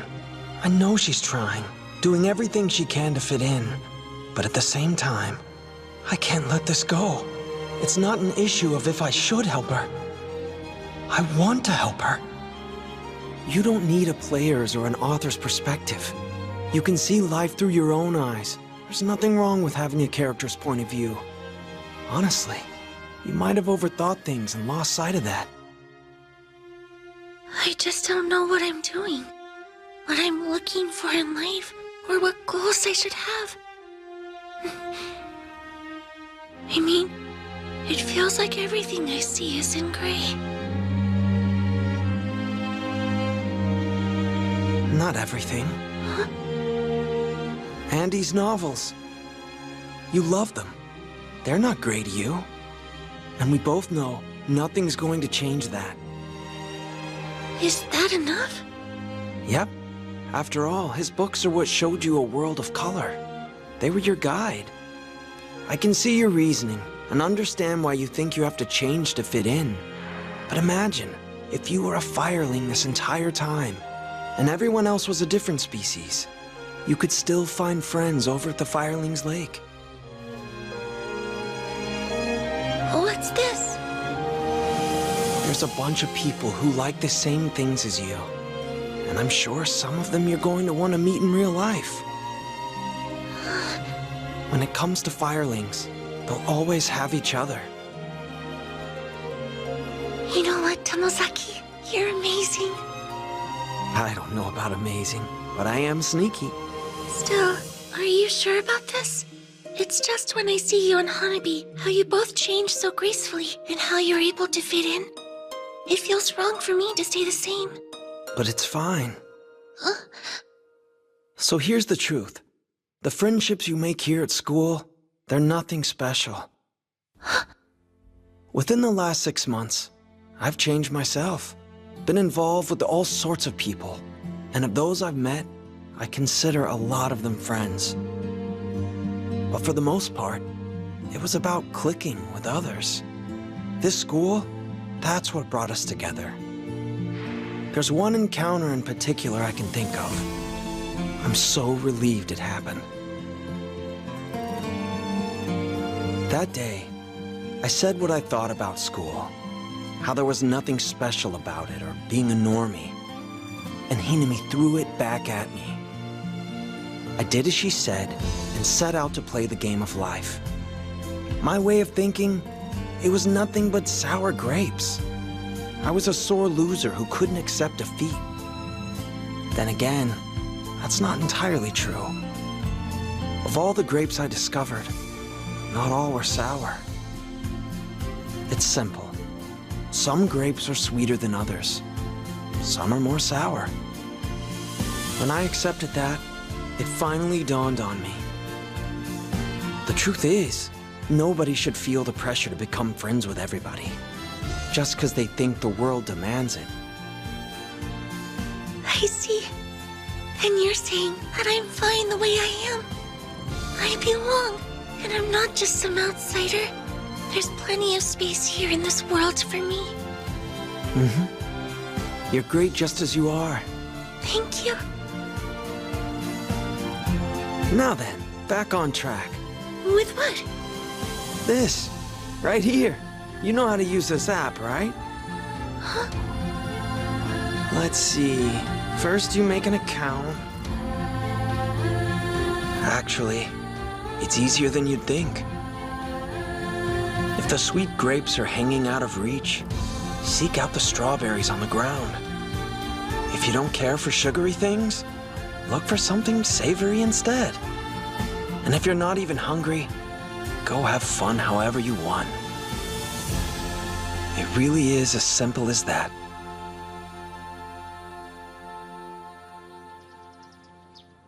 Tomozaki! Oh, good morning, Kikuchi. You're looking upbeat. Yep, I've made up my mind. In the previous draft, Chris ended up leaving and made a decisive effort to fit in with the outside world. But now, she's going to apprentice at a studio and become an artisan, making flower decorations. Nice. I like that.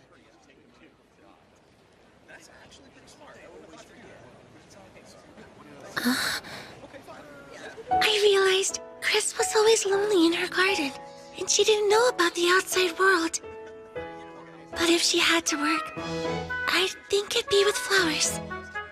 And so, I think she'll be happier this way, with the path she's chosen for herself. Agreed.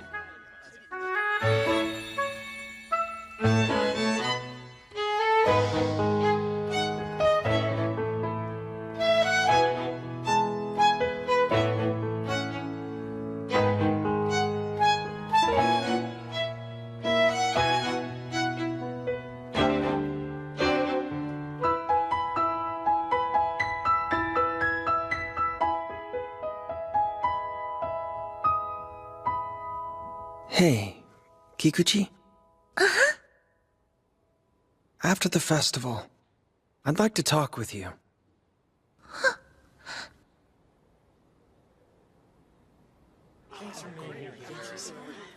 Well, howdy, Brain. Good morning. How are you? Ready to rock? What about you? Are you guys ready to dazzle the crowd with your play? Is the script good to go? Yeah, I guess. Well, in that case, I suppose I can ask you to start focusing all of that free time on our little duo project now. Oh, you bet. I can finally get some real practice in. That's great. I was beginning to worry our marriage was over. You should think that. It never started. It's only an act. Keep delivering those. We'll have the audience rolling on the floor. Sure. The days leading up to the festival were packed with rehearsals and prep.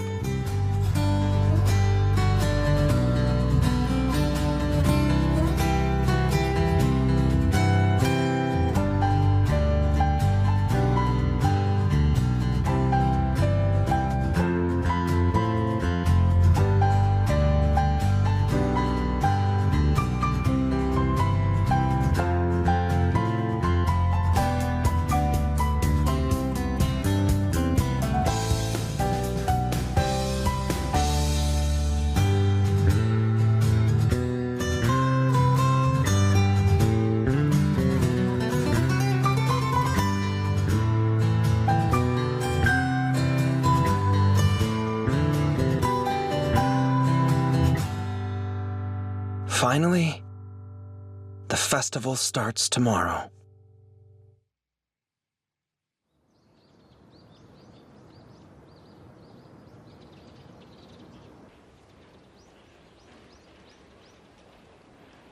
So, tell me about your big decision.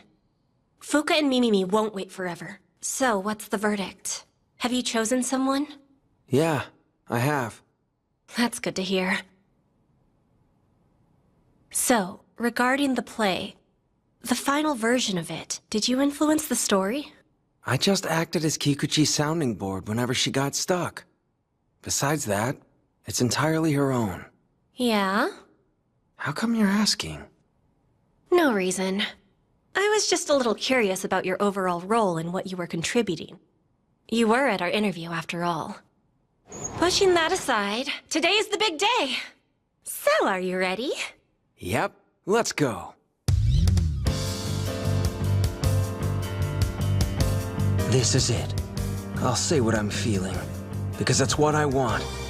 I absolutely can't afford to fail. Brain! Morning, Mimi. Naughty. The crab's eyes are down there, but mine are up here. It's cute, totes adorbs, etc., right? Yeah, sure is. Cutest crab I ever saw. Oh, come on, Brain. Okay, it's time for the class photo. Please line up. Yes, finally. What the heck, Tomozaki? Where's your shirt? Oh, don't worry. I'm wearing it now. See? Nice. You did good. Mm-hmm. You know what? I think this is gonna be fun. For real. Me too.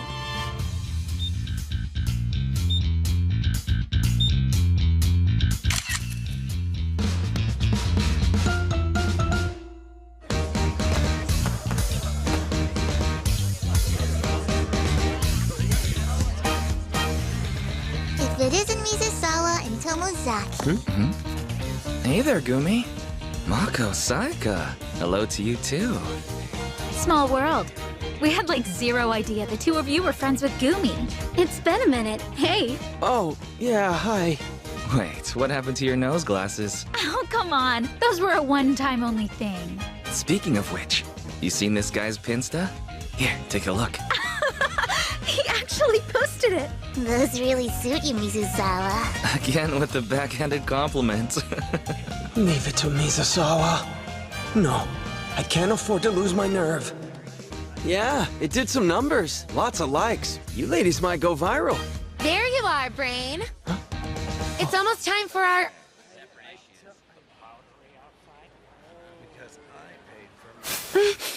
Am I interrupting? What? No, of course not.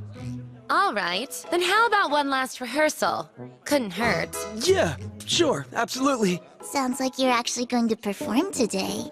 I sure am. Mimi and I are doing a comedy routine. Who'd have thought? Guess there's a whole lot more to you than meets the eye. You're doing a stand-up act and with this cutie? Huh?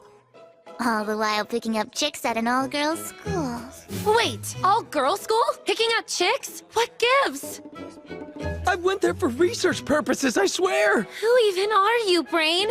I always thought you were such a stand-up guy. Are you telling me you've just been playing the field this entire time? What? No! Mizusawa was... You were with Takahiro? I can't believe this! How could you corrupt him like that? Look at the time. We have to get to rehearsal right now. Don't change the subject! Break a leg, you two.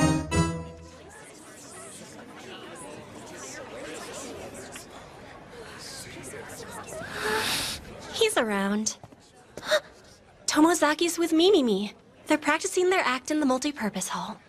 I see. Good to know. And Fuka, don't you worry. I'll do my best, I promise. Thanks. That means a lot to me.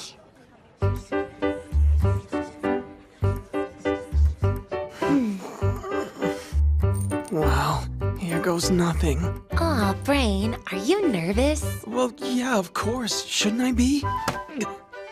Don't worry, we're gonna slay the crowd. On the bright side, no one's expecting much anyway. What, were you thinking we were gonna be amazing out there? Isn't that sort of what we should be aspiring to? Yeah, see? Just keep those nice and natural exchanges a-comin'. We're gonna do just fine. For our next act, we have a comedy routine. Give a round of applause for Hani Wanya. That's the name you chose for our duo? Don't you like it? I was torn for the longest time between that and Hani Waniwa. They're both essentially the same. Okay, Brain, let's do this. Yeah. Hi there! Before we get started, how about a brief history lesson? Shouldn't we let the audience know, Tomozaki? Let them know what, Nanami? How we're married, and we've been doing this for years now, and they're in for the best show ever. We started this duo like a month ago. What are you talking about? And I'm sorry, we just met recently. Since when are we married? Don't let pesky facts get in the way. So, huh?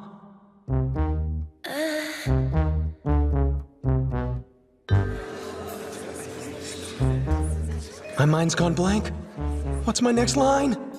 No, no, no, no, no, this isn't happening. I can't think of anything, not a single word. It's just gone. What am I supposed to do now? Come on, think. I have to say something. Hold that thought. Do you remember why we picked the name for our amazing duo? No. Because, my forgetful hubby, you and I both adore Haniwa. Haniwanya!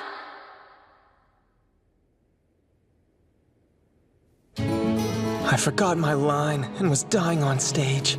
Then she reached out and saved me. I have to get it together.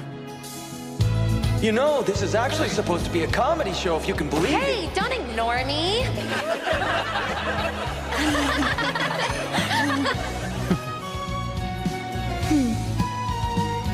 So, I've got some good news. I managed to get some time off of work. It's about time. Well, we survived. Hooray for us! Yeah. I'm really sorry. I totally blanked on stage. Thanks for stepping in. No problem. All part of being your wife. Like I told you, we're not married. Next time, the ramen's on me. Yeah? Got it. Thank you. I mean it. Well, like they say, all's well that ends well, right? Yeah, aside from that little setback, it went well. Better than that. I'd say it went really well. You know, you're right. It did. Huh? Sorry, I better get going. You're off? What's the rush? It's Kikuchi's play, isn't it? Yeah. I'll be back. Sure thing. Listen, me. You're, Tomozaki? Huh? I'm really happy we did this. Our duo.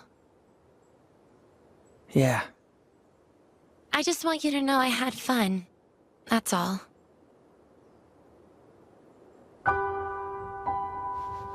Now, get going, you.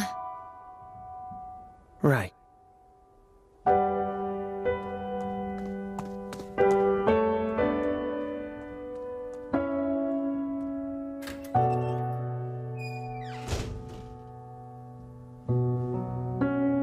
Oh well.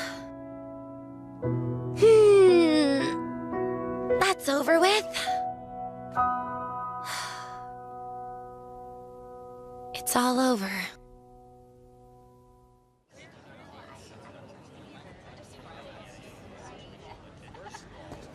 Kikuchi, You're just in time. are you ready? I think so.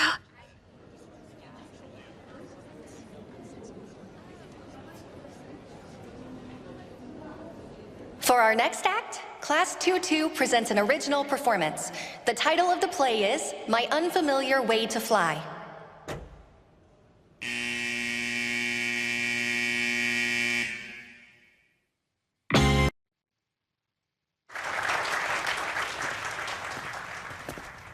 Say, Libra, how far are we going?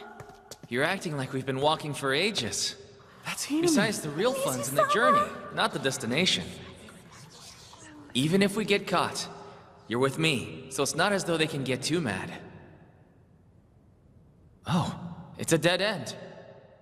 Wait, looks like there's a door. But how do we get in? Don't you worry, there's no lock I can't open. There, in the middle of the castle, was a hidden garden. Living inside was a girl named Chris, the caretaker of a flying dragon. Non-royals were forbidden to enter. Oh, who are you? You aren't allowed in here. My name is Libra, the locksmith's son. And this is Alucia, the first princess of this kingdom. As a matter of fact, we've been friends ever since we were... Something wrong?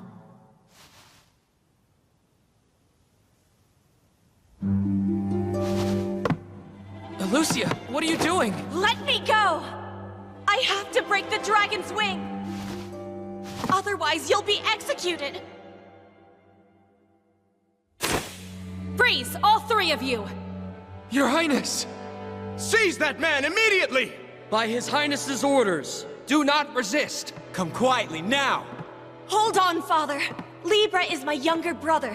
One of your many illegitimate children that are scattered throughout the kingdom. And so, thanks to Elucia's quick thinking, Libra escaped execution. He became the caretaker of the dragon, and looked closely after Chris. These should do the trick. They're medicinal herbs Libra brought back from the Valley of the Flying Dragons. Seems as if it likes them. It should be able to take flight. It's not working. Would you please stop looking at me like that? Months later, after their initial meeting. Wow, Elucia! Did you really win the Magicraft competition? That's so amazing! I didn't care about placing. I just wanted this. A gem that increases magic power. With this in hand, that dragon will definitely get off the ground. Thank you! I want to repay you somehow. Name whatever you want, Elucia. I've never really thought about it. I suppose maybe there really isn't anything I want. Huh? I work hard every day because I have to. I'm going to become queen one day after all. You don't seem too excited. Isn't being queen a good thing? Begging your pardon, but I think you misunderstand me, Chris. I have everything a person could want, and yet... that's why I have nothing at all.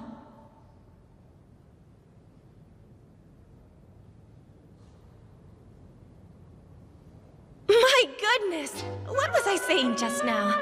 Right then, let's test out this gem. It's not working. Would you please stop looking at me like that? Say, Chris, do you know flying dragons can read minds? No, I didn't. They're also kind-hearted beasts. They never forget how much they owe the human who raised them. As a matter of fact, dragons do all they can to grant that person's wishes. Oh. Chris, you want to fly away from this place, don't you? I haven't made up my mind.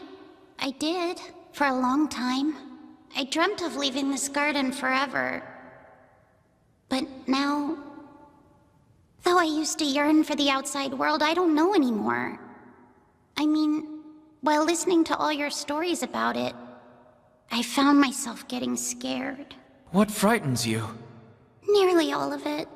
I don't know anything about what it's like out there, the kind of people I'll find, what's waiting around the corner. It's such a big place. Would I even find where I belong? Would other people accept me for who I am? Well, in that case, we'll both go fly!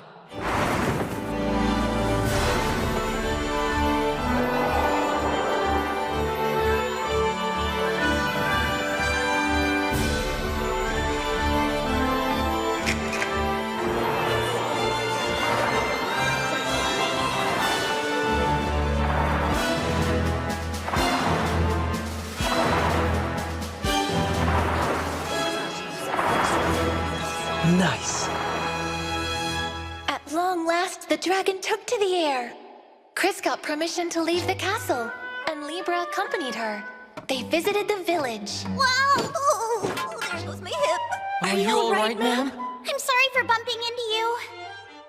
You can't just go around taking things. That makes you a thief. I apologize. Apologizing isn't good enough. Where's my money? Father, please calm down. Forgive the girl. She's not quite familiar with the ways of the world.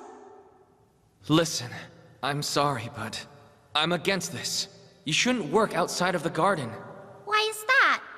Because there are other paths, ones you're better suited for. Like what, for instance? Do you want me to stay trapped in this garden for the rest of my life? That's not what I meant. Then tell me, what's so wrong about me wanting to go out and explore the world? Doesn't everybody have that right? All the other people, why can't I get along with them? Everyone's so ahead, I don't even know about the things they take for granted.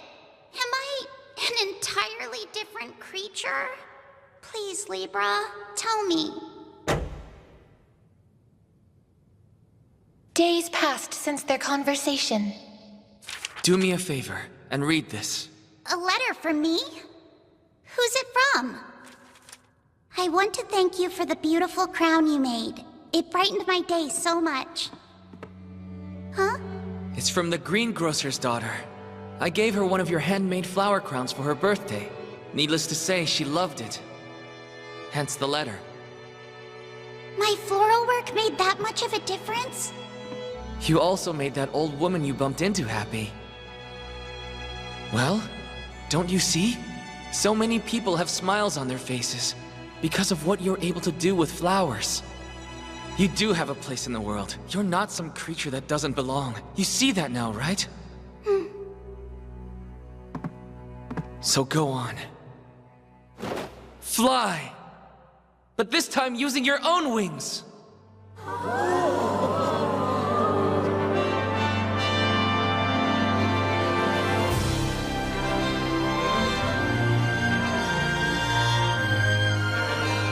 Now, for the ending.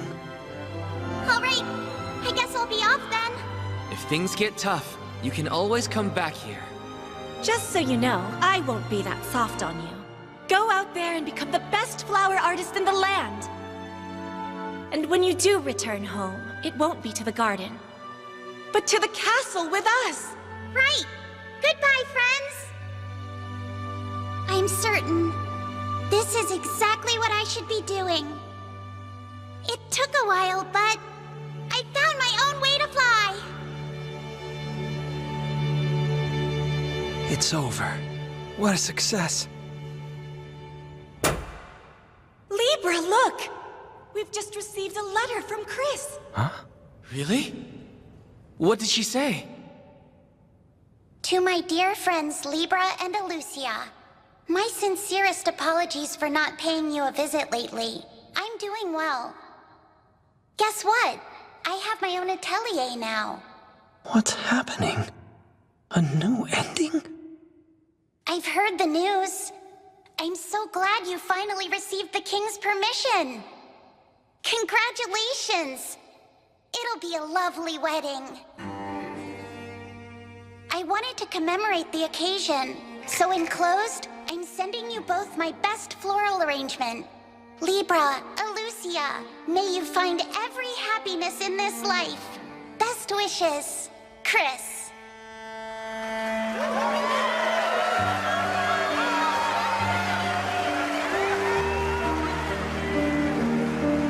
This story, it's Kikuchi's.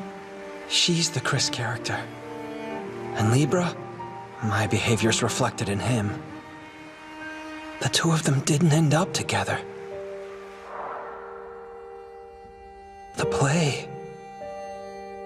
It must be Kikuchi's answer.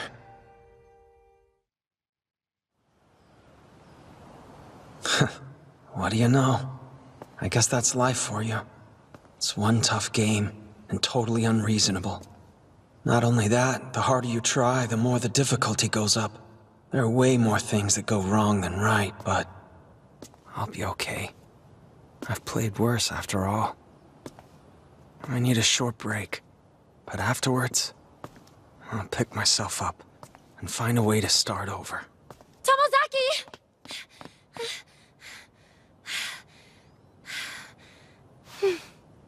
Me. The class play. Does it mean what I think it does?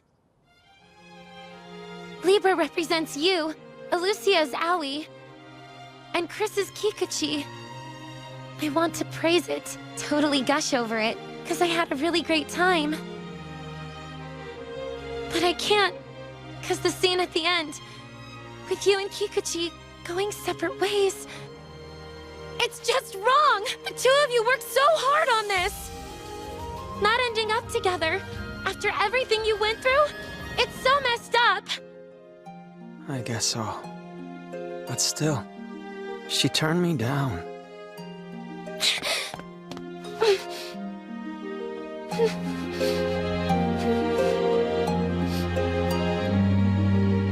Me.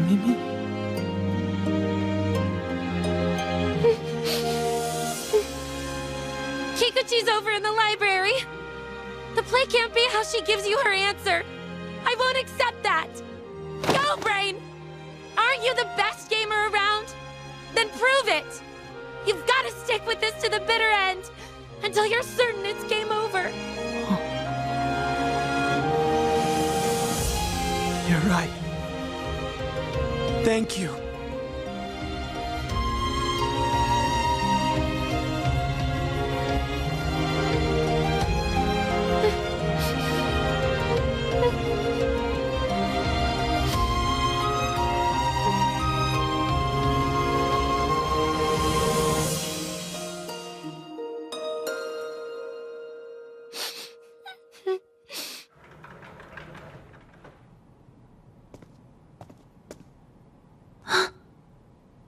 Tomozaki. Hi. Listen, What is it? about the final scene. Is that really the way things turn out? I'm sorry. No, please don't apologize. To me, it feels like the appropriate conclusion. Yeah, but... No, wait. It's not my place to ask why. But I'd still like to know. You see, I've done some thinking. There's a chance it's true that Chris really likes Libra. She truly feels like she wants to be with him and stay together forever. So you're saying... She can't. Because in the end, he needs to be with Lucia. But why? I don't understand. Lucia's clever but empty. She's a girl who's fundamentally missing something at her core. And Libra, he's awkward but curious. A boy with endless things he wants to do. What I'm saying is that those two were complete opposites. That's why they would make a much more ideal couple than Libra and Chris. Ideal? Whatever happened to being true to yourself? I was 100% convinced it would work. At first. It turns out I was wrong. What you told me earlier, initially it left me satisfied. How I shouldn't approach my life from an author's perspective. And how instead I should try and confront my own emotions without forcing them to fit an ideal.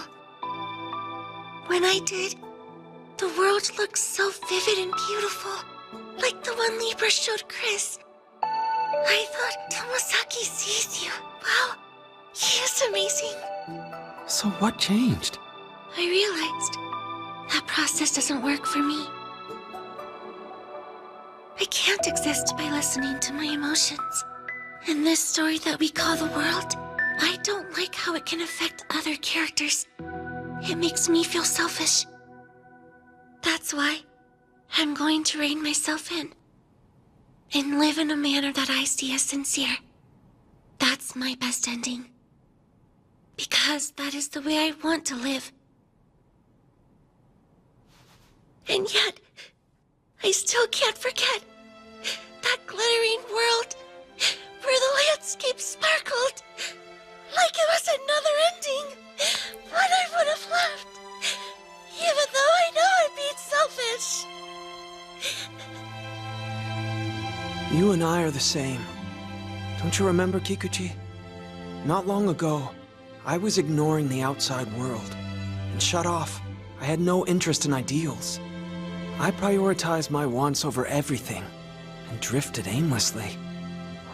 That is, until I met a certain mage, one who was able to show me how to find an ideal and aim for it. And so, I gave it my best try and started seeing results. But along the way, I grew convinced it wasn't working after all. Using new skills to get by, something about it felt disingenuous. However, being honest with my emotions, that feels sincere. Tell me, does that sound familiar to you? I started off filled with emotion and learned to aim for an ideal. Whereas you started with an ideal world and learned how to be true to your emotions. You and I are opposites. In the end, do you know what I did? I embraced both. Ideals and emotions. All I had to do was make an effort. I didn't have to choose one over the other. And I know you can do the same. Do you really think so? You don't have to pick one. You can put your all into having both. That's simple enough, right? Well, I'd like to. But I have no idea how. If Libra is meant to be with Lucia, and I twist that plot for the sake of my own emotions, the whole thing feels so wrong. Kikuchi has her own version of the world's ideals. Basically, she thinks the two of us aren't meant to be together. But on the other hand, I'm pretty sure she likes me. It's a contradiction. But we can make it work. And yes, she does have a good point. In a fictional world, finding that balance between Chris, Libra, and Alucia, it can be tough. But in this world, it's a cinch. I see. Well, in that case, I'll make it easier for you.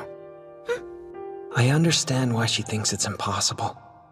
The idea doesn't sit well with her, twisting how she thinks the world should be based on her own emotions. But I want us to be a couple. I like you, Kikuchi. I, Fumiya Tomozaki, have chosen Kikuchi. Remember what you said? Libra and Alucia each have what the other lacks. So they belong together. Don't you think the same can be said for Libra and Chris too? They fret over the same things, just in the opposite order. But they found their words gave each other a way to move forward.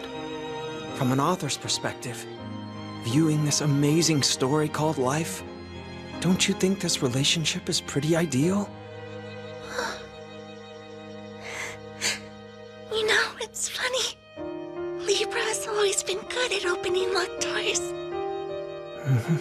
This kind of reminds me of a book I read. What did the popple say? Words are magic.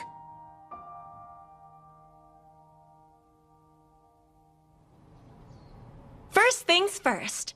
Congratulations are in order. Thanks, but you made it possible. Me? Please. The only thing I was concerned about was proving I was right. Know what? I totally buy that. But you get it now, right? You successfully changed your character. Still, this is no time to relax. Yeah, I know. Despite all your progress, you're still nowhere near the final goal. Until then, I'll keep dishing out tricky assignments so you keep your eye on the prize. And don't forget about the matching accessories task I assigned you a while back either. That one's not checked off yet. Right, working on it. But you can hit me with more. I'm ready.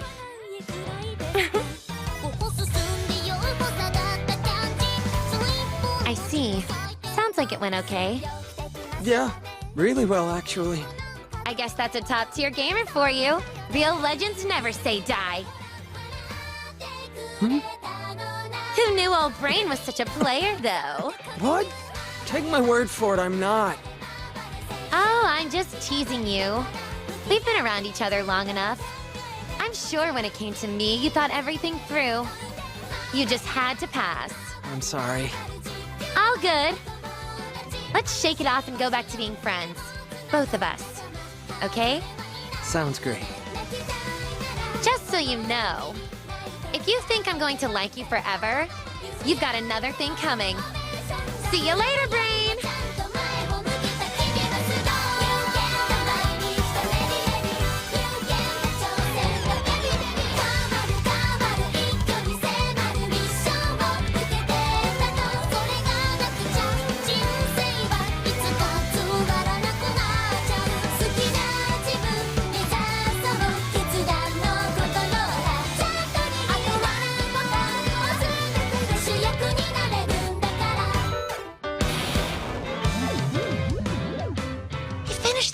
Adaptation. I would love for you to read it over. Is something wrong? I just wanted to let you know. It's not actually the official story. It's more like a version I wrote for myself. For yourself? You told me to be honest with my emotions, so I decided to put that into action with my writing. What I mean is, I know it's not what's best for the story world, but it's best for me, and I wanted to see where it would lead. This is what our comfortable, mutually understanding relationship looks like. We're every bit as happy as we were when we started dating. But there is one difference. I can't wait.